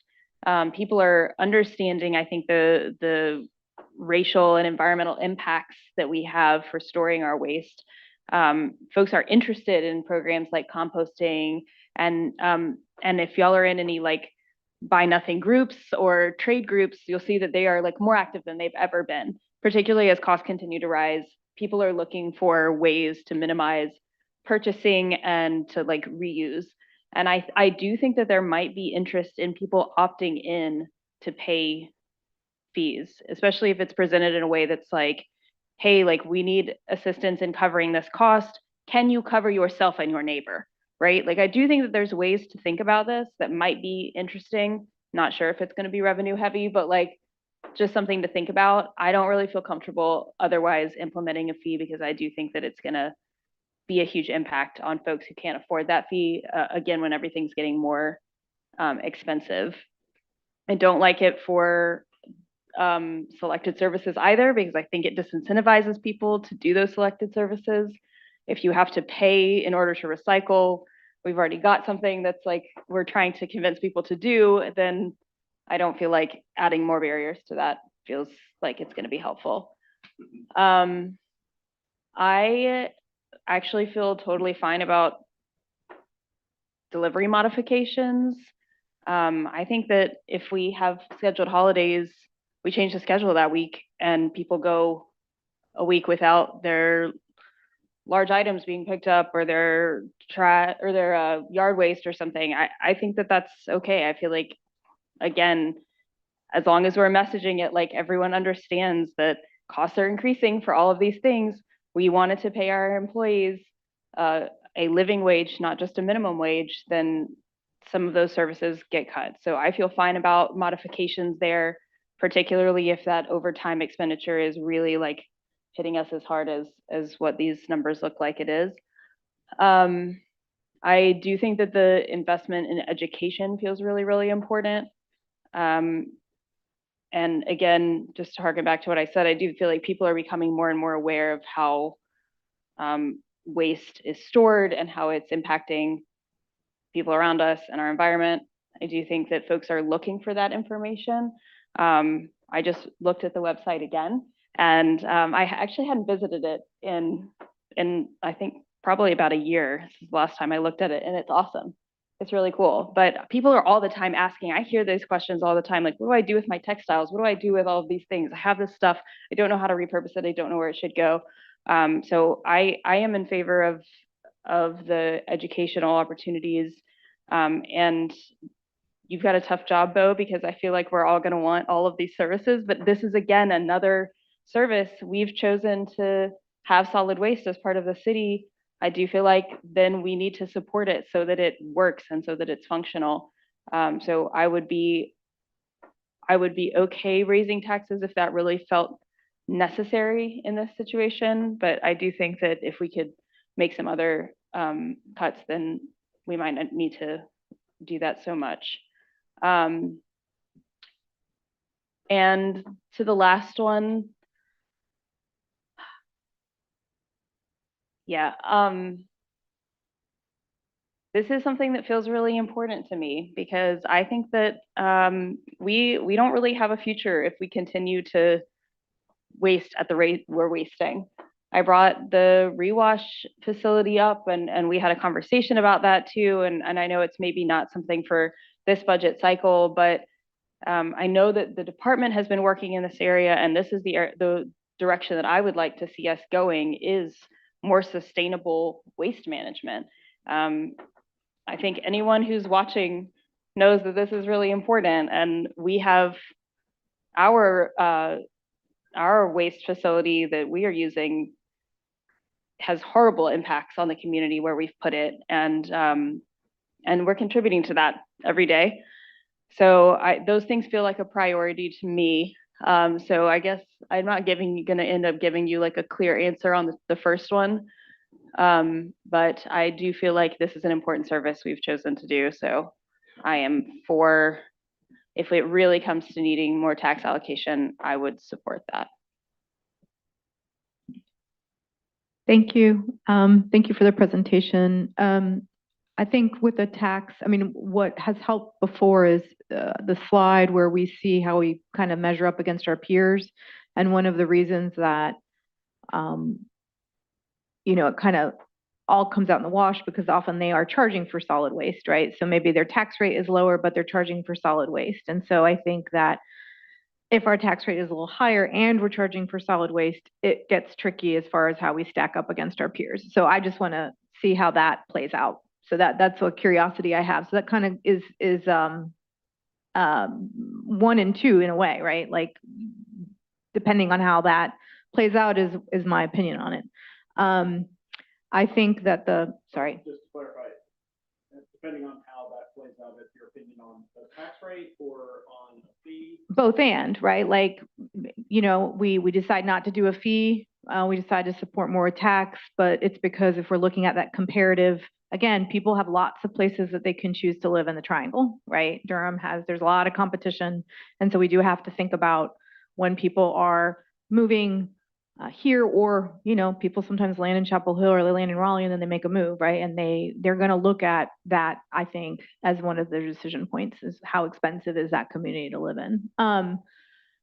The fee change, service delivery modification, I think exactly with Councilmember Cook on the bulky item and the yard waste.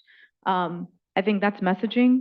I understand why we have to do it with trash because especially in the summer, you know, trash smells in the summer. You know, we're not going to be able to wait several weeks because of, you know, July 4th holiday or Juneteenth, right? So, but with bulky item and yard waste, that's different. So open to that for sure. I think the 4th and the 5th, I'm just going to collapse. And this is really long-term because we've had these conversations kind of circling on council the entire time I've been on council. We're seeing how much we're paying to ship our garbage to a community that is much poorer and blacker than this community. And at some point, we just have to stop. And I kind of see it as the sustainability piece that we did a lot on energy, but this is also sustainability. How we consume is a huge part of a sustainability strategy. And it's the same thing. We see that putting some money up front, I would like to see what is it going to cost us to put some money up front about our own recycling facility. We've discussed that before. I want to see actual data. I want to see conversations with our neighbors because there's been conversations of like, do we do a regional thing and Raleigh and Durham and Chapel Hill, we go in together. I think that needs to be a serious conversation. And I think we need to rely on folks like Central Pines to lead us because we're not the only community struggling with this. And so that's not for today, but that is something I really need staff to show us. And I don't have a problem, just like I didn't have a problem spending a lot of money on this building because I knew it was going to get me something. I don't have a problem putting that investment in on a regional recycling facility. And then I think on the other side, if we are going to charge a fee, I mean, I think at a certain point, if people are not doing recycling right, then we charge a fee for that. right? Like, you get tagged. I mean, we have, if you leave your bin out in the street for too long, you get a little note and then you get a fine for leaving your bin out in the street for too long. So the same thing should apply for folks. Please rinse out your recycling and go and look it up. It's like, it's the same as like, don't litter. And at a certain point, we have to change behavior and we have to change how we do things. And I think that is, yes, education and sometimes a fee or a penalty. It's a carrot and a stick, and I'm interested in that. And then I think I've answered, to the best of my ability, all 5, but I really want us to push on the composting and the reduction. That is a goal that we've had. We are not meeting that goal. I am frustrated in that way, and it has to be part of our sustainability strategy. It can't just be about energy consumption. We have to talk about consumption generally.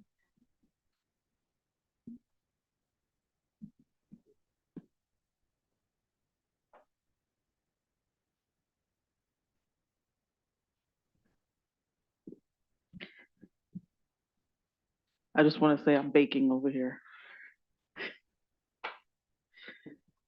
I'll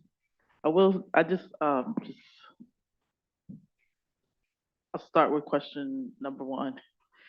So I want to say, so I'm looking at the tax rate allocation. I'm just trying to figure out if you're at 5.59 cents, if we were to move, I would love to have a conversation around what it looks like to move a cent from the general fund rather than looking at raising overall taxes. And then I'm also,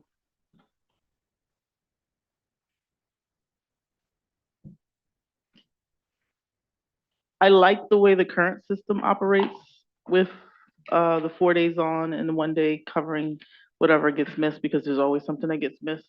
And I like the way that there's a floating system that occurs. I will say that I think I'm wondering what it looks like to kind of, well, I'll leave that alone. So going on to the next one. So essentially, I want to look at where the tax come from for the expenses and the revenues. For the community charges to the residents, I want to say that most times fees are regressive and they don't necessarily cover, or you're not necessarily getting the funds from the folks who can afford it first, and then also the folks who, like if there were, like I think to Councilmember Caballero's point, if you were, assigning a fine or a fee to someone who was not following the recycling, that's different. I'm okay with that. But overall, I'm kind of hesitant on fees for trash collection. I'm okay on the yard waste and bulky and the other one too. I'm baking over here, sorry. To the fan. Oh, thank you. Thank you so much. I appreciate you. No, but the main thing is that I'm okay with fees that are tied to specific types of services, just not trash collection. That's the thing. Because that is something we need to make sure is kind of like the level set from you pay your taxes, that's done. I think the other services are kind of the extras, and so that's okay to have fees on. How they're set up, whole different conversation, but yeah. Then on 4 and 5, I definitely want to have more education, but I think that should be in partnership. Yeah. And it shouldn't just be limited to solid waste. I think there are a lot of education areas that we have to tackle, and maybe there's some way to cross revenue resources around that. I will also say current model does not include. I think the expanding of composting, similar to the previous conversation, and the electrification, I think that when there's dollars available to match what we're doing, it makes more sense to do it then. When it's not, it's a little bit, it's a lower priority, but it doesn't mean it's not a priority. And I think that covers it. Thank you, Councilmember. Councilmember Baker, did you have any? I think these are really, really good questions, and I'm thinking about 1, 2, and 3 together. Personally, I don't feel quite informed enough to provide very clear direction, other than I think they're good questions, and I would like to learn more about case studies and what the actual potential options are that are available to us. I don't know if that's something that would come from the innovation team or somewhere else, but I'm interested in exploring these questions in a deeper way. One thing I would say, because I'm struggling here with, I think user friendliness is really important. So that's one thing that I would want us to focus on. And then wrestling with property tax versus fees. The fees can help discourage people from throwing stuff away. It could also be more of a burden on low wealth, low income people. So that's something to wrestle with. Number 4, I do think that I wonder how much that investment might pay back, because I could see it being an investment, but then potentially we could actually down the line gain from it over time, even if it's in indirect ways, providing education and outreach. So I would say yes, I am interested to number 4, and then number 5. I would want more information, and I could see us working. This could be a potential area where institutional partners, we could tap into institutional partners to help research and work on this. And again, maybe this is where innovation team comes in. And then lastly, something that's not on here that I'm just thinking about is just that corporations and large producers are kind of the most responsible for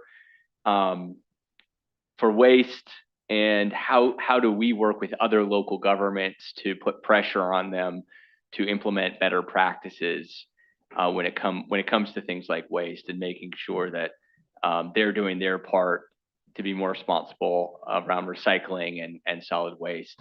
And I think that comes back to item number 5 and innovating and working ahead on that. So like the questions, I feel like I need more information to be able to answer them better, and more exploration of case studies from other places. Thank you. Yeah, Mr. City Manager, great questions here. This is exactly what the kind of stuff we need to be doing in this retreat. So on the first one, I'm in some ways connecting this to the earlier conversations I think about parking or transit. We're a growing city. That tax rate allocation has not changed in a long time, right? So I think considering how we need to raise revenue to address solid waste in this community is something we need to consider. So happy to consider that as we go forward, again, in a growing city. I will say under number 2, and this is where, again, leading with values, I was there back in 2015. I remember this very well. And I'm putting a stake in the ground on this one, that we fought hard to say that our core trash collection should be funded on the property tax. It's a more just way to pay that. It's all about tax justice. User fees are more regressive, and that's not a way we should be paying for services. So I believe strongly in that. I would say on that one a slight sort of caveat that to the extent that we use some kind of fee or incentive to make sure that we encourage behavior to make sure that we don't have contamination in the recyclable stream is something I'd consider, but by and large, like user fees, not the way I want to see our city go. And I don't think, to Councilmember Cavalliero's comment, I don't think we're competing in Durham on sort of having low taxes. I think we're a growing community. So that's not my main concern. I think we need to provide the services that we as a city want to provide, and do that on the property tax base as the most just way to fund those services. On number 3, I am comfortable with some service delivery modifications. I think that's part of the conversation with our residents. We're paying our workers well. in return for that, it may be that on one holiday, you don't get your trash collected, or I'm sorry, not trash, but your or your recycling or your yard waste collected. I think that kind of trade-off, I think we can message to our residents. I'm okay with that. On the education and outreach, again, back to Councilmember Caballero, like we have a huge job here with that transfer station and the waste we're trucking out to East North Carolina. The more we can do to divert from our waste stream, the better off we are long-term as a community. So I think investing in education and outreach is critical. I will say that to the extent that we're hoping through our recyclables to earn revenue, I think we need to be clear about how that market is changing. So it may not be because we're going to get revenue from recyclables, but I think diverting from the waste stream is really a core value of this community. And that gets to number 5. I think that's kind of a longer term question. I think, again, everything we can do through composting and other things to reduce the amount of what's in our waste stream and to think about regional solutions to address that, so we're not just trucking our waste forever out to like East North Carolina, is something we need to really wrestle with. To the extent that we are trucking out there, I think using like greenhouse gases to get that stuff out there is really bad. And I think for our kids, like really not something they want us to be doing. So if we're going to keep trucking it out there, we got to find ways to electrify those vehicles that are doing that. So thank you. Thanks, y'all.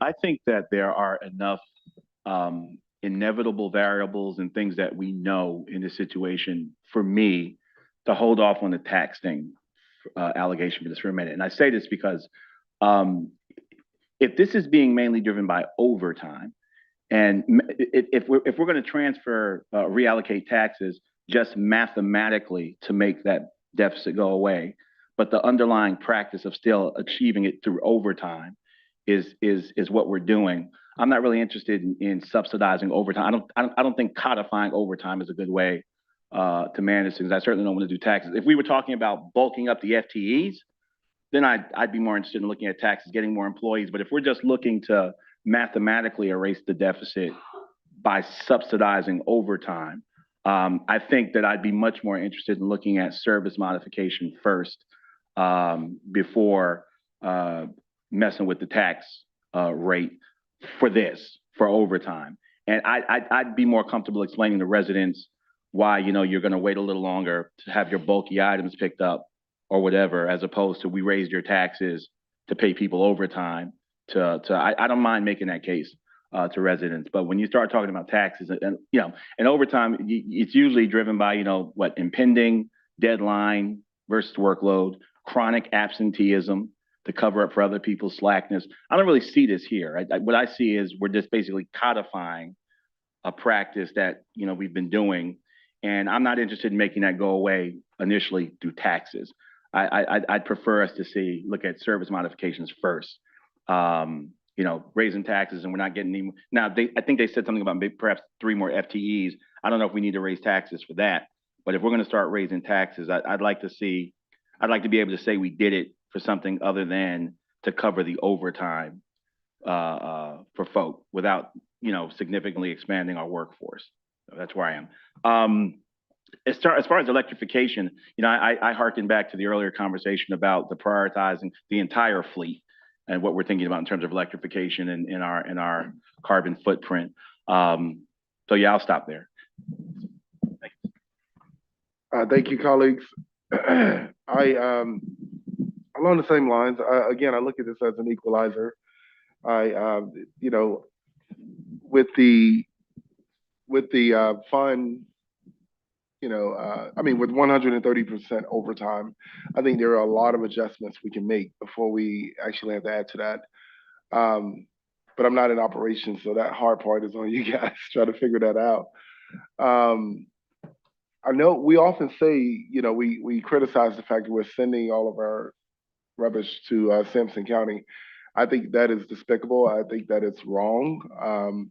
But I think it's there and it's being done because their elected officials chose that as an industry and also as an economic driver for them.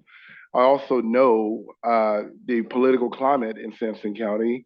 I spent a lot of time there when I was an educator, and it is dismal. And it's one of those areas where the leadership they're making choices that are not in the best interest of the people they serve always. So I want to be very careful in how we talk about that. I don't want folks to think that Durham is impeding or imposing this on them. We've been doing it because it was a practice, and if we're looking at changing that, then that's a conversation that is separate. But yeah, I think there are a lot of changes that we can make. I feel uncomfortable trying to settle this up through taxes when there's 130%, over percentage in overtime. That's a lot. That's a lot of money. I think that communication is great, but it also goes back to my point around community engagement. We have an entire communications department. I don't know if there's something different we plan to do when it comes to engaging with residents, but this may be the third or fourth time that we've talked about engagement. And what are we going to do? Get another contractor for $500,000? So I think we're getting to a point where we need to probably look at, actually, when you think about it, we're almost at a point where we could have a whole department that is about community engagement. We have neighborhood improvement services, community development. We have what we're doing in transportation, and every single project we do, it seems that we get or we contract some contractor to do or outsource community engagement. And at what point do we realize that we are spending a lot of money on just hiring someone to go and ask our residents what they think about something, or hey, we have this. On my initial draft of my budget request, I had something called corner captains. And I was literally ready to, source out a program where, yes, we were going to get a contractor to do this, or we could do it in our neighborhood improvement services department or another department where we identify, or at least open up an application pool where there are residents that could apply for a stipend to represent, to pretty much provide information to their block, to their community. And if we had every city block in the city, I know it sounds like an oversimplification, but if we had a representative, a neighborhood captain on every city block that could communicate with their neighbors, we actually could get a lot done and just informing them what is available to them resource-wise, and also having them communicate with us on what we need in a particular area. So I again, as we're talking about this specific topic, solid waste, I'm thinking about the overall picture, including the tax evaluation that we're going to talk about at the end of the day. So again, great ideas are expensive. So I want us to be really holistic about it. Great. Council, once again, very helpful feedback. As we get ready to transition to the next conversation, I'll do my best to tell you what my takeaways are. So first, kind of going through the things I heard the most consensus on, definitely an interest in education and diversion efforts continuing. Obviously, that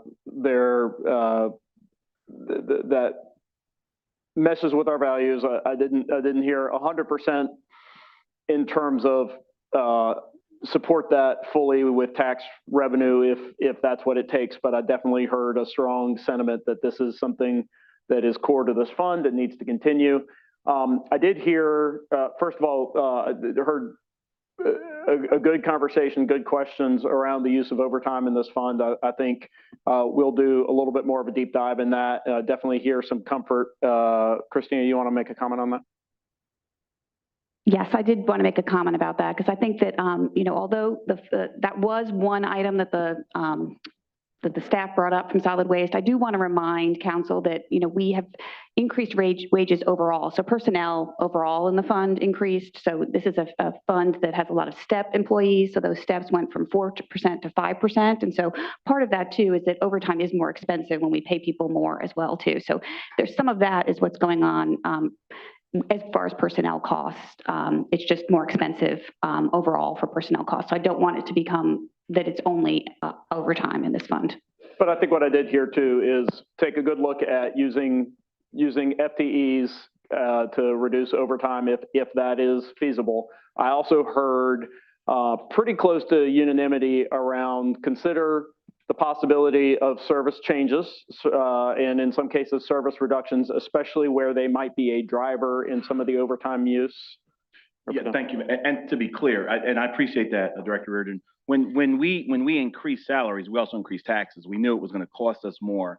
And I think overtime, yeah, it's more expensive is one thing, but overtime to the point of creating a deficit where it's codified is what this repetitive kind of normalization of it as a regular practice is what I was concerned about and kind of, wanted to push back against adjusting taxes for that.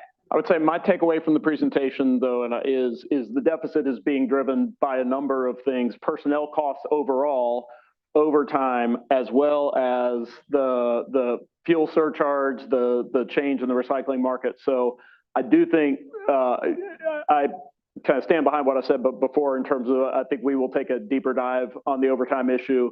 I don't think that releases us from the overall deficit problem in this fund, and I do think, based on the majority of what I heard, that you are open to increasing, that the majority of the council was open to increasing the tax revenue that supports this fund, and certainly that would be the first option over any sort of consideration of a fee. I heard, I think, near unanimous lack of support for reinstituting any sort of user fee.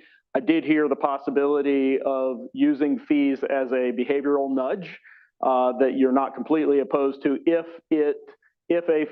some form of stronger enforcement. Right now, the department reported that our enforcement activities are largely educational. We don't use a lot of fees, but that you would not be completely opposed if we took a slightly more aggressive approach with, I don't think that's going to be a revenue source, but it might be more of a strong tell that we take contamination seriously and we really want to drive diversion.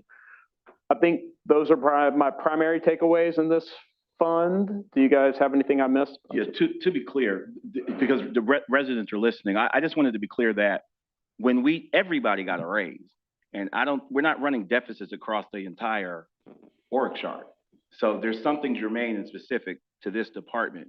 And I want to be clear, I want residents to understand that we got the math right. When we raised salaries, we attached a tax rate increase to that. Yes. And that math was correct at that time. So I just don't, when we say personnel costs, we knew what we were doing, we did the math and we gave the raise.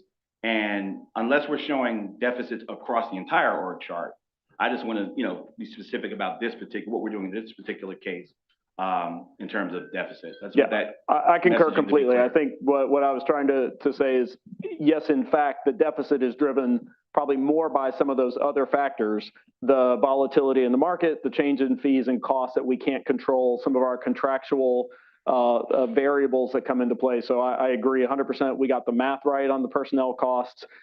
There is an overtime. I do not think the overtime is a major driver in this. I think some of the more structural problems in the fund are really what's, some of the variables in cost, the rising cost of fuel, the decreasing revenue from selling our recycling. I think those are the primary factors, and those are harder for us to control. What prompted my question, I'm sure I heard the assistant director say overtime, and I didn't hear a litany of I did not hear that list of things. And the reason why I asked about overtime is because that's what I heard the assistant director say. So do we need to adjust?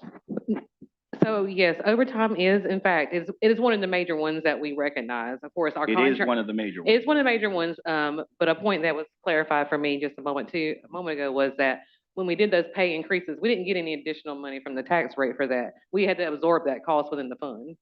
So whenever there are increases that are made, personnel-wise, we don't get an additional percentage of the tax rate. We just have to absorb that cost with what we receive from the tax rate overall. Is that correct? Yeah, but your I'm sorry. percentage of a larger pool of money, though. Yes, I'm sorry. So if I could just get a question in as well about when was that rate set, the 5.9 or 5.59? And so from 2020 to 2025, it's been 5.59. Yeah. Okay.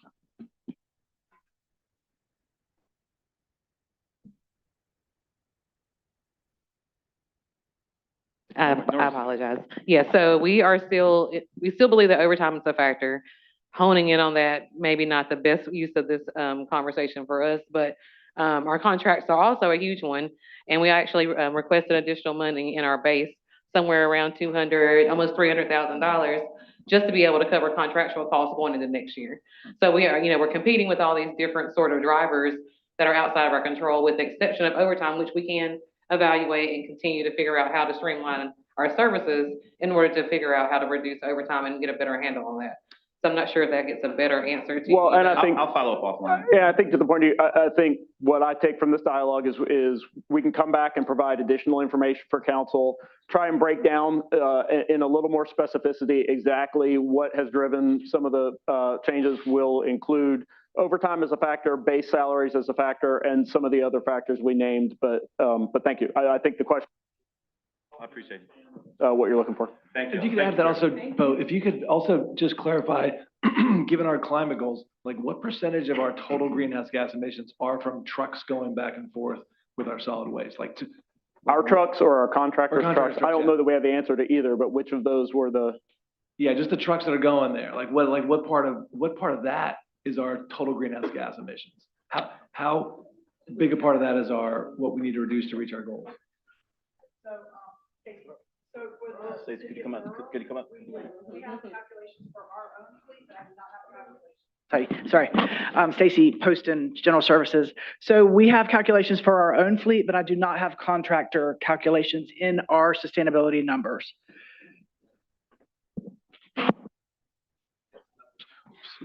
Can we get some numbers on that? Yes, we'll work on it. It's good to know, just to compare that with our total greenhouse gas emissions.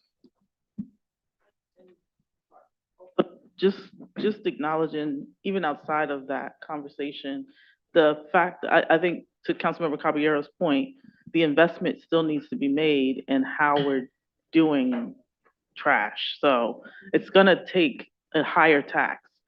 How that tax is developed is the question, whether it's from the general fund or from raising taxes. But I do think that it's gonna be important to increase from 5.59.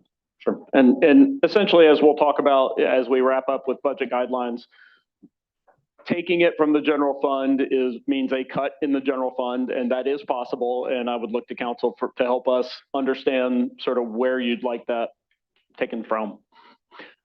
If there are no other questions on solid waste, we can move to council budget requests. Thank you, Wayne. Thank you, Casey, very much. Appreciate it. Very, very helpful. So those end the three sort of deep dive service delivery areas we wanted to talk about. You guys know what this next conversation is about. So let me be clear on what I would like from the council today, which is I would like to hear what you think about the exercise you went through in terms of the results that you got.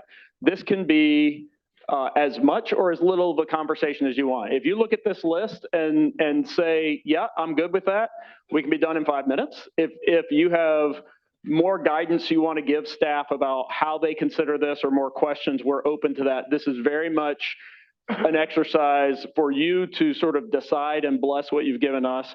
Lyndsay's going to walk you through just a little bit of description of what you did and a little bit of analysis that we did on what you did. And with that, I'm going to turn it over to her and let her walk you through it. Thank you, Lyndsay.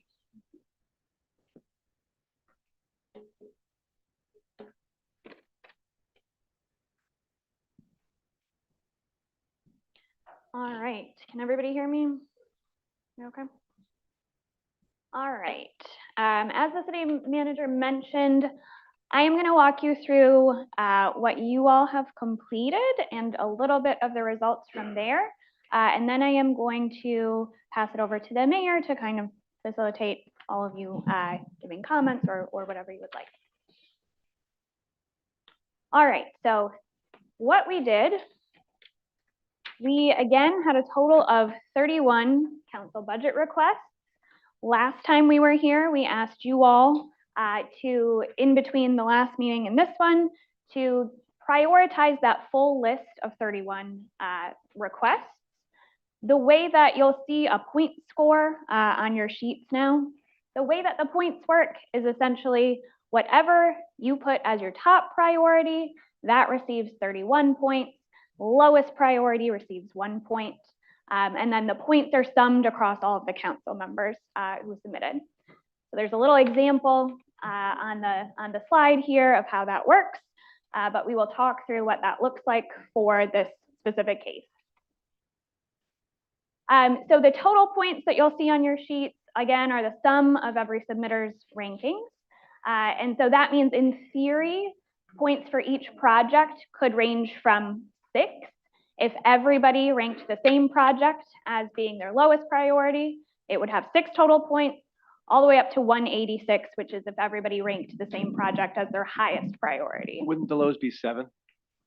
No, we had 6 council members do the prioritization. Okay, gotcha. So in practice, how this looks is the project that got the lowest number of points got 31 total points. The highest number of points the project got was 161. You don't need to read this on the slide. I just wanted to show you kind of how that score distribution looks for all of the projects. And we thought about a couple of different ways of kind of like talking through the score distribution. And it seemed like the easiest one to conceptualize is to look at where there are kind of natural breaks between the scores. So for the purposes of this discussion, we're gonna call projects that got 150 points or more our highest priority projects, 120 to 149 are high priority projects, 100 to 119 moderate, 70 to 99 lower priority, and then below 70 points for the purposes of this exercise, we'll call our lowest priority projects, or requests, sorry. So I will go through what each of these categories kind of consist of. You have the list in front of you also. But there were 2 projects that scored over 150 points, meaning they were pretty highly ranked on most of the respondents' lists. And that's Fare Free Buses and the Homelessness Prevention Strategy Consultant. The high priority projects, sort of next in line, were Durham minimum livable wage for city part-time employees, followed by day shelters, heart expansion, the cancer screening, and the inclusive leadership development tools.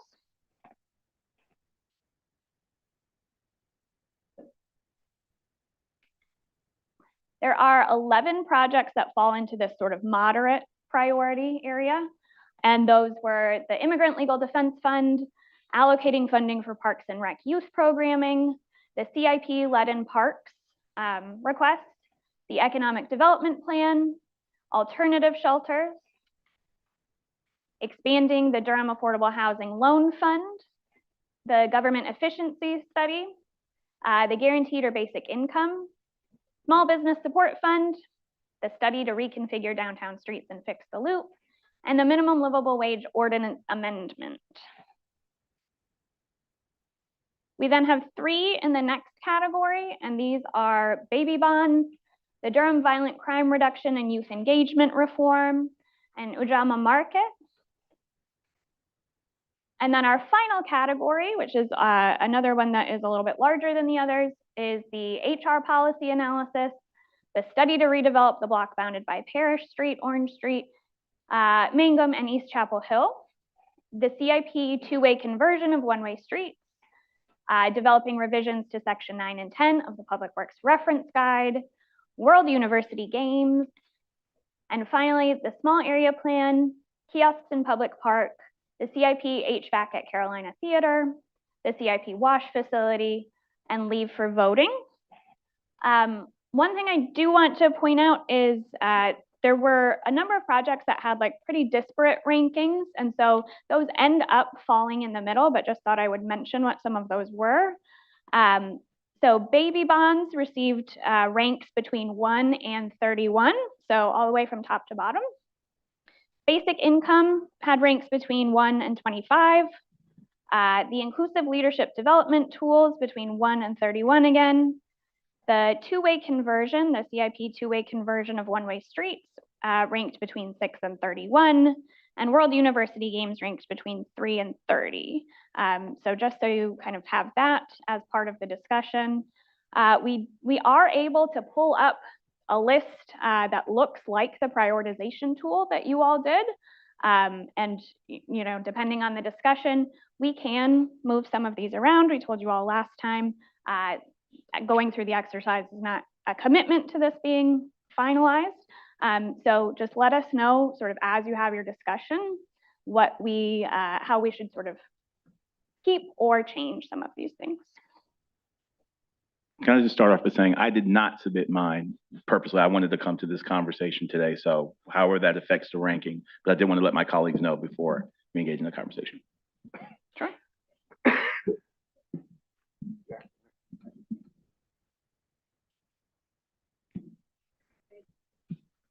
Could you restate the ones that were kind of that split? Sure. Yep. Baby bonds, basic or guaranteed income,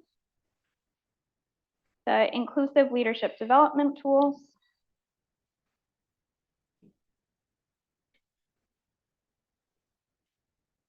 the two-way conversion of one-way streets, and World University Games. Thank you. Mhm.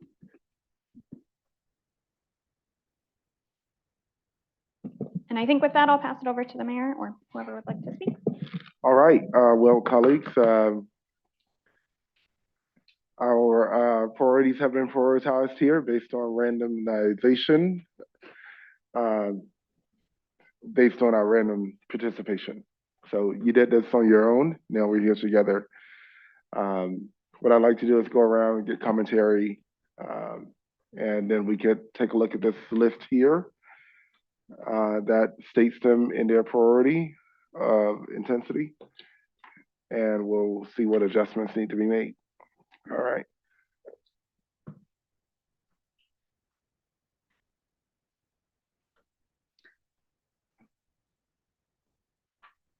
I just want to say that I think that this was a great way to do this.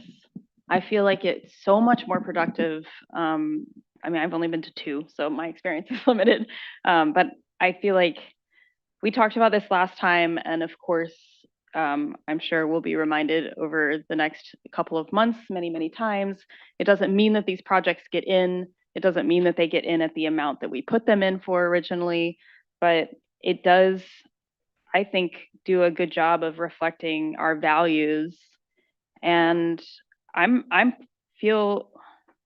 not everything that I put at the top is at the top, but I feel like this was just such an accurate way of sort of understanding our priorities that I feel pretty good about the way that this turned out. And I think that it gives pretty good guidance. Of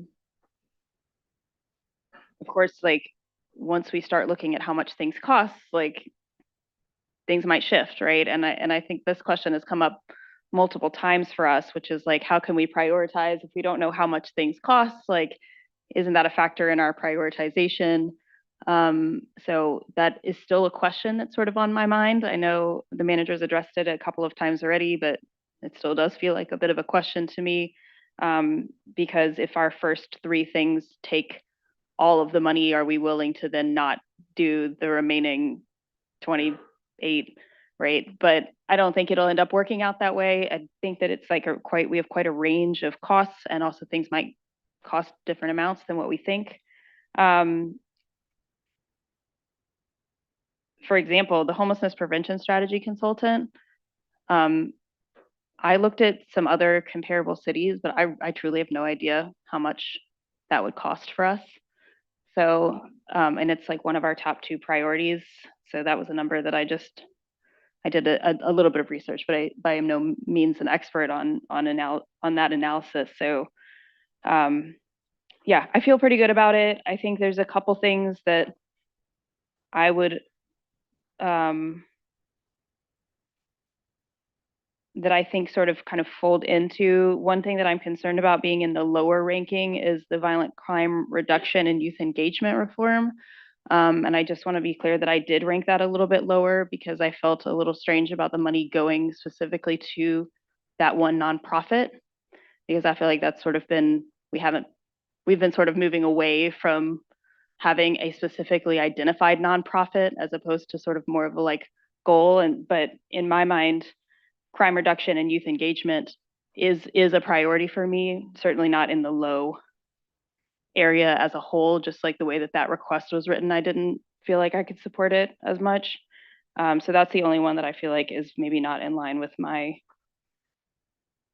priorities. Certainly, again, not everything as I would have wanted it, but I think we all know that budgeting is a compromise. So I feel pretty okay about it.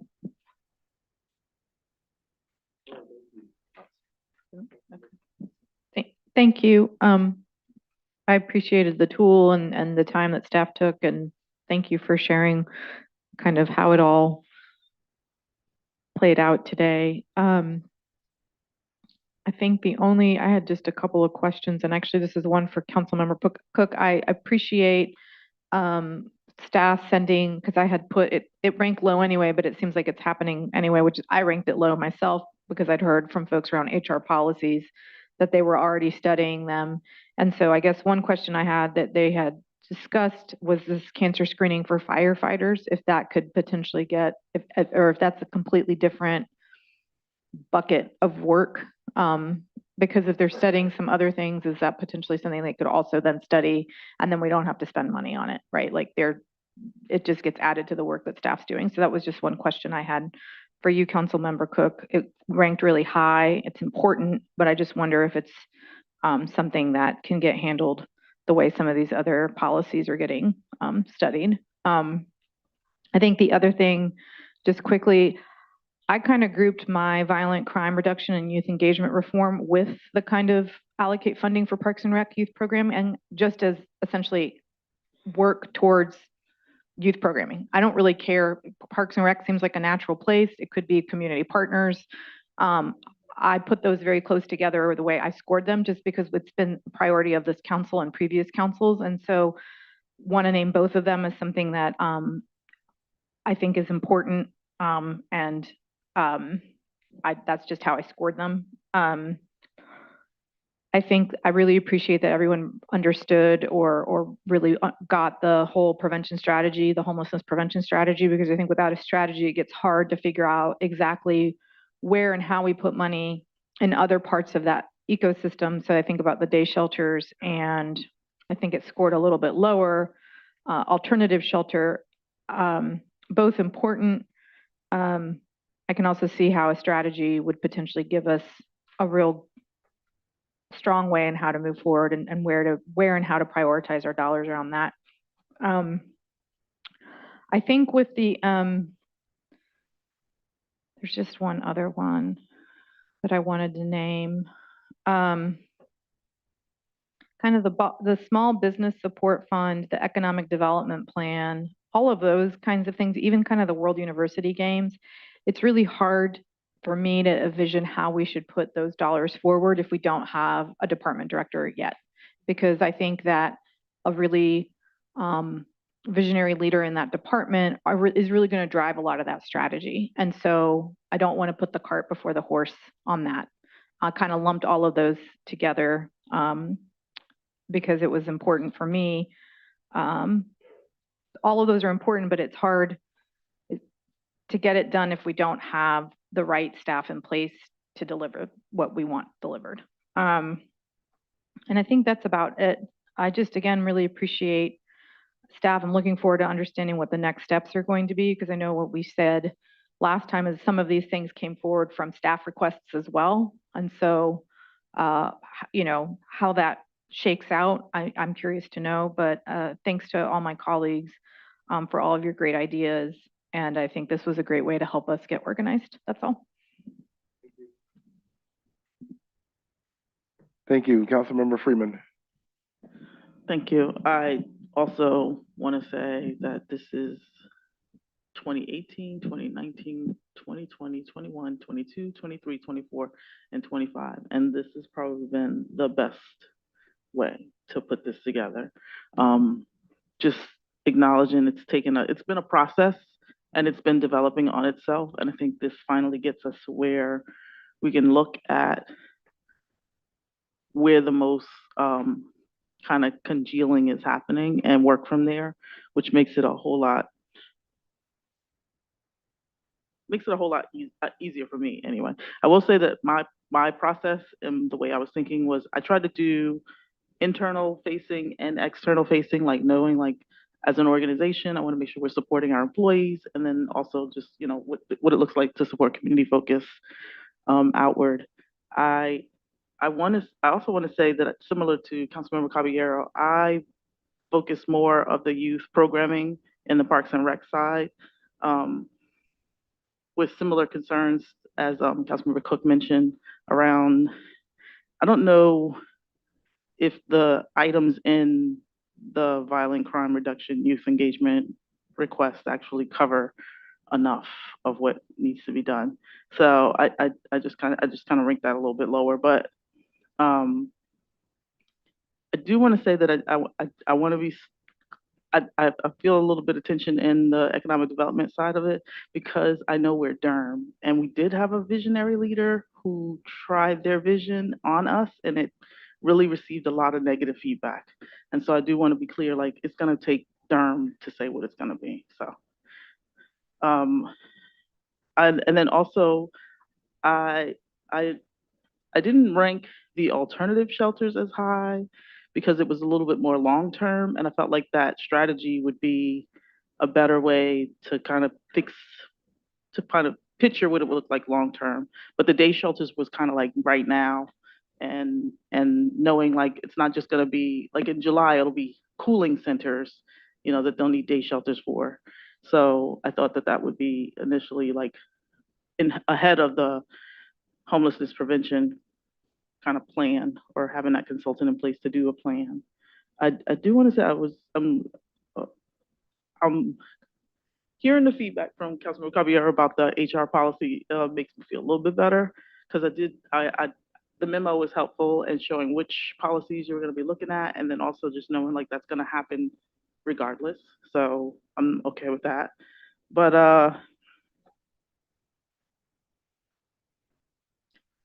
yeah. I think in my mind, I've already started parsing it out and I want to just say it. I'm okay if we dig a little deeper into what we want to see happen and then figure out the numbers kind of that way, this way that we're doing it, because it'll at least give staff some understanding of where we are as a council. And I am clear that all the way up to moderate is pretty much like, I would love to hear what the numbers look like, or through moderate, I should say, up to the 102 total points. I'd be interested in seeing what that looks like. Thank you. All right, Councilmember Baker. Yeah, I appreciate this as well. Thank you so much to staff for all of the work that you've put into thinking about this process and putting in the time. So I really appreciate that. I guess one thing that makes this conversation easier is that we've already put in our priorities, so we don't need to talk about our own priorities. They're already here, so that's easy. I'll just say I'm going to be very interested in where you take this. I think that it could go in a lot of different directions. So that will be interesting to see. Just a few things on my mind here is, you know, wrestling with kind of the high ticket items and just a few of those versus more, maybe lower ranked, mid-tier ticket items. Some things that are high cost every single year, medium cost every single year, some things that are upfront investments for something that will pay off. There's just a lot of different things that are going to be in play here. One thing I did want to just raise that's not part of this is thinking about the volatility that's out there, the increased costs associated with raising wages, and filling gaps in costs, and the reevaluation, and all of those pieces coming together. You know, do we want to look at further coordination with the county on the low-income homeowner relief program? And you know, I don't know where the conversation is going to go in terms of taxes, but having some sort of thinking about, depending upon whether taxes need to be raised and how much of that do we want to contribute? Do we want to contribute a portion of that, or in coordination, and perhaps even expand the scope of the low-income homeowner relief program, recognizing it's a county program, but in coordination? Just want to raise that. So thank you again. So the mayor had important words. You just want some candy, some M&Ms, right? I like that. Yeah. Yeah, I'll add to the chorus. I want to thank the manager for the process. It wasn't a roller derby today, which is great. So this was good. And as Councilmember Baker said, like, we could talk about these priorities, but I think the math is the math, right? I think, this is what I think the data doesn't lie here. So I think in some ways you were at the first retreat, you said you wanted to get a sense of our priorities, and I think you have that here.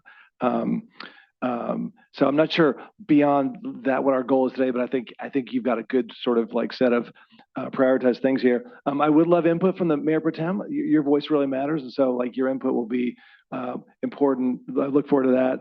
I will say that, one way to organize this is, as you did, sort of linear, sort of like kind of look at breaks in this sort of like in overall scores.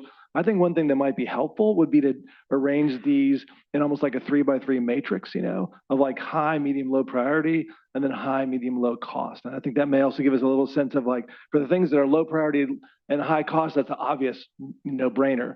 The things that are high priority, low cost, yeah, absolutely. And then there's sort of the other ones that come out in the middle there. So I think that kind of exercise might help us also to see where there's the best opportunities for return on investment for the city and return to our residents. So thanks for the process.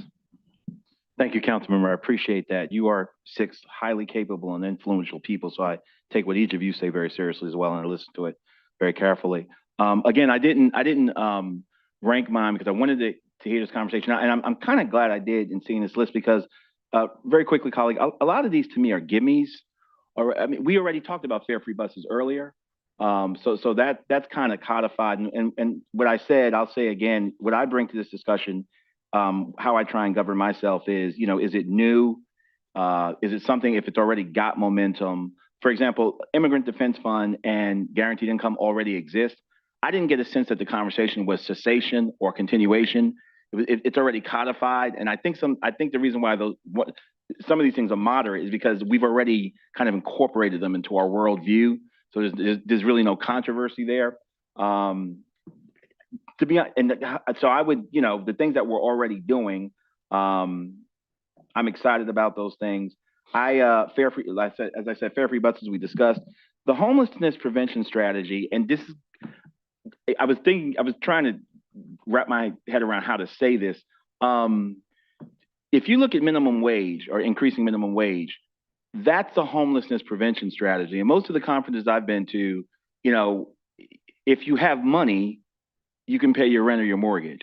Mental health, substance abuse issues, things we already know that will make you lose your home outside of predatory lending or, title stealing, some kind of subterfuge or criminal activity. If you've got a good job, if you've got minimal financial management skills, you have income, continual income, healthcare, things of that nature, then you are unlikely to lose your abode. And a lot of our focus has been, once that happens, or you're getting close to an eviction diversion, how do we rapidly rehouse you? I don't know, and I don't know how many conferences I've been to over the years, but I don't know what a homelessness prevention strategy consultant is going to tell us, except steady income, mental health, healthcare, not evil actors trying to steal your title or bad landlords. I just don't know. And we've got a Homeless Services Advisory Committee. Councilmember Cook is representing us well with that body. That was one of my assignments when I first got on council, spent years. And I know we talk about this kind of stuff all the time. Again, to the mayor's point earlier about, well, he's kind of talked about outreach, but in terms of consultants, the $350 grand for one thing here, I just don't know what a homelessness prevention strategy consultant. I know what we need to do in terms of homelessness, in terms of rapid rehousing and eviction diversion. But I'm glad it's on the list. I think we should always be talking about it. Again, another give me heart expansion. I think if no council member had put this on our list of priorities, they've already got their marching orders. That to me was kind of like on autopilot. So what I tried to do is not create false or unnecessary competition or the appearance of competition with some of our other things that might be new and innovative when we've got some things that are basically gimmies that are going to happen. And I know the manager understands it, and I appreciate what the manager said. We'll put them down there anyway, to let us know what our priorities are. But I think this council has been more than articulate about fare-free buses for a number of years. We've been more than articulate about the HEART program for a number of years. And I think those points are made. So yeah, I look forward to see what comes back from the manager. I think this was an excellent exercise, and I thank my colleagues for coming up with some excellent ideas. And I'll say this now, and I mean this seriously. I'm not trying to blow sunshine at you. I'm at a point now where I'm governing for the kind of city I want to live in when I'm no longer in power. And when I see these kind of things come from colleagues, it makes me feel good about the leadership that will govern us and look out for us when I'm a private citizen again. So thank you, colleagues. Thank you, Mayor. Thank you. I don't remember which one of you all stated it, but it was like a suite of things for economic development. The Small Business Support Fund, the Economic Development Plan, all of those things. I am okay with, waiting for us to get someone in that department that can do what's needed and sort of reform and get Durham back in the front scene on the economic front. I will say World University Game is not that department. It's something small. It'll be contributing to the triangle triad. I still think we can probably figure that out. In regards to violent crime reduction, Project Build is something that's, it's in place already. We have funds that we have to figure out what we're going to do with when we were supporting Bull City United. And that is something that we'll be figuring out with the county. Councilmember Cook, to your point, the Bull City Future Fund is not to one organization, it's being managed by one, it's going to several organizations, and it's structured by what Councilmember Hosey Harmon put in play. We had $150,000 to almost create a clearinghouse for mentoring organizations, and that work is being done. So we have a way of legitimately identifying mentoring organizations across the city, making sure that they are in good standing so that they can receive public support. And the fund is to, while competitive, I wish we could do actually more. I don't have the appetite I personally don't have the appetite to put in a competitive setting the safety of our kids with all of the other things up here, which is why I went private, and I'm willing to continue to do that. If I didn't get anything on this list, that's the one thing I'd really like to get, some initiative that is really focusing toward, how we're going to respond to the fact that we're at about 15 people shot and killed. They're all young Black kids, and I don't see anything of what we're doing. So it may not have been communicated well enough, but I hope that we can some way, somehow find a way to, respond to that. And on the more proactive front, the baby bonds is something I hope we can come around to as well. So for me, I don't really have necessarily a personal agenda. It's more so just trying to respond to what I'm hearing in the public, what I'm seeing in our surveys. And I think that, if I had to choose any other council to be a part of, I couldn't. I would want to be a part of this one because I do look at the fact that, I look at what we are prioritizing, and I'd rather have these tough conversations with you guys than anybody else, because what sort of drives my thinking, when I bring those kids to City Hall for their field trips and I explain to them what government does, I say, we make sure your water comes out clean. Yeah, we make sure your trash is picked up. We make sure you can move in and around the city, and you have streets that are safe to drive on and ride on. Those are the basic necessities that I think our taxes should pay for. Those are the public good. So when I tell people I'm like 10% socialist, that's what I'm talking about. There are certain things in our society that when you pay taxes, you should automatically have. And then there's, the other side of it is, the things on top of that we have to make a values investment, and I think that part of being an elected official is being at the table to do the horse trading on behalf of the people. You know, you're the one that's sitting at the table to help allocate these resources. And I don't think any of us, based on what I see, have any personal agenda here. I think we're trying to put all of what we can, the best foot forward. So I can appreciate, and actually I can support every single thing on this list. And that is why, Bo, you get paid the big dollars, and we don't, you know. So good luck. But I will say, just personally speaking, I do think that we need to have more of a direct response to the underworld, which is that world that's living in our community, where they have no idea what the hell we're talking about when we say sustainability. They have no idea what we're talking about when we're, you know, there is a world out there in our streets that have no idea that we're in a climate crisis.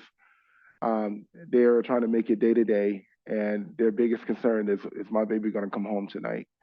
And I don't see that we are aggressively responding to that. So I know that everything is important, and I really want to make sure that I'm being direct about this, but also compassionate with everything we're putting up here.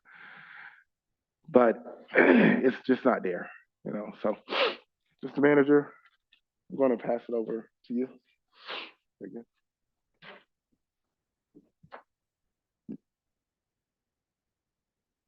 Councilmember Cook first. This is going back to something the manager and I talked about some time ago, which I'm also curious. I think this was like so helpful. I'm also curious to do something where we talk about deprioritization as well. I know that you're going to have to find funding. You're not going to have to, but you're going to look for funding to prioritize some of the things that we have prioritized.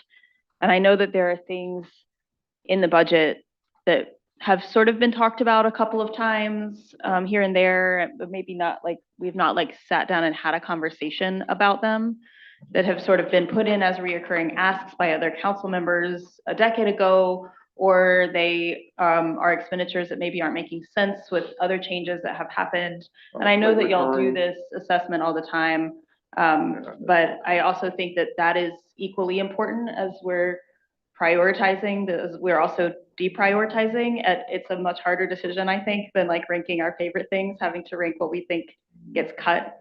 But I do think that that might be, if we could hold space for that in the future, in the next couple of months, I think that would also be really helpful. Yeah, I'd love to address that. So two answers to that. The first is our budget staff actually, based on council feedback, a number of you have mentioned it.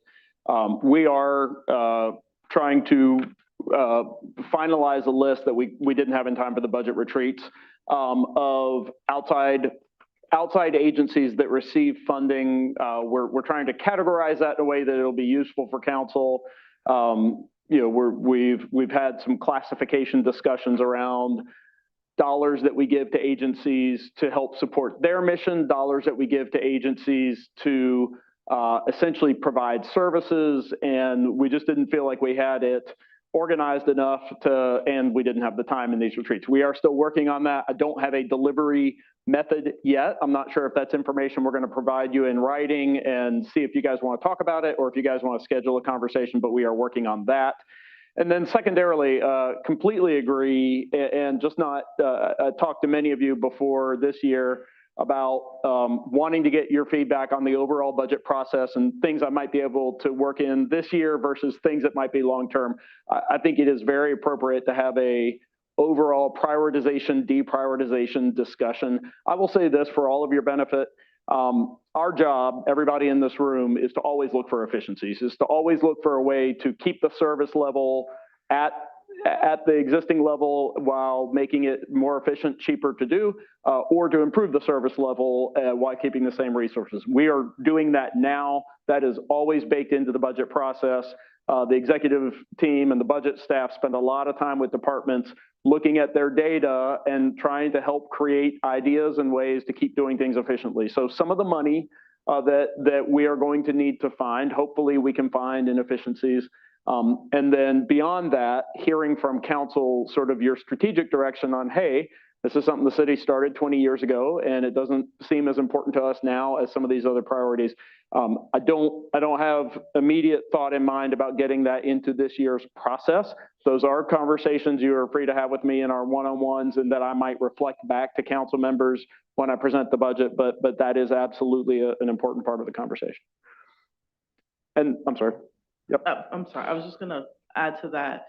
There's probably gonna need to be some measure of the ARPA as well, knowing those dollars have been in our community the last 4 years, 5 years, and they won't be going forward. And so just making sure to kind of figure out where we've been investing and also where we haven't, to the mayor's point, because I think some folks have been able to leverage those ARPA dollars. They had the infrastructure in place to actually get those dollars, and we need to also kind of balance, because it is going to be whoever the providers are that are providing our services or supporting our services with contracting are going to need to be supported regardless. And I know that's not part of today's conversation, but I don't want to lose that thread, because I know those ARPA, I mean, that was over $60 million that came in, and I don't want it to derail us come May and June. I think one of the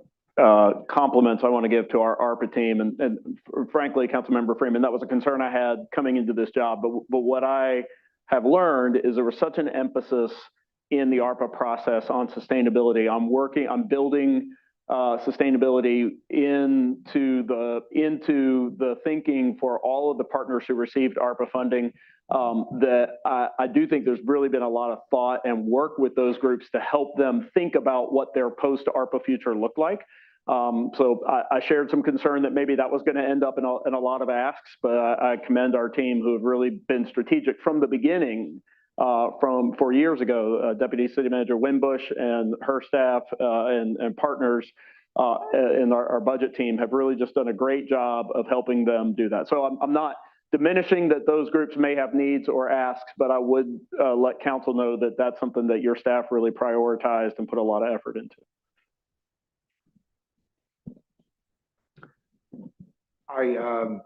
And just to Councilmember Cook's point, as you're continuing to gather that data, that information, I'd be interested in, and I may be on an island by myself on this one, but when we're funding some of these agencies, I'd be interested in what type of influence we can have on their work as well, just to prevent isolation. I know we are supporting some groups and they have their own agenda, and it's counter to, for example, the homeless strategy could be very holistic, but if Urban Ministries is doing everything, if Families Moving Forward is doing everything, and Housing for New Hope is doing everything, we're supporting all of them, but they're doing something very separate. I know they have different types of services or the different demographics they serve, but I'd love to just, if we're funding someone, I'd like to be able to have some expectations behind it as well. Thank you. Now, just to sort of bring closure to this whole conversation, Mayor, to your comments at the end of the prioritization exercise, just to pull back out to the 60,000-foot view, this process was for you to make budget asks, not necessarily this process, the last 45 minutes and the work leading up to that. I don't confuse that for your overall budget priorities. So the lack of a specific initiative around violence prevention and youth violence does not leave me in the dark about where that stands as a priority for the council, and that my budget, just because it didn't end up high on this list, doesn't mean that my budget and the work of the people in the room aren't going to continue to treat that as a top priority. Just like something new on this list that scores well, I don't necessarily presume that to mean you want it to bump something else. Part of why we talked for 2 days, and I ask you a lot of questions, is to try and download a lot of what you're thinking and what you're focused on. So this process is a subset of what I take to be your overall priorities, and I will work with your staff and this budget team to try and reflect that to you in a proposed budget that you'll see in May, and then you'll decide how close that got to right. So this is a part of your overall prioritization. This, to me, does not cement that this list is the prioritization, which is why I've kind of throughout this communication, let you know that being super hyper specific about the dollar or the initiative was less important to me than hearing the conversation. So I've gotten exactly what I hope to get out of this. You've done a fabulous job letting me know what your priorities are, and I'm really grateful, so thank you. I appreciate you, Mr. Manager. Just real quick, one last thing. I did want to associate myself with the mayor in terms of the violent crime reduction task force. I think it's going to be really important as more and more people come to our meetings talking about gun violence, as we see the headlines in the news every day, to be able to point this. And I appreciate you saying the staff will still keep these things on their radar, but I think it's really important as we point at money for any number of other issues. I think it's going to be really important that we are able to point at something concrete in this budget that speaks to this, speaks to that. And if there are questions about the value, but I think at this point, you know, we can speculate as much as what we're going to get from a consultant on homeless prevention as we are going to get from a consultant on violent crime. I think they're both important, but I think that it's important that if we have that in there, that something ought to be in this budget that speaks to what's happening with these young people in these streets and vis-a-vis gunfire. Finally, I do also want to put in a plug for the World Games, World University Games. I remember when it was announced when Durham got this, and we had visitors, and we gave out jerseys at the ballpark. Pretty big deal. Imagine if your city got the Olympics. Now, clearly, this is not the Olympics, but it's that type of potential economic boon to the city having these games played here. And I think the return on the investment is going to be exponential to whatever is being asked for the World Games. And if you didn't know about it, you can just Google when we got the announcement. But that's a pretty big deal. So I just do want to put in a plug that we make sure we position ourselves to fully benefit from that, from hosting those international games here in Durham. Thank you. Thank you. I want to thank Lyndsay, Gavin once again for helping run this process for us and bringing a lot of really good thoughtfulness to how we rank it. We are dangerously close to being back on schedule. If we reduce our break to 8 minutes, we'll only be 5 minutes behind. Mayor, is that acceptable to you? We reconvene at 2:50? 5-minute break. 5-minute break. There you go. All right, let's go.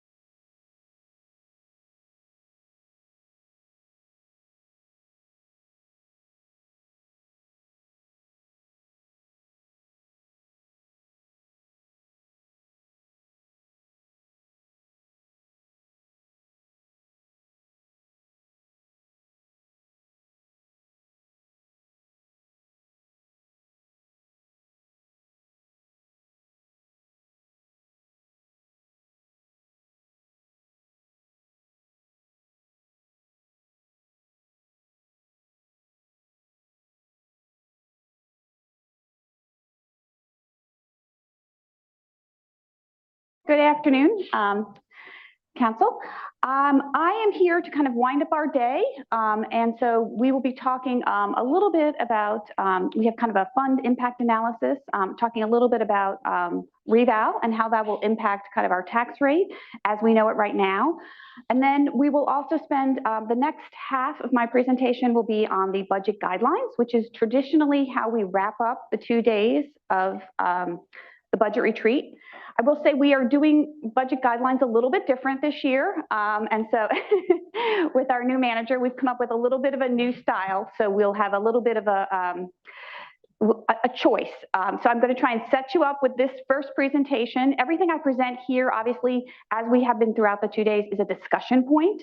So, you know, I will be giving you my best perspective on it based on what you've heard today and what you've heard at the last retreat, kind of where we think we will be with certain things, but of course, that we want to hear from council on kind of what they're comfortable with and some of the options that we are presenting. So I want to start out this presentation with just a reminder slide. So as you saw last week, this is the same slide that was presented by our tax office at Durham County.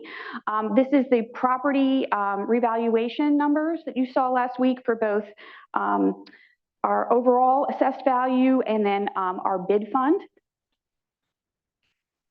So we have used those numbers and to kind of look at our both our current tax rate. So this is just a reminder of where we sit currently with our tax rate, with the general fund getting the largest portion, then debt service, housing. We talked about transit and solid waste a lot today. So we're currently at 59.62 cents.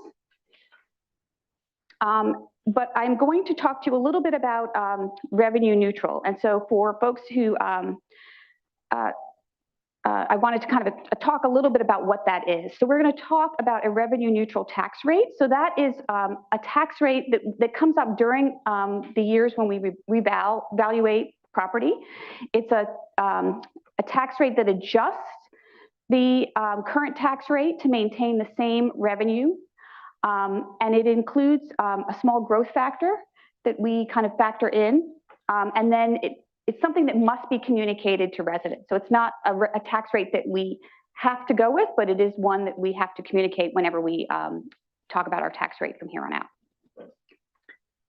So our staff has been working hard with some of the numbers that we received from the tax office. And currently, based on the information that we have, and I don't expect this to change greatly. It could change slightly if we get different information, but this is where we believe our revenue neutral rate would be. So in FY26, our revenue neutral rate in the general fund would be 23.8 cents. So that means that our tax rate would decrease from it's 35.40 cents down to 23.8 cents. And then for the debt service fund, revenue neutral would be, a current rate is 11.5 cents. Revenue neutral will be 7.5 cents. Housing is currently at 3.38 cents. That would be 2.20 cents. Transit currently sits at 3.75 cents. The revenue neutral rate is 2.45. Solid waste is 5.59, and the revenue neutral would be 3.64. So our new revenue neutral rate would be 38.87. And then we'll talk a little bit about half penny for parks, which is something that is included in our general fund rate. But if we kept the same percentage, the revenue neutral rate would be 30.33. So one of the things that also happens during the reval is that our penny changes. So we talked a little bit about how our current penny is generates about $4.2 million. Under the revenue neutral rate, a penny would generate almost $6.8 million. So every penny generates a little bit more revenue because the pennies are smaller. And so that rate will, so our pennies will change, or the amount that we can generate from a penny will change. I did want to kind of talk a little bit about property tax bills. So this is kind of talking a little bit, looking at the median value from last year, which is based off the 2020 rate, was $239,000. That's our current tax rate of 59.62 cents would generate a tax bill of $1,427. And then if we used, this is just kind of showing you how the revenue neutral rate works. If a median home value is now $416,000, using the revenue neutral rate of 38.87 cents, the new tax bill would be about $1,617. And that's because of the growth factor. That's because of the growth factor, yeah. So the median home value just in this situation has increased by, almost 74%, which is what you're seeing, and our tax rate then gets reduced similarly. Any questions? And obviously it will vary depending on an individual situation. So I'm going to go over some of our funds and talk a little bit about some of the multi-year projections that we've been showing you as well too, as we talk about where the tax rate will sit and what the revenue neutral rate will be, and maybe what some of our staff recommendations would be for some of these funds. I did want to remind you that all of our multi-year funds include some major assumptions. So what we will be talking about is all of them are maintaining our current pay plan. There's benefit increases incorporated into each of the funds. All of them have base budgets for the departments and modest revenue growth. So in other words, some of these things will change as we go through the budget process. What none of these funds or what none of these projections show are any new budget requests, any of the council budget requests we talked about right now, new CIP requests. So those are things that still need to get, that I will not be factoring in when I talk about some of these changes to revenue neutral. Okay. So starting off with the general fund. So some of the general fund, just as a reminder, you saw this last week and got a presentation on it, but in the general fund, we've had some revenue reductions. We talked a little bit about our occupancy tax, our utility franchise tax, sales tax. Last year in our budget process, we had a 5% increase. This year, we're talking about a 3% increase. The assumptions in our multi-year fund were that we would continue our pay plan, 5% for step plans, 4 to 6% for pay for performance, and then the multi-year that I showed you had no new initiatives in it.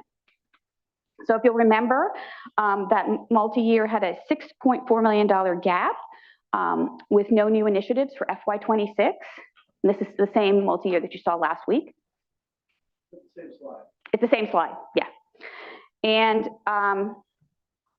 so this would be, if we looked at I just wanted to give you a sense of what the current tax rate is, the revenue neutral rate, and then I've called the third column or the third row a balancing amount. So the first one is the property tax that would be generated from last year. And then the FY26 revenue neutral amount is showing you that kind of growth factor in there. And then if we were to balance the fund, this would add 1 cent, which would be about 6.8, yeah. That would get you to 24.08 cents and would generate about $163 million. I did want to talk a little bit about half penny for parks. We have always dedicated a half penny of our general fund rate for parks maintenance. And currently in the property tax, it generates about $2.1 million. If we look at revenue neutral and stay with that, it would drop down to 0.33 cents. So not quite a half cent. It would generate about $2.2 million. It's about 1.4% of the general fund overall budget. And then the third row is showing you what, if you were to maintain that half cent for parks, it would generate about $3.4 million. But that would also mean that it would be 2.5% of the general fund. So there would have to be, unless you raise the overall tax rate for the general fund, it would be a larger, we would have to find other reductions in other places for. Okay. So transit fund. We spent a lot of time talking about the transit fund this morning, and so you've just seen that multi-year. Just as a reminder, you know, it assumes fare free as part of that, and the service enhancements that Sean talked about this morning. This is just the slide that you saw this morning. One thing I will point out is that the transit fund for FY26, there is some fund balance available in the transit fund. So although it is running a deficit in FY26, the fund does have some fund balance to cover some, you know, some of that expenses and revenue shortfall. So based on that, we have kind of had two options here, which is the FY25 budget. You'll see that 3.75 cents equates to about $16 million. The revenue neutral rate of 2.45 cents is about $16.6 million.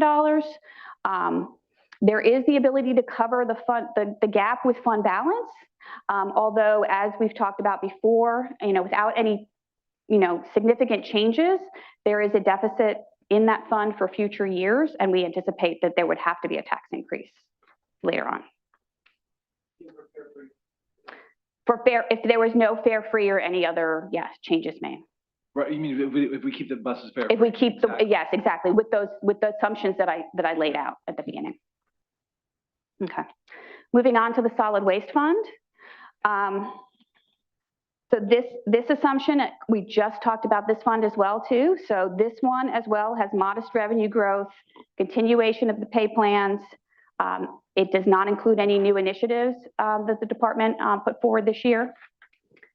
And of course, you've just seen this fund as well too. And as you can see in this fund in FY26, there is about a $5 million deficit projected for next year. It is projected that at the end of FY25, this fund will be out of fund balance. So for this fund, we did want to show you three options. The FY25 at 5.59 cents, which we've talked about, is about almost $23.8 million. Revenue neutral at 3.64 cents, would it be about 24.7 million? And then if we were to take 0.74, which is about $5 million to balance the fund, that would get you to 4.38 cents, which would generate about $29.7 million. Moving on to the debt service fund.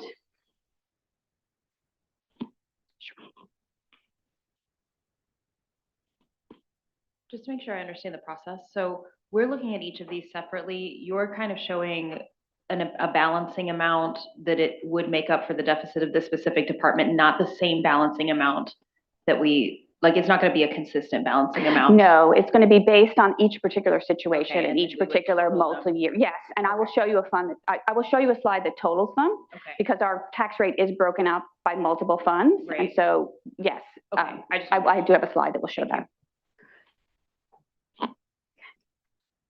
Moving on to the debt service fund.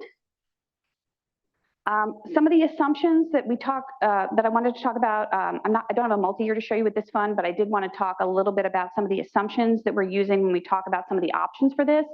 As you know, residents passed a 2014 Connecting Durham bond, which we will need to pay debt service on. We'll be going out for debt. And so that is something that we need to factor in our future calculations.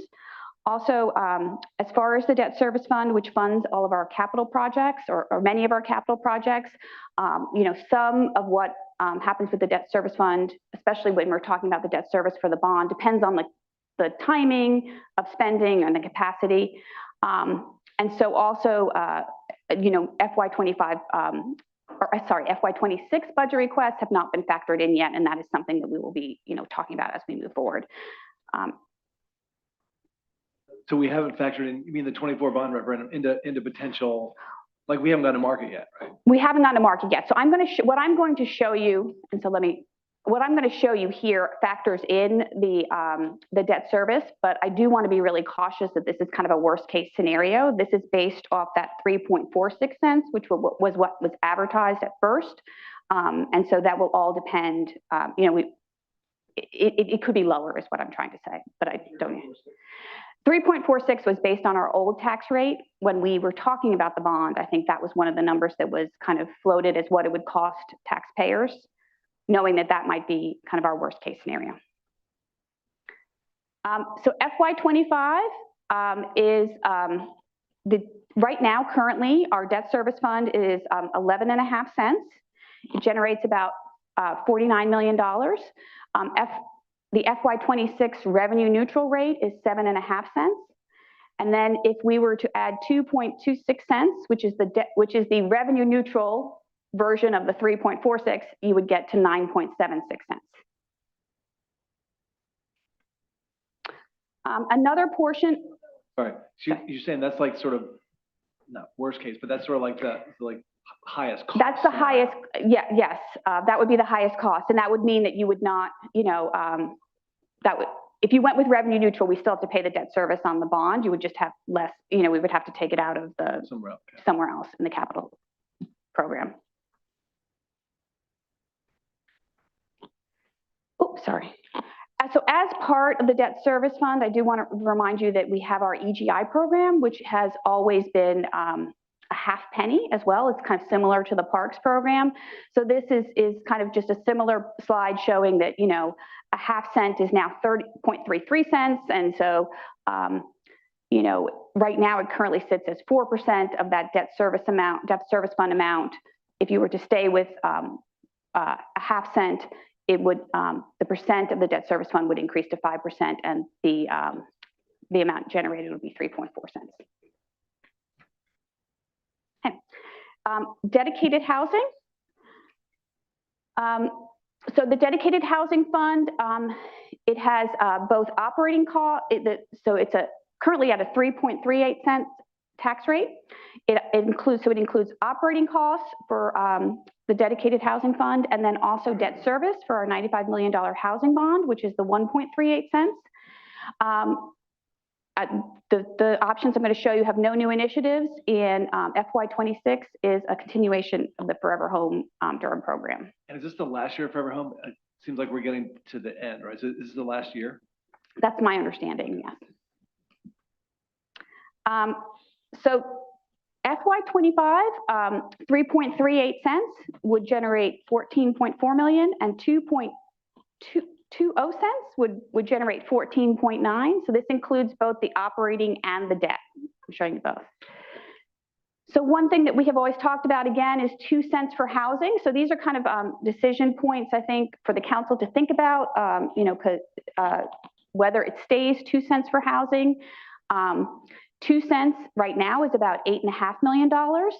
1.30 cents is the new revenue neutral rate, which would generate $9 million.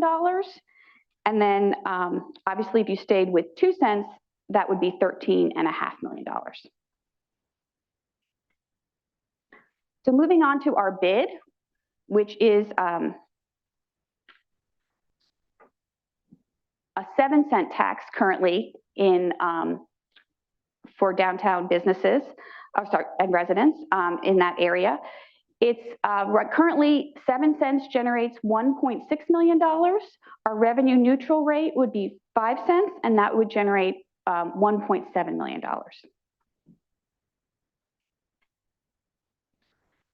So to Councilmember Cook's point, this is kind of looking at our current rate, our revenue neutral rate, and then looking at what those suggestions that I just made, or just options that we talked about to balance. So if we did 1 cent in the general fund, 2.26 cents in the debt service, and we have 0.74 cents for solid waste, that is a 4-cent increase above revenue neutral, which would bring you to 42.87 cents, making no other changes. And not including any new initiatives or council budget requests. So just as a reminder, I know that we've talked about this before, we are evaluating our new budget requests right now. Currently, we have operating requests of about $32.4 million. That's 136 requests. If we were to fund all of those requests, that would be about 4.77 cents at the revenue neutral rate. Council budget requests, I just took, the current amount that we have right now. Obviously, we have not vetted those. So, but if you were to assume that that would be $34.6 million, that's about 5.10 cents. And then we also have about 120 CIP requests that we're evaluating for $525 million. So that concludes my just analysis of the funds. I'm happy to take any questions or have any discussion. And then we're going to talk about guidelines. Get into the guidelines where you get feedback. So this really is just understanding questions, and then we'll go next. Just a question on the CIP request. Is that for FY25 only, or is that for the 5 years? That's for FY26, just FY26 only. Okay. Alex? And I think of that, about 189, I think 189 million is general CIP, which would come out of our debt service fund, and about 316 million is water and sewer. So just so you know, it would not all be. So a question about the CIP generally. So it seems like last year on the second day we looked at the CIP. So when are we going to look at that? We'll be bringing that back when we come back for works for your council budget retreats. Okay. For work sessions. Yeah. Okay. Yeah. We'll be looking at all of those. Councilmember Cook. Just want to make sure that I am understanding, so I'm just gonna repeat it back to you. The slide before this one, we have the current rate is 59.62. The revenue neutral is 38.87. What we would need to have a balanced budget moving forward is 42.87. And then the following slide, you've shown us with our requests what we would have to add that additional 5 and 4, 510 and then 477 onto the 42. And that would be if we funded covered everything, which I know, and also I know that our budget requests are already, some departments have already requested them. I know those numbers are overlapping, so, but we yes, exactly. Some of those sit inside those other numbers. Right. Which is a point to make. But the deal is that potentially we will add this number of cents to the 42.87 in order to have a balanced budget and also cover our potential request increases. I just show it as, it is not to say that we would do that. It is more to say that is the universe of things that, that's the how we would fund it if we were going to do that. Okay. Thank you. Thanks, Councilmember. Colleagues, anyone else? We're anxious to see what Ferguson's done to our guidelines. Yeah, the remix of them.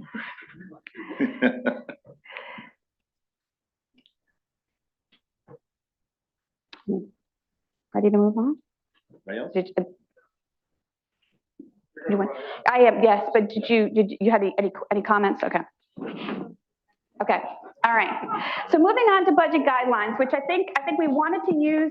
So normally I bring to you the budget guidelines kind of almost as a formal document. We kind of go through it almost.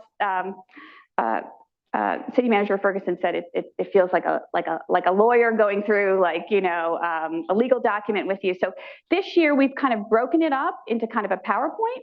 I'm going to go through each of the sections like we normally do, but I'm going to show the different options. And I think we kind of would like to get some discussion and some direction from you all. And then I will be bringing back the guidelines for your formal adoption at a work session and a council meeting after that. Okay, So just a reminder about what the guidelines, the purpose of them. So they're used by the city manager and also the budget management staff to prepare the next year's budget. They set expectations for what the proposed budget, what you all will see in the proposed budget and what kind of a tax rate will be, and also some of what kind of work you would like us to do to go back before we come back to you. And then, obviously they should support we've been talking about this throughout the budget retreats, our city's strategic plan and those priorities. So starting off with revenues, as a reminder, we just looked at this. This was the slide that I showed you talking about current rate, revenue neutral, the balancing, and then what the tax rate would be at that balanced amount. So I want to start out with the general fund. We have two options up here, which were kind of the two options that I showed you on the slide in the previous presentation.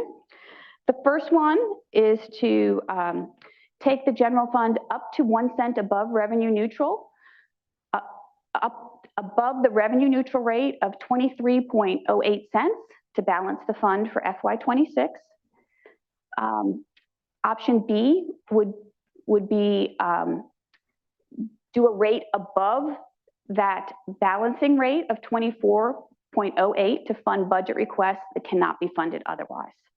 And so recognizing that there is the option for a revenue neutral rate, but that would at this point we believe would probably require some significant cuts. So I think that is our. So the third one is C, not something that we would recommend, but it is an option, yes. So just to be clear, yes, well, yeah, Councilmember Freeman. Okay, yeah, so balance it out with 1 cent. That was 1 cent. That's option A. Option A, and hopefully we would be up to 1 cent. We would hope, if you. Yeah, raise it as much as we want, in option B, and get, kicked out. Or option C, make some sacrifices and have revenue neutral. All right, are there any thoughts around this? I think both, Mr. Ferguson, this is kind of like. We're all putting our framing on it, so if you'll let me, I'll put my framing on it too. Yeah, go ahead. A is essentially a program budget that maintains what you've done last year, severely restricts our ability, allows some extra revenue to close the gap that we anticipate based on rising costs, doesn't provide any revenue really to consider new initiatives. Doesn't mean there wouldn't be any new initiatives, but there would only be those that fall within this cap. B means council will consider, not approve, just you will give me direction that says you would go above that penny to consider some of the higher priorities with the understanding that the sky is not the limit by any means, and that we will look with great scrutiny on any amount of additional revenue. Those are the two choices I feel like you were most likely to choose between, which is either just close the gap and don't do anything else, or close the gap and consider some of the priorities we've talked about today and in the previous retreat. But mathematically, we could still conceivably say to folk that we've lowered your tax rate. Yes, you're going to be lowering their tax rate no matter what. You just may not be, their tax bills may be. Yeah. We lowered tax. I'm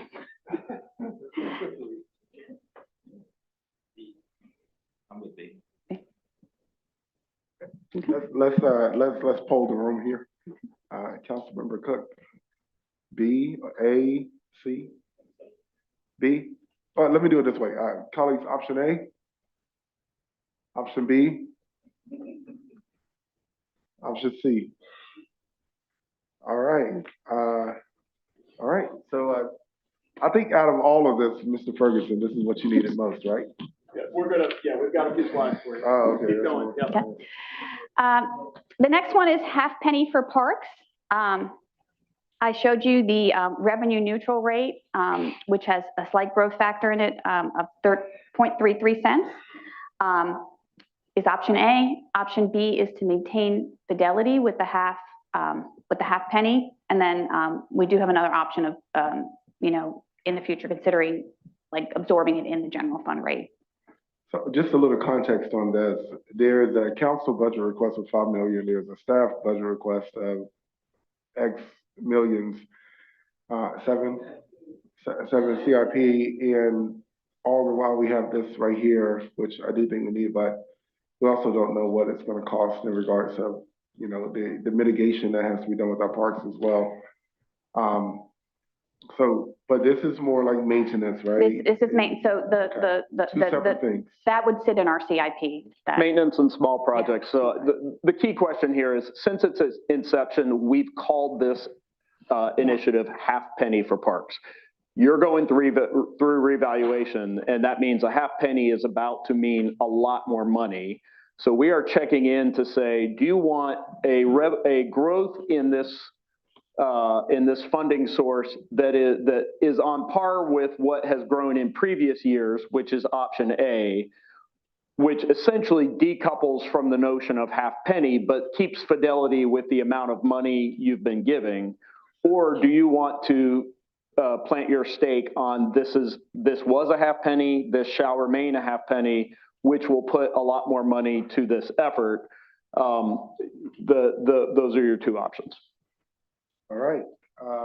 Yeah, Councilman Cook. And by doing that, we, as you said before, I think, Ms. Riordan, so if we did maintain fidelity with half penny, then we got to find money elsewhere in the general fund to cover that, because it's growing faster than everything else in the general fund, right? Or you would consider that a tax increase of above revenue neutral from 0.33 back to 0.5. Revenue neutral drops a half penny to 0.33. Therefore, if you say keep it at 0.5, that's essentially a 0.17 increase above revenue neutral. Yeah, I'm happy with that on this one. Councilmember Cook. I'm trying to go back to the slide on half penny for parks, because or like the park expenditures. Thank you. It's hard to talk about it without. Oh, sorry. Oh, there we go. Okay.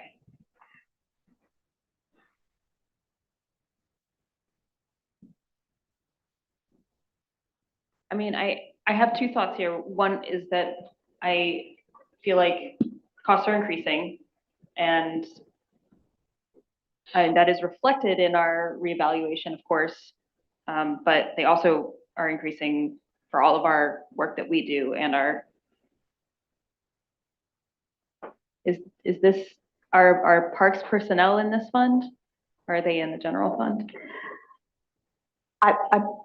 Well, this I is not a believe that fund. it's not a fund. Yeah, This it's is not part a of the fund. general fund. So you know, everyone sits in the general fund. Is that And it's just earmarked for parks. It's just that we reserve this for them to do, yes, park maintenance. This came about in things. 2014 as a service enhancement in parks. It was broken up between small capital projects and improvements that were below the CIP threshold and additional maintenance.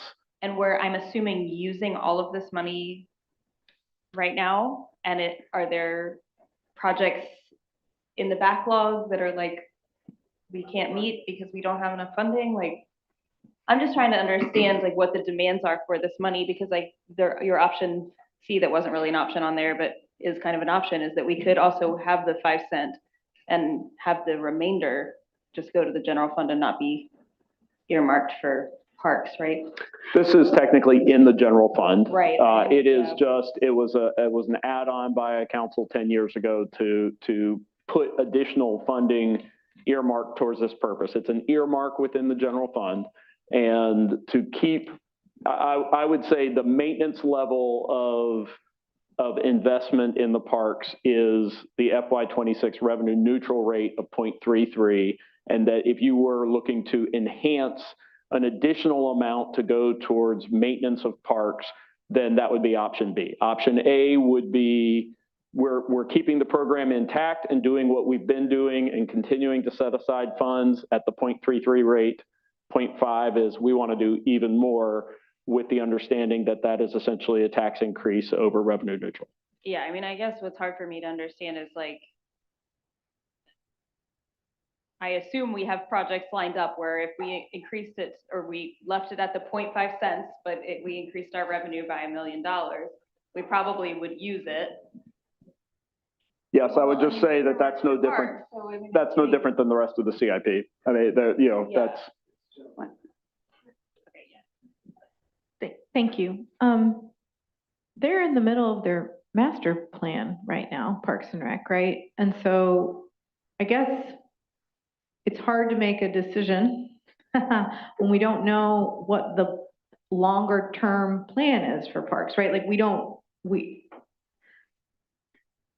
even know at this point if what we've been doing is enough. How about that? Right? So it's hard to say, yes, increase, because I don't have anything to measure against. I don't have anything to I hear what you're saying about where the council was. Was that enough then? I don't know, right? Like, that's what I'm trying to understand as far as, great, there's a program, we use every penny we get because that's what we've got. That doesn't actually get us to our goal of what we want around parks. So I'm not, when you go to that slide, A or B or whatever that one is, I'm not opposed to moving, but to that higher,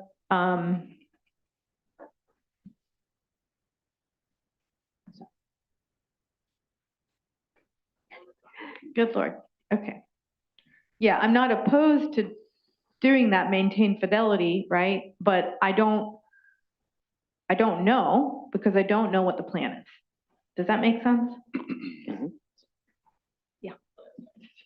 So that's just where I'm at. I wish I could give you an answer of A or B, but if I don't have anything that's like, yeah, this is what we would do with that, and it lines up with our strategic plan and it lines up with what survey respondents say, then that's on us to sell that to the public, which is like, hey, you said you want a thing, we're trying to deliver on it. But I think, and this is just me, the half penny for parks, and the reason that it was put forward is to get to the point where we are right now, where there is a master plan and we have the bond and we're doing the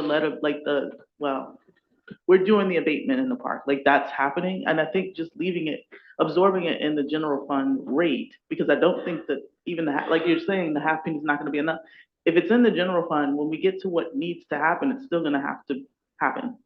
So this is just kind of like, do we wanna make this a paraded point? It's not real anymore. And so even if you leave it at 0.33 cents, what's the point of it being 0.33? Like, it's still like, there's gonna be a cost. And we're still gonna, like what you're saying about the projects are gonna be in the CIP. And the needs of the parks are going to be covered by the general fund regardless. This was more of a campaign that has won. Like, you've won already. Let's start with the next campaign. That's just my thought. Just me. To give council something to react to, maybe to help this be more simplified.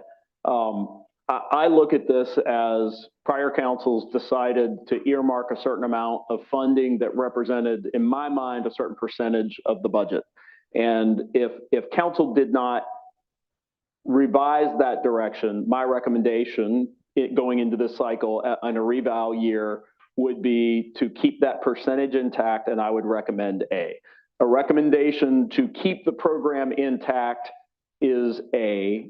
B is a recommendation to enhance the program.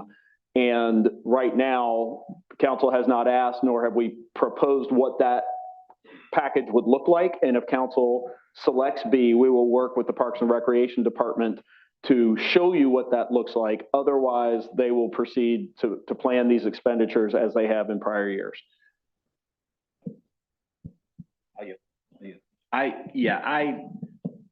When the half penny was proposed, part of the marketing was we're making it's just a half a penny. Think about what we can do with a half a penny for our parks.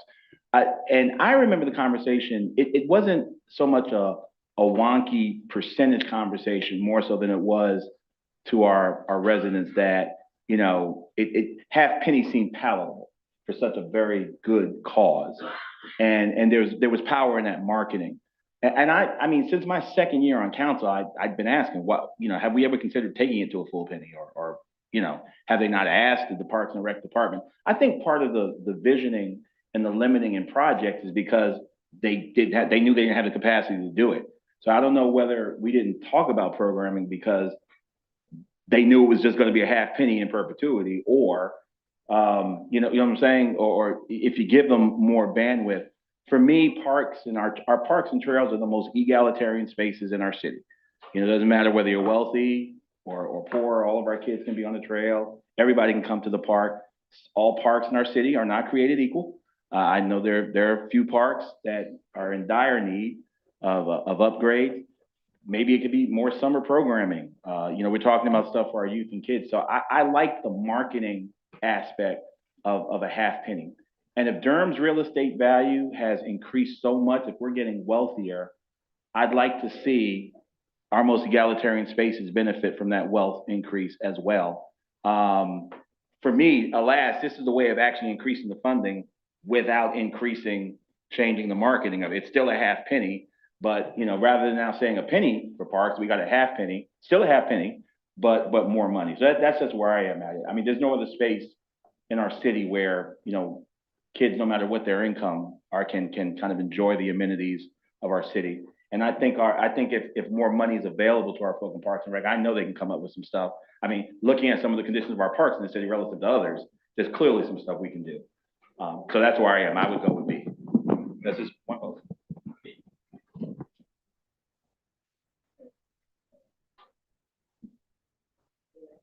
Yeah, all right.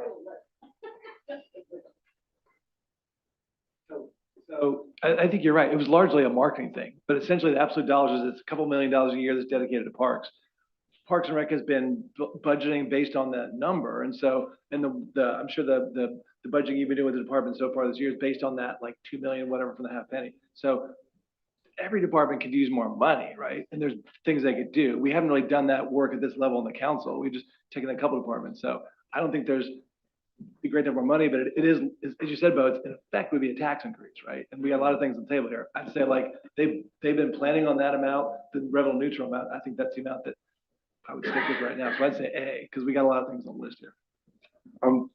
I look at our parks as an opportunity to, I think they're economic drivers as well for our community, and I think that we're underfunding it. But in this case, I'll go with B. But I had another question about the bid. Okay, we're going to get to the bid. Can I hold off on the bid until? Yep, sure. Okay. All right, are we ready to move on? Nope. We're not ready to move on. Okay, You guys, just want to make sure. you guys need to do the polling. I needed to. Okay. These are actual votes. Could you raise your hands for option A? Option A, raise your hand. Okay, and option B? Yes. It's coming. These are budget guidelines. You are. Yeah, once we get a little more information. Yes. You'll see a proposed budget in May, and if I did something that you want to change, you can change it. So for now, it looks like B. B. Got it. Okay. Thank you.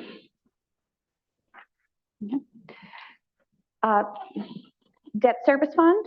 So option A is add up to 2.26 cents above revenue neutral rate of 7.5 cents to pay for debt service on the 2024 Connecting Durham bond. Or B, consider additional increases above the 9.76 to fund budget requests that cannot be otherwise funded. And then a revenue neutral amount, as we talked about in the general fund, would require a reduction in CIP requests. And this also, just as a reminder, so in other words, we'd have to take away from CIP. CIP is usually one of those things where we, fund as much as we can, and then if we didn't have that capacity, we would have to use it to pay for the debt service on the bond. So the EGI is also another one that we have kind of traditionally dedicated a half penny. In this scenario, it would be 0.33 cents.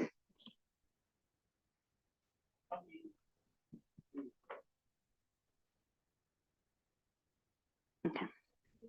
And so the interest rates on the, I mean, I may need our finance director if we're talking about interest rates on the bond, depending on what your question is. And I'm not sure. This feels hard because I'm like trying to look at this slide that corresponds to this. But what I heard you say earlier on this was that the revenue neutral would not allow us, that we would have to find this additional amount up to the 9.76 to pay back our bond from other places. Is that not true? Say that again. I mean, So the 2.26 cents would be for the debt service on the bond, which would bring the rate up to 9.76. The 9.76 would mean that we could, it would be considering additional CIP requests than we would normally have under our revenue neutral rate. That's what B is. It's debt service. It's funding the bond debt service and then any additional things that it allows the city manager a little bit more leeway to do maybe more CIP funding above revenue neutral, which would be which would be an additional tax increase. Go ahead.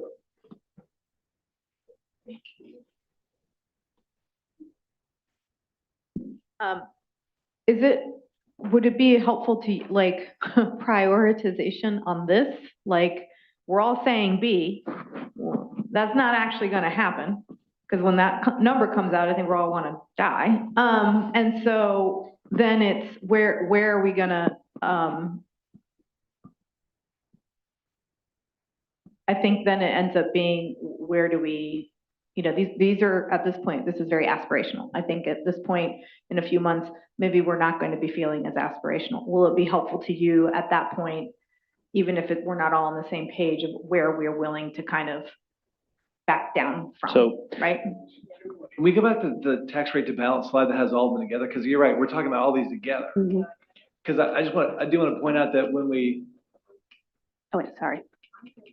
So while she's doing that, Councilmember, do you mind if I try to address that question? Well, I was just going to say that, so like, this is the tax rate of balance, which I like the way you've done this here. I just want to note that the half penny for parks we just talked about, that would make essentially this higher, right? Yes. Yes. That's not included in this. I just want to point that out. Right. So there's a reason we broke this up frame by frame, because it's a slightly different question for each frame. And the answer to your question is, this is an opportunity to give a ceiling if the ceiling is really important. If you choose not to give a ceiling, it doesn't mean I'm coming back with a higher tax rate. It means you are willing to consider a higher tax rate in these areas. I am still going to take the last 2 weeks of conversation and feedback to judge your priorities and then to look at all the departmental requests and your requests to try and reflect those priorities. So every time you vote not to put a ceiling, it doesn't mean that you're voting for a tax increase. It means you are willing to consider additional revenue.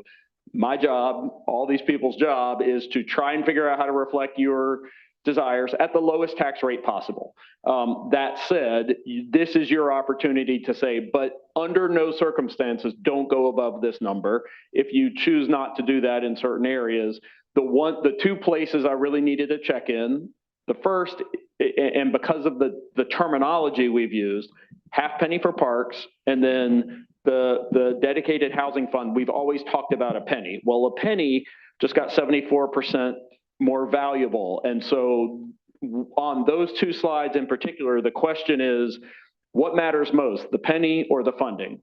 What you just said in the half penny for parks was, we want to go ahead and keep the half penny. And so that's not a adopted budget, but what that means is the parks DPR will come back with a proposal for what they would do with the additional revenue, and then you can make a final decision. For some of these others, you're really just saying, absolutely don't go above for this purpose, or I'm willing to go above. Does that help clarify what you're doing right now? Okay. Councilman Freeman, and then come back to you, Councilman Cook. Thank you. And I understand I've had the benefit of 7 other budgets. Councilmember Cook, ask as many questions as you need to. I am good. I just want to just state, I'm very good with the FY26 revenue neutral being at 38.87, with the exceptions of the debt service, the solid waste, and the transit, if that helps at all. That's all. Councilman Cook, I'm getting Councilman Cook, and then I'll come back over here. I assume we're going to go through them one by one. So I just am going to put out there that this was something that I had an issue with last year, that I know we're going to receive a draft budget. I would like to have designated time to discuss it, particularly since we're doing another major tax potentially another major tax change. I just want to make sure that when we're sitting here talking about like having a chance to come back and revisit, that that's not like, we'll get the budget and we'll be able to talk one-on-one. I would like for there to be time set aside. Maybe this is directed to you, Mr. Mayor. I'd like to have there to be time set aside for us to have this conversation again when we get these numbers back. Which numbers? Well, when you just said that we're saying that if we vote for B, then we're saying maybe we don't have that hard cap, but we don't know what number. You want to know what the proposed Right. expenditures balanced against that revenue look like? Yes, because we might prioritize differently. If it's a huge increase or something, we might decide that maybe a half a penny isn't the way to go, right? And I think that's kind of what Councilmember Caballero was saying, like, we might all have different priorities. So I'd like to have a time to discuss it again. Yeah, we can definitely, we're going to discuss it again. But I think what's going to happen is we're going to have to give Mr. Ferguson some time to massage and, see what he can fit in and what he can't. And then, we'll have to make those hard choices then. Yeah, but we can definitely do that at the next one. Yes, ma'am. Thank you. I think, and okay, so typically, and this is however many budgets I'm in, which is a lot. I mean, typically we do this and then we have a public hearing and the public comes out and they say their thing. There's a little bit of stuff sometimes, but often the work sessions that we then dig deeper in are after the city manager has proposed his budget to the public. So I think what Councilmember Cook is asking for is that process, that those kinds of work sessions or whatnot aren't necessarily after that proposed budget to the public. I may be wrong, but that has been the practice for however many budgets I've been on since 2018. And so I think that's what you're asking for. Okay, so I don't know that I would not be opposed to that because to your point, and this is why I was already here. When you get to the affordable housing thing, if you had to ask me, make it true to what we said, I'm going to put housing above parks, right? And so I think that's what the space that I think this council is going to need to have.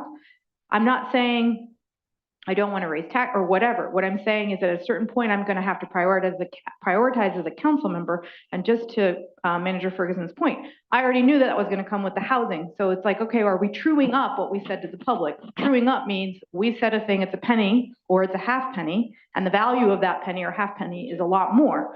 But if I have to make a decision in a few weeks or a few months, mine's going to be on housing.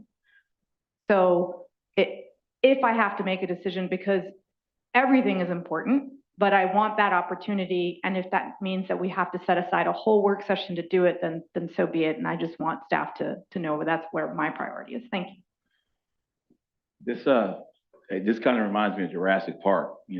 At first everybody's ooh, ah, and then there's yelling and running. For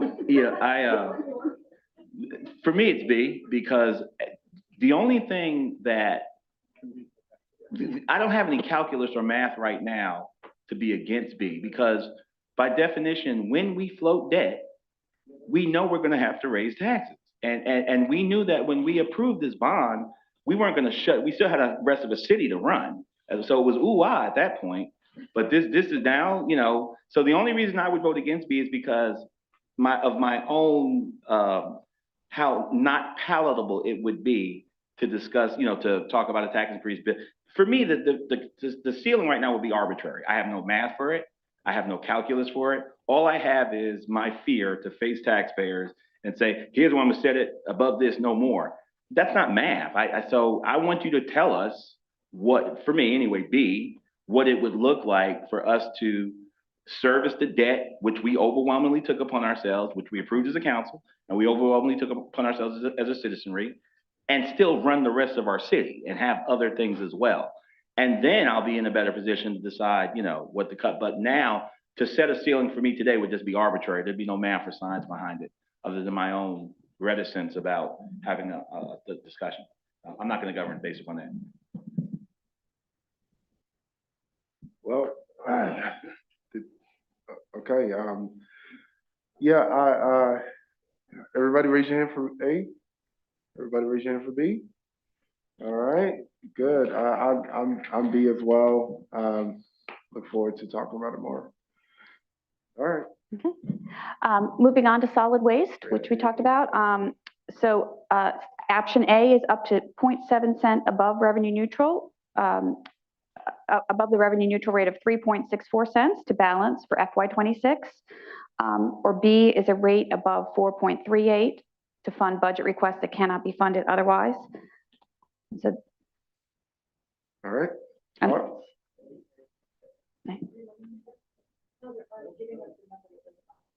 But, Can we use the mic just so we can, the 30 million people that are watching online can hear?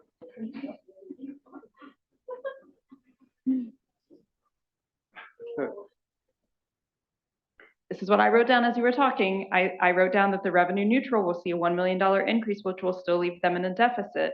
The balancing amount has a $5 million increase to cover the difference, which I think is B. Is that not true? no, so A is 0.7. So A includes a 0.74 cent above the revenue neutral. So if you went 3.64, you're right. If you went 3.64, that is that deficit you see in the multi-year.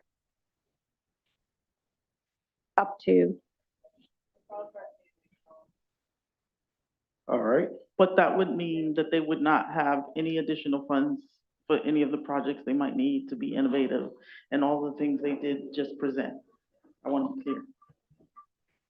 Yes. Yes, it would not include new initiatives. A would cap their funding, which doesn't mean they couldn't do new things. It would mean they would be directed if they wanted to do those things, they would need to find it within that target. Yes, ma'am.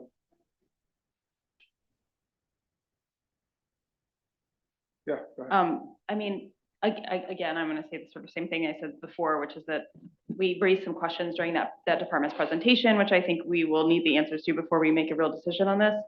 But we also, many of us expressed a real goal to have reduction in waste. And in order to have those innovative ideas like that, we might need an increase. So I think for this one, given what we talked about and our prioritization of minimizing our waste and that impact, I'm probably going to be leaning towards B on this one. But again, I don't know how that will stack up against the others, but I would like to see the numbers. Said, I've been picking B on this. I think been asking A, B questions. And part of this is some trust building. You know, I'm not expecting that if we pick B, we're saying increase, right, substantially or at all in all of these, but provide a little bit of potentially necessary flexibility so that you have the flexibility to look at the conversations that we've been having up here and make judgments, which probably you can't make today. You need to sift through all of this content, all this information, and we just need to trust that, you know, you'll do it in a way that balances the tax rate with the priorities that we've laid out as a council. So far I've been B on all of these, and that's the justification behind it. Any other comments? Thanks. I've been trending B as well. My only pause on this one is the conversation we had earlier. And there was some back and forth over time relative to other things. And I do want to see some of the service delivery option tweets in this area. So I would say a soft A on this one, with due respect to my colleagues, because I have been trending B. But on this one in particular, I really do want to know if the service delivery options can bring, you know, can defeat that deficit or bring it more to heel on this particular one, given the conversation we had earlier. So. I'll say real quick. So yeah, to me, this is all about priority setting. So there's so much we could raise, right? So we're raising the rate above revenue neutral to address the gap you talked about. As you said, Mr. City Manager, it's not to say they can't do new things. They have that new number, and within that, they'll hear our priorities and got to figure out what can we do new stuff versus what do we got to cover. So for me, A seems the right option here because we got a lot on the table. Yep, I'm going with A. So, Council, if you don't mind, could you raise your hand for A? If you're interested in A. All right, B? And one abstention?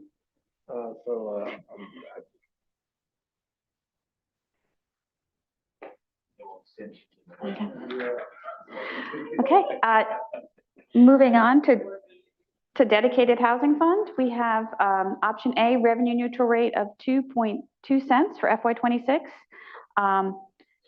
And option B, rate above 2.20 to fund budget requests that cannot be otherwise funded. And I do have another slide about 2 pennies for housing as well, too, is the next one. So that kind of like the way we talked about half penny. But in this scenario, revenue neutral for operating, which is those 2 pennies, is 1.3 cents, and the debt service is 0.90.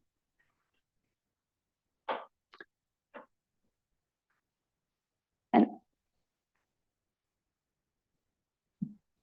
I have a quick question. As we're talking about debt a lot, I'm assuming one of our top priorities is to make sure we don't do anything to harm our credit rating. Yes. Yep. We're gonna get to a slide on fund balance.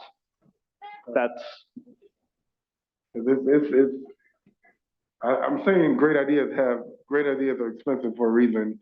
Yep. And I know we are. Yeah, let's just do it all. We're open right now. Any comments, colleagues? The relation between the penny for housing and the dedicated housing fund. There's a penny for housing in that dedicated housing fund, correct? so in the dedicated housing fund, the 3.38 cents is broken out between 2 cents for operating, and then 1.3 cents was added later on to cover the debt service. I believe that the debt service is fine under the revenue neutral rate of 0.9 cents. So if you wanted to keep, it would be, the decision point would be the 2 cents for housing, whether that 1.3, it currently under the revenue neutral rate would not be 2 cents for housing anymore, or for operating in that housing fund. It would be 1.3. The question is like the relation between this and the penny for housing. The half penny, you mean, it's 2 cents. We've always said 2 cents for housing. Oh, 2 cents, Yes, yeah. 2 cents, yes. That's the dedicated, the 2 cents for housing. You have another slide. Oh, I thought I did. I apologize. I do not. I had it in the other presentation. So we don't normally break it out. In the budget guidelines, we've always broken out the half penny for parks as a separate decision point. But you not break, so we have not broken it out. So we could break it out. It's included in the dedicated housing fund, essentially. It's included in the dedicated housing. So I'm sorry, Councilman Freeman, will you start? I'm sorry.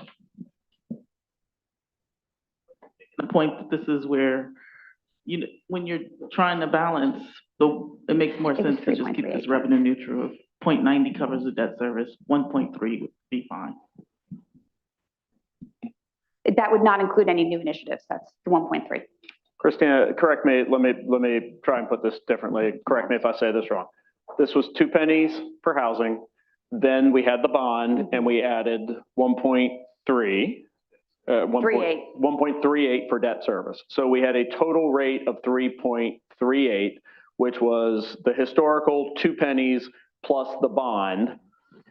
The options before you take that 3.38 through a revenue neutral calculation, and that's option A. So think of this analogous to the half penny conversation we had. If you're keeping the percentage, then it's option A. And if you want to keep fidelity to the number of pennies, then you would vote for B, which would essentially mean we might go above the funding, the dedicated funding that you've put into this fund. And I am remembering the conversation we just had, which is you guys struggle to make that conversation without knowing what we'd spend it on. So that is certainly an option, which is, we could tell you what we would spend it on. Otherwise, if you wanted to keep the percentage of the budget, that's A.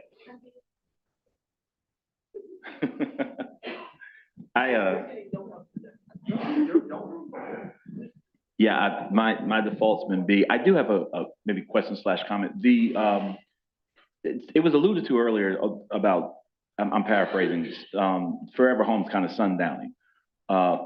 And I don't know that, how far into the future our projects. So there's a major project attached to this money already.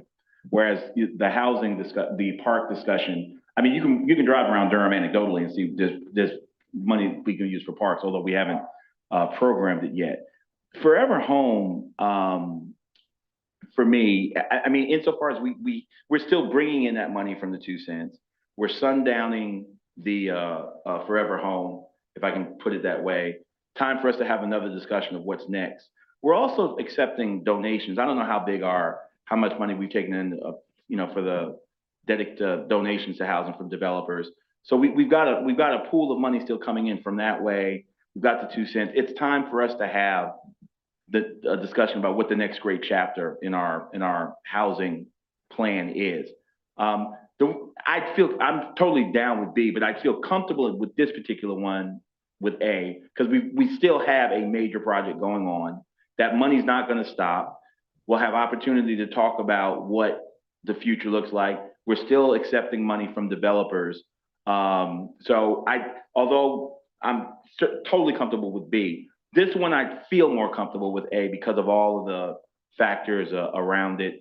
And we still got something on the table, something in the oven, so to speak, with Forever Home that we're still working on, so.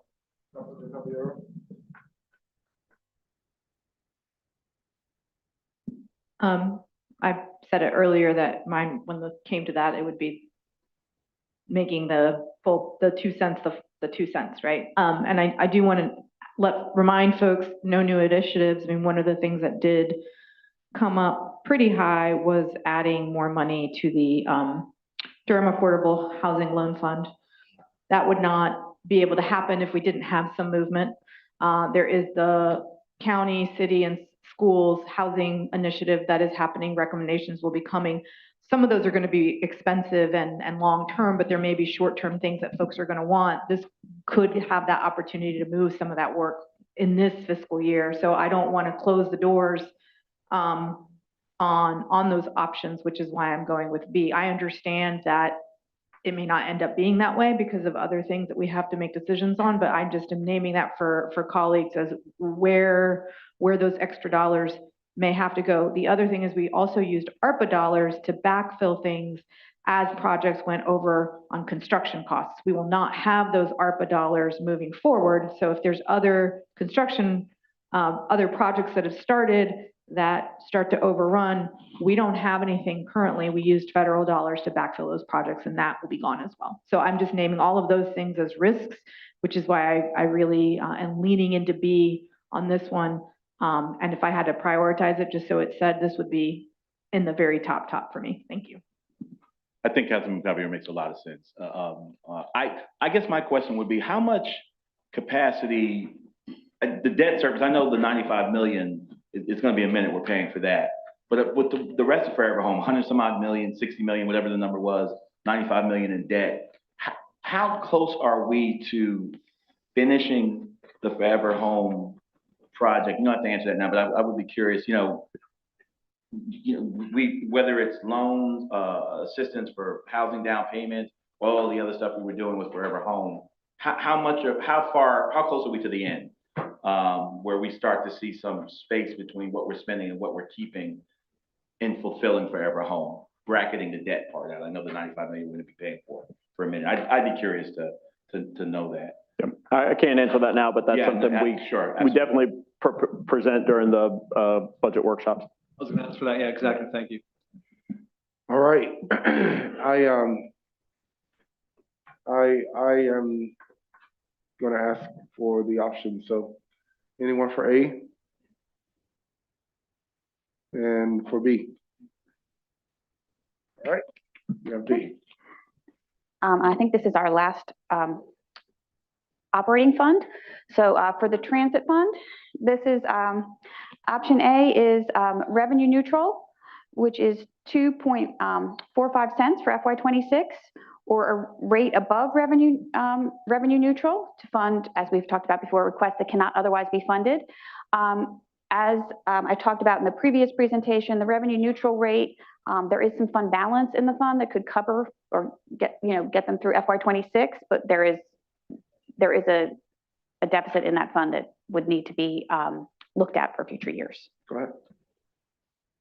Would definitely be B on this. I wouldn't say this is exactly where the 3.75 conversation has to sit for everything that we talked about earlier with the transportation presentation. And here's the thing. I'm assuming that those two presentations happened today for a reason. I don't know why I'm assuming, but I'm assuming. And those are the two areas that I want to see that move beyond the revenue neutral. Those are the only two. Thank you. Councilmember Baker? You said those were the two? I didn't hear what you said. Were what? Transit. Right, and that's where you want to go.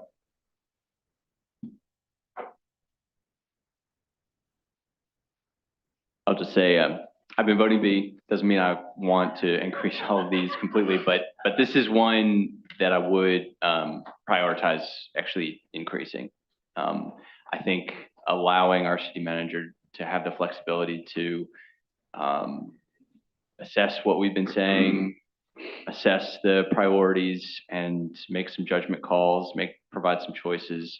But this is one where I do think that we, based on the conversations we've had today, the analyses that have been provided to us, where we actually will need to see some increases. Anyone else? All right, so option A, if you will, raise your hand. Option B. All right, unanimous. All right, so for the next, I have the Business Improvement District, or the BID, and the option that we have before you is to keep the revenue neutral rate of 5 cents for FY26. I don't have an option B, but obviously we can add. When you say you don't have option B, we don't have. Option B would be to keep it at 7 cents. Keep their tax rate, but yeah. This is not, so we don't have a record. We showed that option where you have previously talked about these many pennies. The bid has never been talked about as these many pennies. It's been talked about in terms of the revenue level. So if you wanted an increase to the bid, you certainly could direct us to do that. Otherwise, we would presume a flat funding level, or a revenue neutral funding level based on the tax rate that serves the bid. Okay, I see what you mean. Yeah, I would not support this actually. So this would lower it from 7 to 5, right? Yes. So right. Keeping revenue neutral. Yeah. Yeah. No, as the DDI representative, I would support the full 7 cents to increase the funding for the bid for the work they're doing. Okay. Yeah. I don't know if that's not an option here, but is there a reason why we don't see what that will be? Well, it would be the tax rate now. It's flat. You're saying because it's flat, we're just keeping it. Option B is keep the current tax rate of 7 cents, which would be a 74% revenue or revenue increase. Anyway. Or I'm sorry, that's the overall rate. Yeah, right now the bid rate is 1.6.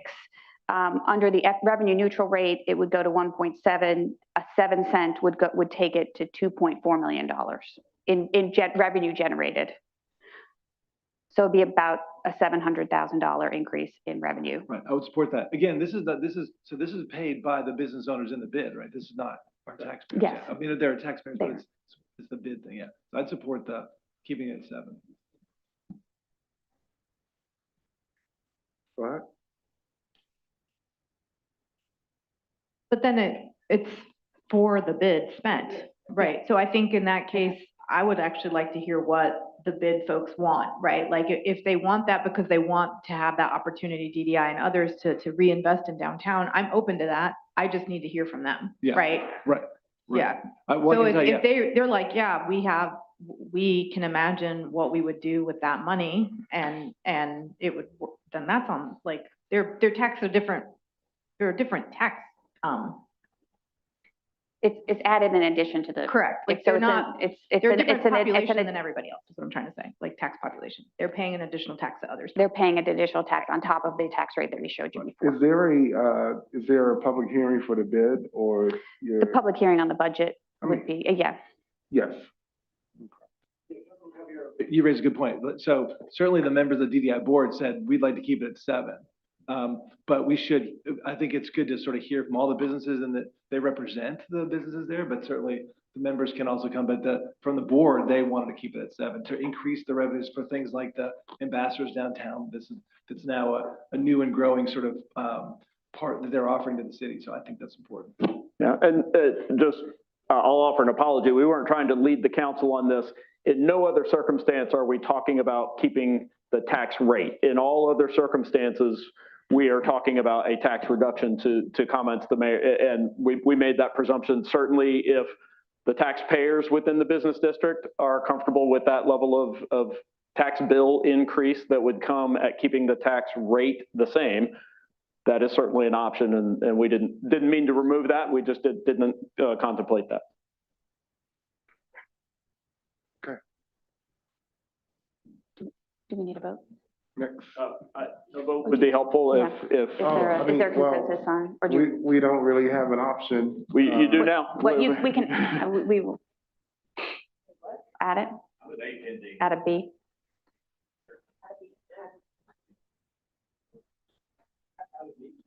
Yeah, I'm saying, I'm not supporting A. I'd say if there's a B, we don't have one on the slide. but- Yeah, I'm giving you a B. B is keep the tax rate at 7 cents. Okay. Okay.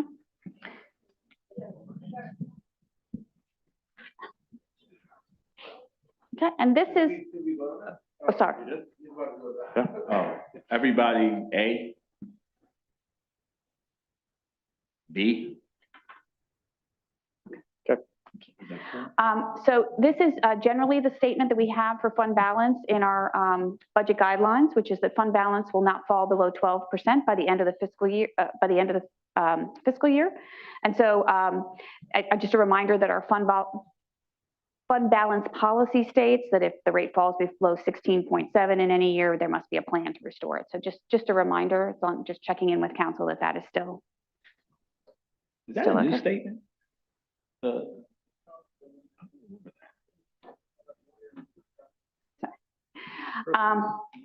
Moving on to water and sewer rates. So this is some proposed rates, and obviously these are rates that are proposed increases for water sewer rates. You will be getting a presentation by the water department, and this average increase will depend on some of the new initiatives and things like that get approved. But their estimate is that that they want to propose a rate that will not exceed an average of 8.5% for the average customer. And some of that increase is coming from some large CIP projects that they have as well. Okay. Stormwater, the proposed increase in rates that we got from the department at this point would not exceed 1.55 cents per month for the typical tier 2 customer. Just checking in with council, okay. Fee adjustments, this is a statement that we have in our budget guidelines. Fee adjustments will be considered as appropriate for better cost recovery. So departments will be taking a look at their fees, and just want to check in with council about that statement. Okay, we'll move on to expenditures or expenses. In our budget guidelines, we normally talk about our pay plan. As we've been talking about, our assumptions for next year would be that we will be continue to implement the pay plan that we have with general employees, pay for performance, the open range being 4 to 6%, our step plans at 5%, sworn police and sworn fire at 5%, and part-time employees a 3% average increase, which is. Councilmember. Thank you. It would be great if we could get the numbers of folks like on the pay for performance range. It's like how many employees are in there, and then how many folks are getting the 4%, 5%, and 6%, so that we can have a comparison to the standard 5%. Does that make sense, what I'm asking for? you're asking for how many people are in the pay for performance plan as opposed to the 5% or step plan? Is that what you're asking? Yeah, but The I would love to difference? have a number of like, the number of employees last year or now who got a 4%, the number of employees who got a 5%, and the number of employees who got 6%. So that we can understand, you know, if everyone's at 5%, does it make sense? And I'm not saying to fix it now, but if that's where everyone is that just what, that like that we move away from that range, just like we kind of tweaked. I can't remember, we increased that percentage from 4% to 5% to make it fair. Is it then movement moving forward again within the open range plan? That's all. Thank you. And I'm not expecting a decision this year. I just would love to see the information. Thank you. I think your last statement gave the clarification I wanted. I don't know, I'd be happy to get you that data. I think it's more relevant to a pay plan conversation than a budget conversation. I think we want to just make sure on this that council is committed that we'll continue to keep the pay plan in this. Okay. Yeah, and from a budget standpoint, we budget about 5% for that pay for performance plan. For proposed benefits, these, supplemental retirement is 5%, our 401k, which is not a change, it's the same as we had last year. Medical insurance, this is the city's portion of medical insurance. We are budgeting a 6% increase, budgeting no increase in dental insurance, and then our local government employers retirement system is increasing to 4.35%, and that's the employer contribution, and that is not something that we have any control over, but just something that we want to make you aware of. Again, these are things that we have had in our base budget before that show up in our budget guidelines. Street resurfacing, we have 11 million in the operating fund, and then up to 4 million that can be used for fund balance. Maintenance replacement, 1.2 million, which is not a change, but the same as we've had in years past. And then fleet replacement, funding our 10-year fleet replacement plan.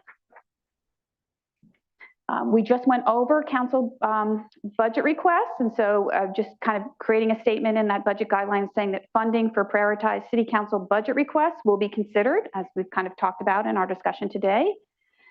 And then programs, this one is our final statement that we have in our budget guidelines, but the administration will look for ways to improve efficiency, phase out completed programs, and stay focused on current priorities, which is something we have been talking about today as well.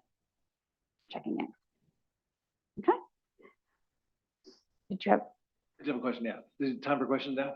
Well, I was just gonna go through next steps. Oh, yeah, just so let me do that. So our budget guidelines, I'm going to develop the budget guidelines as you have been traditionally used to seeing them. I will be bringing them back to the work session on March 20th, and then the council can adopt the final budget guidelines on April 7th at their council meeting. Okay. So from my question, is could you go back to the slide of the property tax bill where there was the house that showed the picture of the house?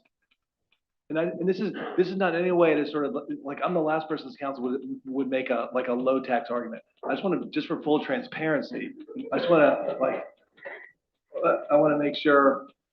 Okay, that's right. So it's a revenue neutral rate. Would be for that homeowner as a modest tax increase, right? Because there's a cost increase built in that, right? So could you estimate at the 4287 rate was the one that was the sort of like base one that you were sort of showing in that one slide, right? And then what we've talked about here is going above that, right? So could you just explain or roughly give us a sense of at the 4287, which was that sort of in that one slide was the kind of like that was the sort of what'd you call that number? That was the sort of balancing. Yeah. So what would that new tax bill be for that homeowner at the 4287? I'm going to ask my budget. That'd be helpful. I think. Because we've obviously with our sort of voting, we've kind of gone above that. I just want to, again, just for full transparency, want to be, what we're looking at.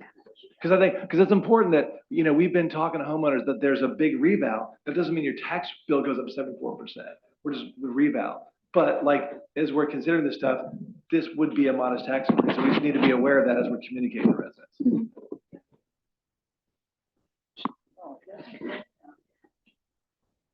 JJ's doing math.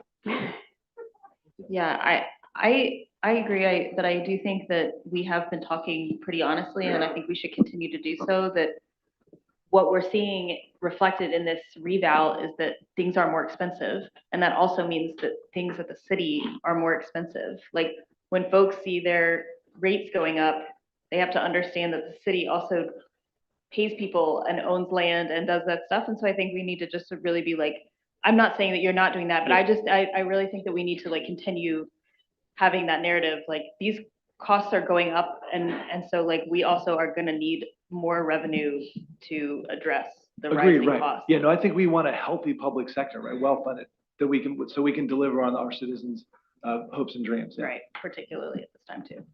Go ahead. We have an answer to your question. Oh, real quick, what's that answer?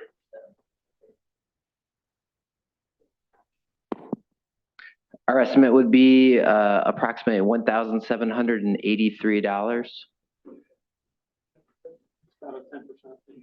It's about a 10% increase over the revenue neutral. $1,783. Over the 300. Councilmember Baker. What role does the city currently have with the low-income homeowner relief program? Because I know that came from the city and then is now a function of the county. And I'm not sure, does the city have a role in that still?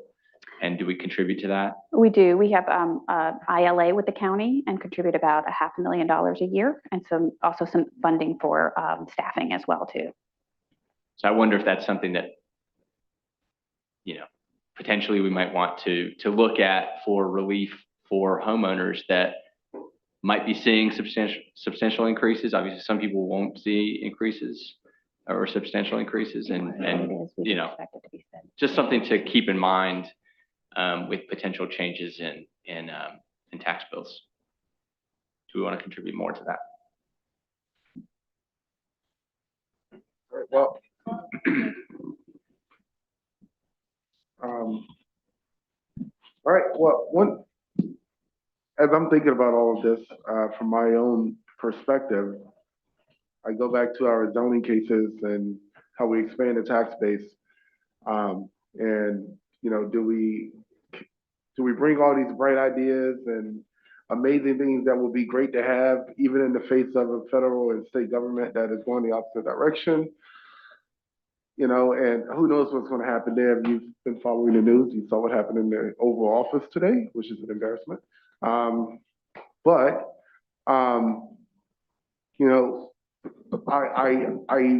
just want us to make sure that we are considering the impact that this is going to have on residents as we try our best to do all of these amazing things.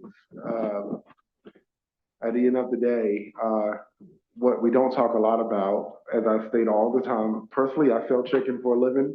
We don't sell chicken and lemonade in the city, but there are innovative ways where we can encourage more revenue, especially through our commercial sales tax revenue.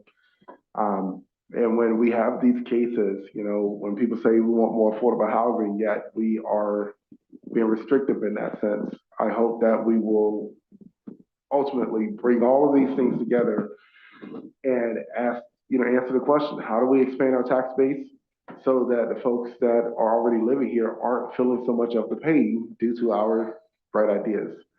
I just like taking a very holistic approach to governing. And I really appreciate my colleagues. I appreciate you guys for what we are doing today.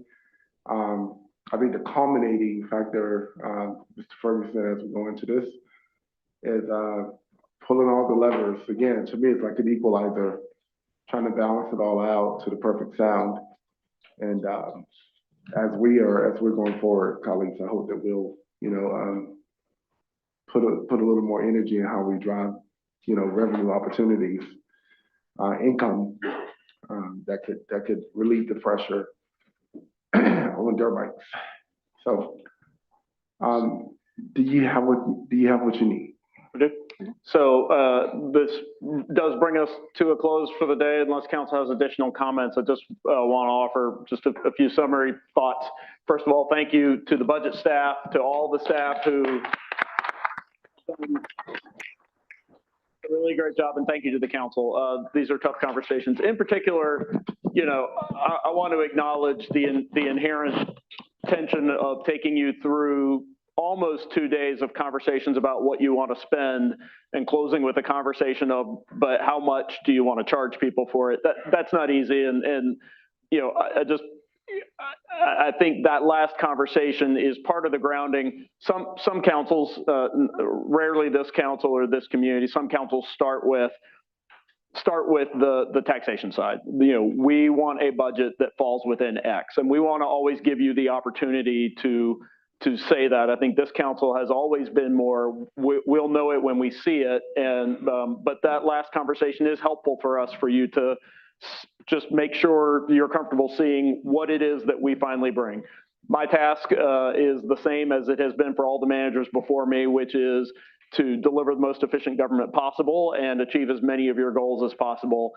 I feel confident that you know that we can't do everything and that we can't charge our residents. And so there's nothing that happened over these 2 days that changed that dynamic. What you've done is you've given us some really valuable feedback about what you care about, where you're at now. You played a little bit of checkers and a lot of chess, and that's really, really helpful for me. So I feel very confident that we got a lot of value out of these 2 days. I really appreciate the time. You guys did an excellent job giving us the feedback we need, and I hope you guys have a great weekend. I look forward to all the work that happens next, and we'll see you in mid-May when we're presenting your budget for this conversation to continue. Thank you. Thank you, colleagues. Thank you, Mr. Ferguson. Thank you, staff. Thank you all. We're adjourned at 4:20.